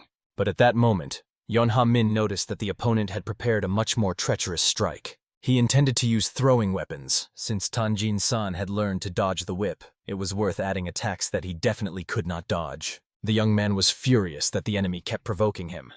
Therefore, he only angrily deflected the flying blades. To his surprise, while he was busy with the throwing knives, he did not notice where the opponent disappeared. By that moment, the opponent had crept right behind him, and the whip was literally a couple of centimeters from his face. The young man managed to avoid the hit only because he swiftly fell to the ground and instantly protected his body with a shield. However, this technique resembled more a lazy mutt, a movement mocked by martial arts masters. After all, it consisted of a person avoiding strikes by rolling on the ground. However, Tanjin-san was not even frightened by such contemptuous techniques. Although it looked ridiculous, he managed to dodge the attack. And thinking about the beauty of the maneuvers, he would never be able to win. The young man had one problem now. He could defend himself, but at the same time could not attack properly, which infuriated him immensely. Watching this, his cousin laughed mockingly. How much anger there was in the lazy mutt. He was disappointed that the guy came out against him having learned only a couple of pathetic moves all this time. At that moment, Tanjin-san bitterly realized, if he could not repel his cousin's 9-step illusion technique, he definitely would have no chance of victory. Therefore, he rushed into attack, deciding to use the best technique from the 3 sources of the universe. For this, he needed to find the enemy's weak spot. So he defended himself with a shield while charging forward. Of course, his cousin considered him a real madman who would not be able to cope with his technique using the pathetic 3 sources. He considered his opponent a real fool who did not even realize what the 9-step illusion technique was capable of. After that, he threw throwing blades again, then began moving so fast it seemed as if he was teleporting from place to place. But still, Tanjin-san watched the whip strike and managed to protect himself with the shield. However, the attacks coming from the opponent were indeed very powerful. He spared no strength, believing he would soon defeat his enemy. He wanted that this foolish bastard from the Tan family would finally admit that he was simply worthless. After these words, which hurt Tanjin-san, he even got a little confused, because of which he blocked the next attack rather awkwardly. He could no longer repeat such mistakes, because at that moment the opponent continued to press on him, wanting to humiliate Tanjin-san so much that he would no longer dare to look at him. However, the young man was already quite furious at how much the rival was showing off his talents. By this moment he had filled his eyes with inner energy, thanks to which he saw every step of his opponent. At this time the mentor, watching everything, saw that the guy from the fierce dragons had only to defend himself. However, he was extremely curious why the others did not intervene in the fight, because he believed that originally their tactic was group-based. But it seemed that all 3 stood aside, believing that their comrade could win. And indeed, if you watch the young man, his movements were quite smooth. He used techniques from 3 sources of the universe, so the mentor expected that this duel could really bring some unexpected turn. At that moment, the opponent got behind Tanjin-san, demanding that he finally surrender and fall to his knees before him. However, the young man, seeing his steps, used this chance to make an interception. Now his blade was only a couple of centimeters from the enemy's face, but he did not want to kill him. So he only struck him in the face with the back of his hand, almost knocking out a couple of teeth. Finally, after this devastating blow, the cousin spitting blood was on his knees right in front of Tanjin-san. He was clearly panicking, not understanding how this worthless person managed to start it all. But the main problem was that the enemies simply underestimated him. Yes, indeed, Tanjin-san could not use the 9 steps illusion technique, but he had studied it, so he knew the principle. However, the cousin could only follow the basic rules written in the manual. Of course, the guy was confident that no matter how well the opponent knew this technique in theory, it would not help him at all. And indeed, the young man knew perfectly well that guessing the direction and counter-attacking on the first try was extremely difficult. Therefore, it took him quite some time to get used to it. Nevertheless, the cousin still could not believe that this idiot had reached the level where he was able to resist him. In this triumphant moment, the comrades were insanely proud of Tanjin-san for passing the trial. Now that he had mastered the enemy's technique, he could attack and finally take revenge. Yen Ha-min believed in the comrade's strength, hoping that he would finish off this impudent fellow as soon as possible. After that, Tanjin-san dropped both the blade and the shield from his hands. Now, finding himself unarmed, he suggested to the guy to continue what they started on that ill-fated day near the dining hall. The young man honestly admitted that he did not want to use either sword or shield for this. After all, since that very day he had been eager to grind the guy to dust with his own hands. Of course, the cousin only laughed mockingly at his cousin, who believed that by hitting him once, he already hoped to win. Convinced that such incompetence would not defeat him, he once again twirled his whip for an attack. However, this time there were radical differences. After all, Tanjin-san clearly saw the movements of his whip. In the end, he vanished and appeared lightning fast in places where the blow would not touch him. But the cousin was extremely panicked by the fact that the guy, who did not even master the basics of this technique, could predict his movements. He was eager to know what had happened to Tanjin-san in such a short time. At this decisive moment, the young man had already grabbed the cousin's long whip, after which he ordered the guy to face reality. Apparently, he still did not understand what was happening now. The cousin's technique no longer worked on him, and he was ready to prove it. Getting closer, he began to beat the unarmed opponent with his bare hands. All his blows were aimed at the face. After that, he accelerated, and while his cousin could not resist, continued methodically beating him. At that moment, he was unleashing all the rage that had accumulated in him over many years while he endured universal neglect. The curator, watching the duel, was genuinely impressed. Tanjin-san's strikes, based on techniques from 3 sources of the universe, were astonishingly precise. Moreover, he continuously strengthened them using internal energy. Apparently, he harbored immense hatred for his opponent, being ready to go so far. The most powerful attack was aimed at the enemy's solar plexus, causing him to fly back a couple of meters with deafening screams. In the end, he collapsed to the ground.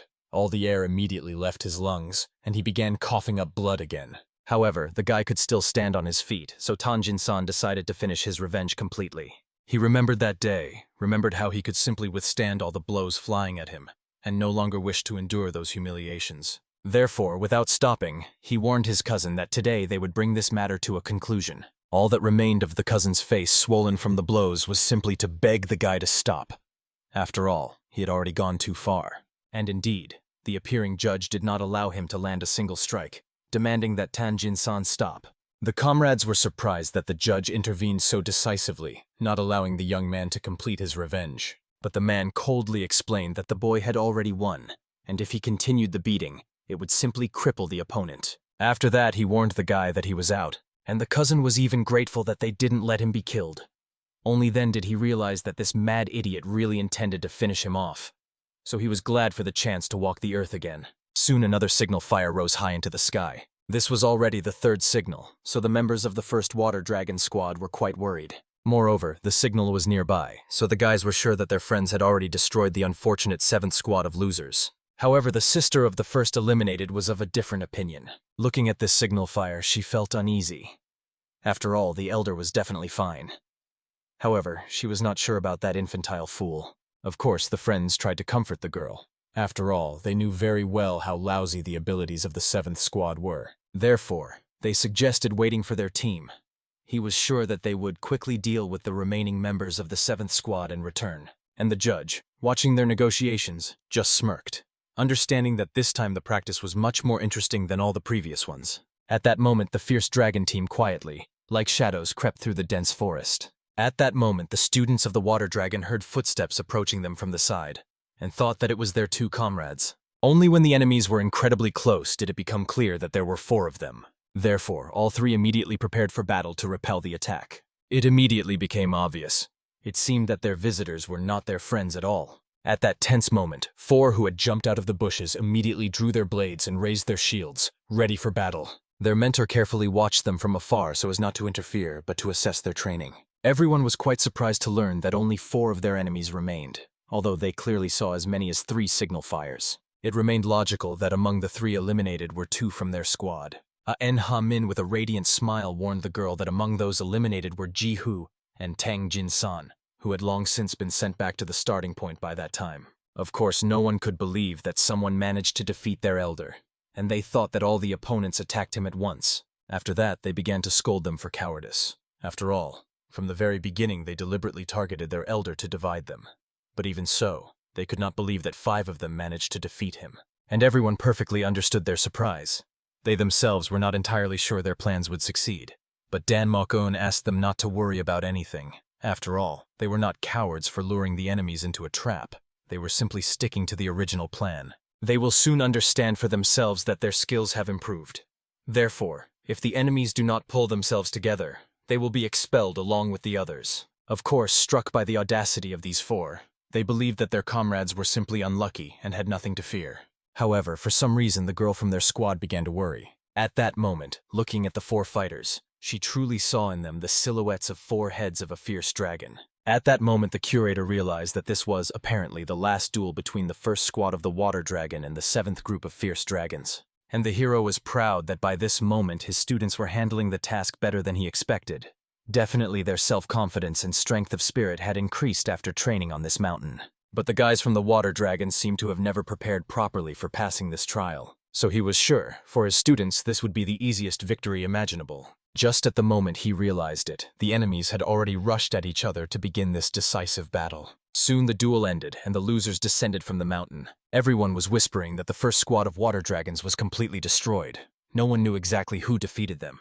After all, it had to be someone quite powerful. At that very moment, the mentor was talking with his students. Although they had dropped out, they performed excellently in the trial. Therefore, he only needed to warn that there were just a couple of hours left until the end of the ascetic practice, and the first half of the year of study at the institution had already passed. Tomorrow they will return to the academy, where 2 months of freedom awaited them, and at the beginning of September, the second half of the training would begin. Dan Mok-eun was especially happy about the rest. Just by looking at him, it was clear that he was not upset at all about being eliminated from the trial so early. But Yen Ha-min was truly very upset, trembling in her hands. They defeated the water dragons as planned, but taking advantage of the situation, they were sneaked up on from behind and overcome. She was sorry that she had not foreseen this, and the girl felt responsible for everything. Baek Ri-pen agreed that they had rushed. They were too eager to quickly deal with the 3 remaining from the first squad. But it would have been much more effective to hide and pursue them to gain the greatest advantage. And Hamubai was glad that the students were thinking about this. After all, this trial was not just some ordinary fighting tournament. They had to devise a plan of action even after achieving the main goal. However, he was extremely glad that they realized this mistake firsthand. Therefore, he asked them not to be sad and not to hang their heads. After all, in a short time of training, they had significantly improved their skills, which meant they were very talented. Moreover, he thought that if they continued to gain experience and develop, they might not even die after they went beyond the wall. But he reminded them, this was only possible if they did not stop training with the same intensity.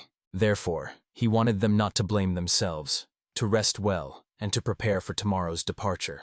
Finally, the instructor left, leaving them alone, while the students whispered behind his back. They did not believe that this was the very Hamubai. After all, he was not the type to praise without reason.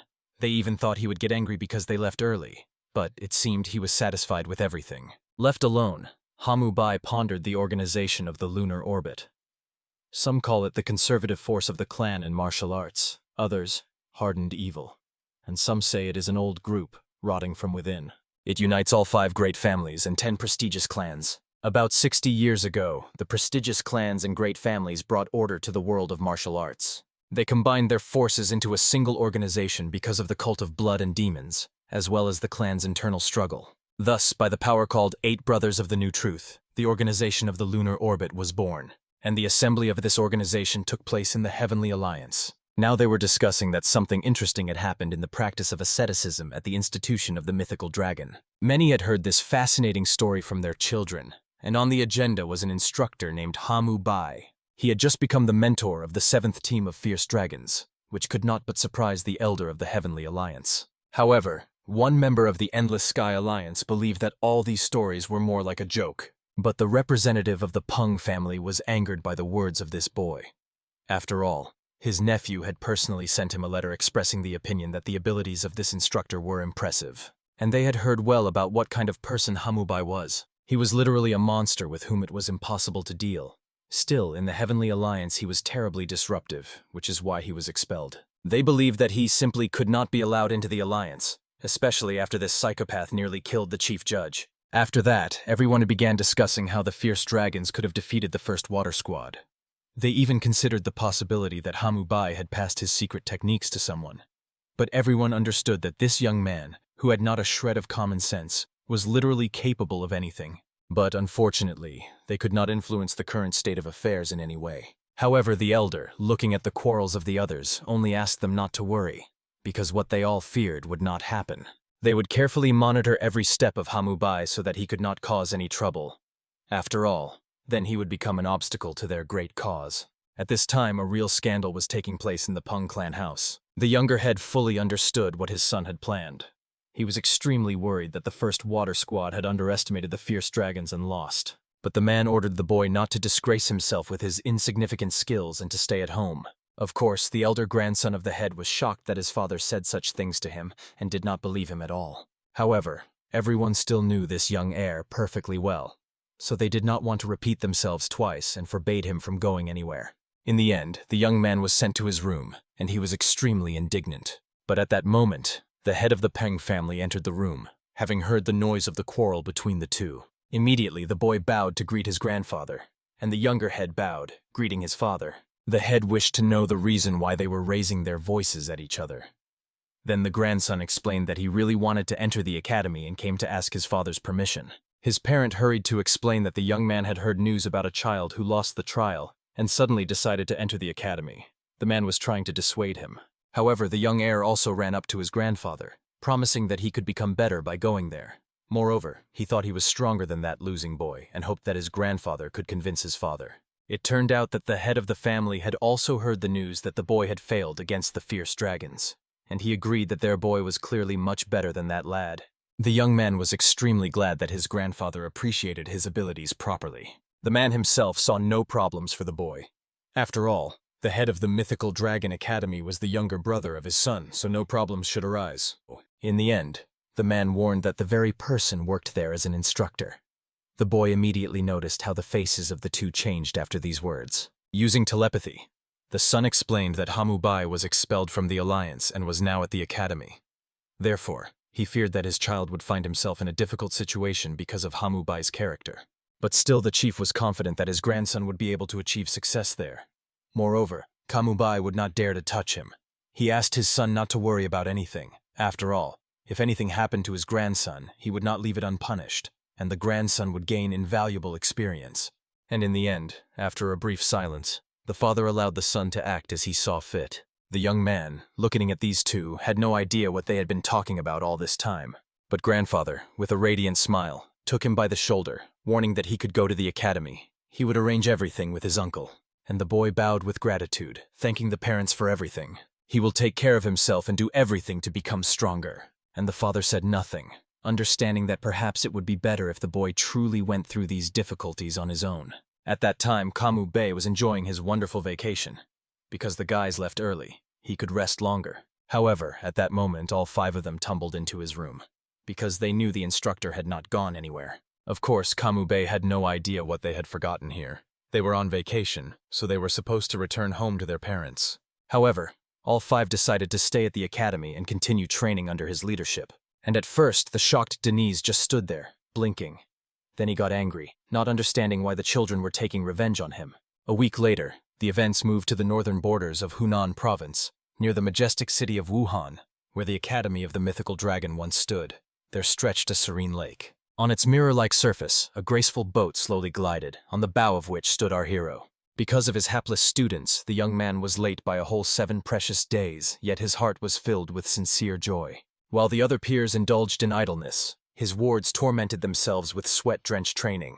Their triumph in the practice of asceticism half depended on the whims of fate, and the young warriors were well aware of this. Therefore they thirsted to improve. The upcoming trials promised to be a real hell. In the second half of the year, the pressure on them would increase manifold. The most important thing during this period was to accumulate inner strength to a critical level. The mentor hastily prepared special pills for them, although he did not yet know how effective they would be. Hamu Bai perfectly understood. Rumors of his deeds had surely already reached the ears of the main alliance. Wishing only to rest peacefully in these lands, he inadvertently brought even greater troubles upon himself. Having reached the cherished island where he had spent so much time in exile, the young warrior respectfully greeted his mentor. The gray-haired sage showed surprise upon seeing that his ward had arrived earlier than the appointed time. However, the teacher immediately noticed. The scent of blood still emanated from Hamu Bai, although much weaker than 7 years ago. This was quite explainable. A considerable time had passed since the end of the bloody war. Nevertheless, this ominous smell dulled too rapidly. Even the mentor believed that the process would take significantly more time. The elder imagined that some radical changes had occurred in the disciple's life, and Kamu Bey himself did not know what to tell the teacher about all the changes in his fate. But judging by the young man's condition, the sage understood that what had happened to him was definitely beneficial.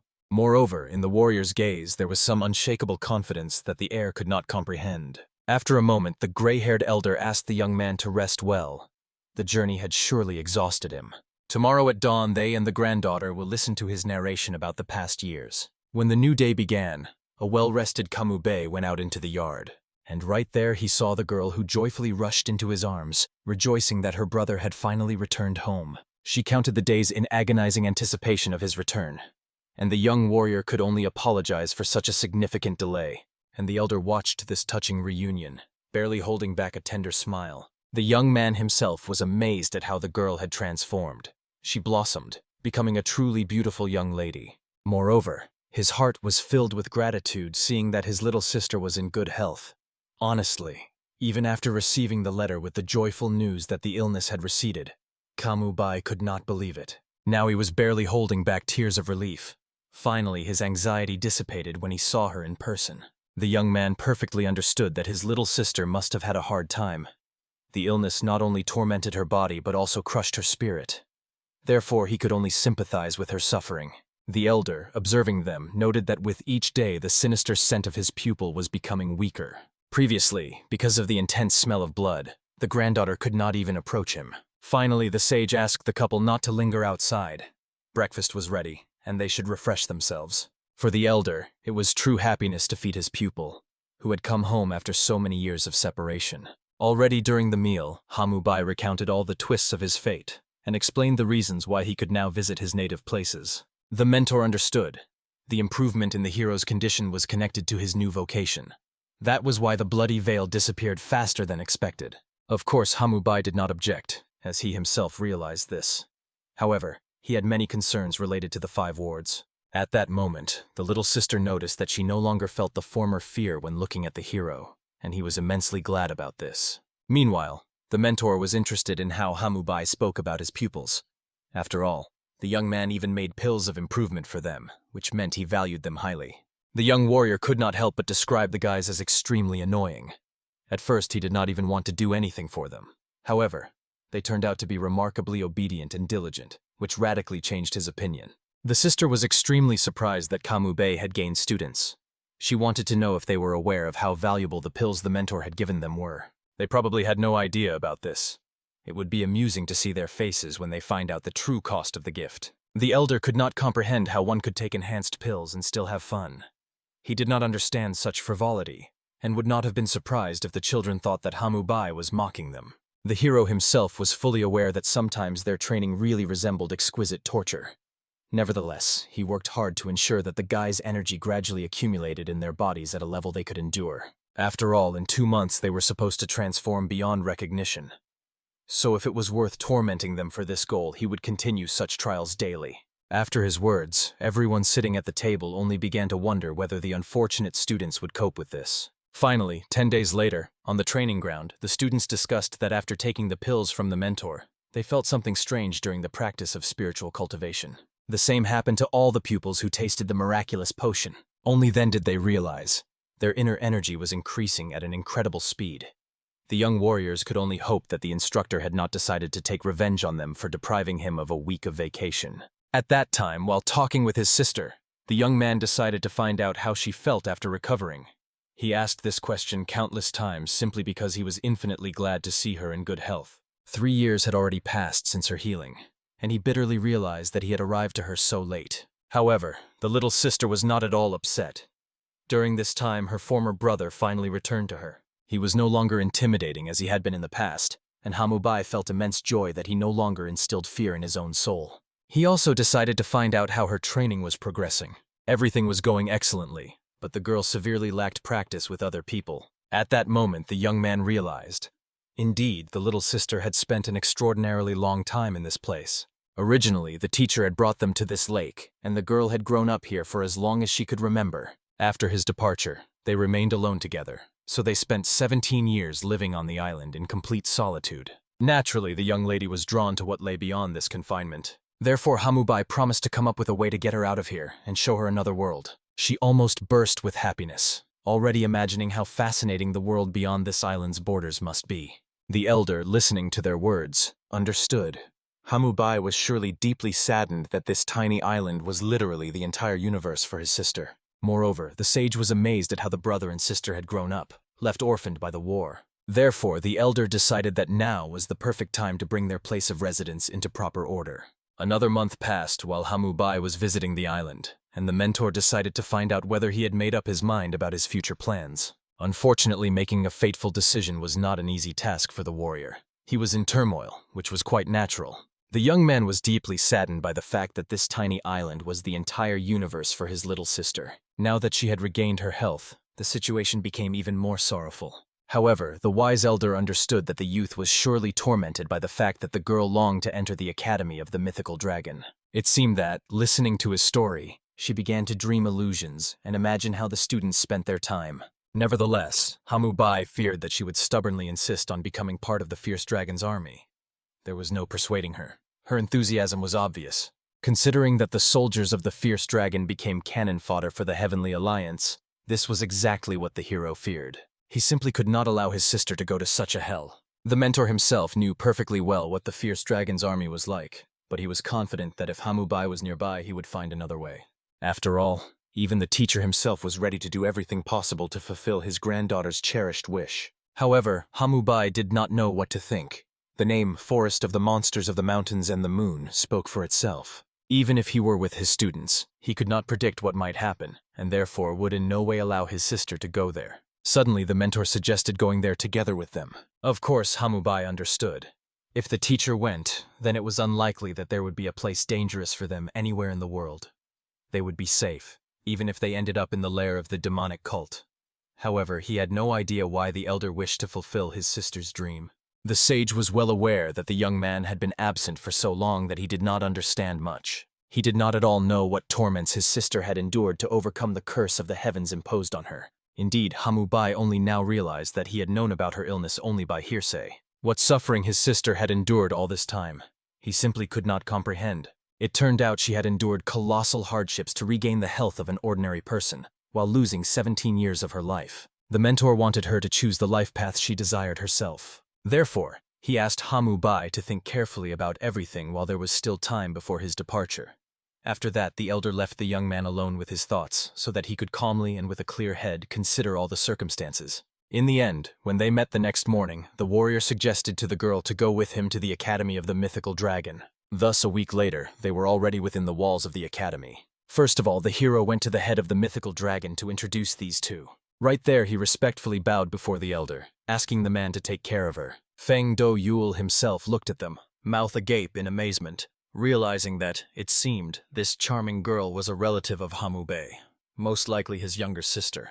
However, he had no idea why the young lady was asking to be taken care of. Right then, stammering, he explained that he was extremely glad to meet her and could not imagine that Hamubai had such a lovely sister. He was happy that the young man had a good vacation with his family. The warrior calmly explained that they came here together because his sister wished to join the fierce dragon's army this semester. Of course, the head thought it was some kind of joke, and Hamubai assured that he was completely serious. It turned out that not long ago the man received another transfer order. A girl named Han Sol Bin was supposed to arrive to him. She had been assigned a transfer to this academy, and Feng Do Yule knew perfectly well that she was the assistant to the deputy head of the Endless Sky Alliance, who was responsible for security. He had no idea what made such an influential person forget something here. After that, another young man arrived who brought a transfer letter from Feng Do Yule's older brother and father. In this message, it was written that the youth understands nothing and wishes to compete with the members of the first squad of the Blue Dragon. When he learned that they had been defeated in the practice of asceticism, he became interested in the army of the fierce dragons. Therefore, they asked that the leader take care of his nephew so that he would not also irritate Hamubai. Of course, the leader after this news was even more enraged that all these troubles had fallen on his head. However, the youth only giggled, demanding that his uncle take good care of him. After that, a letter from the Mutan clan with a recommendation was brought to him. The messenger apologized for arriving at such a late hour. However, it was not scary, since the young man came to them with a message from the clan leader. As the head of the academy, he had to properly welcome him at any time. In fact, the leader was hiding the fact that he was shocked to see the student of the current head of the Mutant clan. Although he was from another clan, judging by the genealogy, in strength he was in no way inferior to his father. However, the young man, despite his influential genealogy, asked to be treated like everyone else, as such attention embarrassed him. In the end, already 3 people wished to transfer to the army of the fierce dragon. and the leader sincerely wondered why all these problems had fallen on his head precisely during his leadership. Hamubai himself decided to find out why the leader was so shocked by the arrival of his sister. He hurried to explain that yesterday he also had many guests, and today a real bomb had arrived to them. It could be considered a disaster, given the kinship with the hero. However, at that moment, the deputy head of the Endless Sky unexpectedly entered and greeted the hero. He had no idea why the girl was here, so Feng Doyul hurried to explain that she had been transferred to work here since yesterday. The young lady perfectly understood that Hamubai must have been surprised, but she was glad to see him and wanted to know how he was doing. However, the hero, without answering the questions, demanded that the girl explain how she ended up here at all. The thing was that when Hamubai left the alliance, she had a very hard time. The deputy head who came to her place did not hide his hatred for her, and although he had 2 assistants, he dumped all the work on her. And the second assistant considered her his enemy, so every day she wanted to tear their heads off. It was so unbearable for her that in the end, she asked for a transfer here, and very much hoped that the head of the Endless Sky would take care of her. At that moment, listening to the conversation, the sister realized that, it seemed, this girl was her brother's subordinate, and the warrior himself had no idea why she asked for a transfer specifically here, since he was no longer the head of the Endless Sky, only an instructor of the fierce dragon. Moreover, he scolded her for lack of manners. After all, it was not allowed to burst into the academy head's office like that without knocking. After that, Hamubai reminded the head that such an intrusion into the office could compromise confidential information. Therefore, he thought it was worth firing the person who violated this rule. The girl was extremely frightened that she did not have time to greet the head, and now they already wanted to get rid of her. However, Hamubai strictly ordered that the young lady stop considering him the leader. Right now, he was just an ordinary instructor. After that, he simply shouted at her, wondering why she even decided to transfer here. After all, it seemed she hadn't thought about anything at all and just ran away from problems. Listening to their quarrel, the head of the mythical dragon and the sister were simply dumbfounded by this statement. And Feng Doyul perfectly understood. His difficulties were only just beginning. In the end, to calm these two down, the leader promised to take some disciplinary measures, to issue the girl a reprimand or impose a fine, but he would not fire her, as Hamubai wished. The leader could do nothing. After all, this young lady was already responsible for her squad. Everything was obvious. Since Hamubai's team was fully formed, the recruits should be handed over to another mentor, and he could trust no one but his former deputy.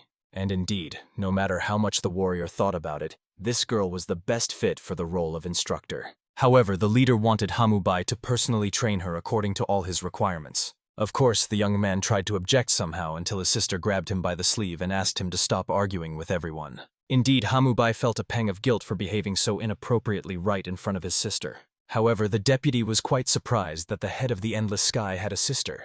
The girl herself hastily bowed before the lady and introduced herself as the younger sister of Hamubai. The lady was struck by how different these two were from each other, and also learned that the little girl was going to join the army of the fierce dragons. She was extremely glad that this girl would be under her responsibility, and assured that she would not let anyone hurt her. Feng Doyul, watching this, realized that it seemed the other students could also be entrusted to this lady. It was still better to keep the restless nephew and the student from the clan closer to himself. Moreover, this lady had determination and worthy skills, so she should be able to handle them. Therefore, he decided to tell her about the other recruits. After that, he told about each one in turn, but when it came to the eldest grandson of the Peng family, a highly problematic guy, the girl became embarrassed, not thinking that such a problematic child could be entrusted to her. The leader, however, was confident that she would handle it best, but warned, it was better not to take your eyes off this brat. In the end, after rummaging a bit through memory and genealogies, the young lady quickly understood.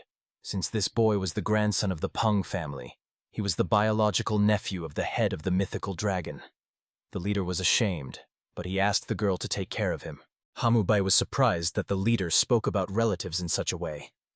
Apparently, this boy really was foolish if his uncle spoke about him like that. The warrior was worried that his sister would be on the same team with these foolish guys. For some reason, he had a bad premonition about this. Another student of the girl was supposed to be the student of the enlightened sage. If you think about it, he was even higher in the hierarchy than the teacher. However, the leader hastened to explain that he cared little about the hierarchy, and the lady should not be worried about it either.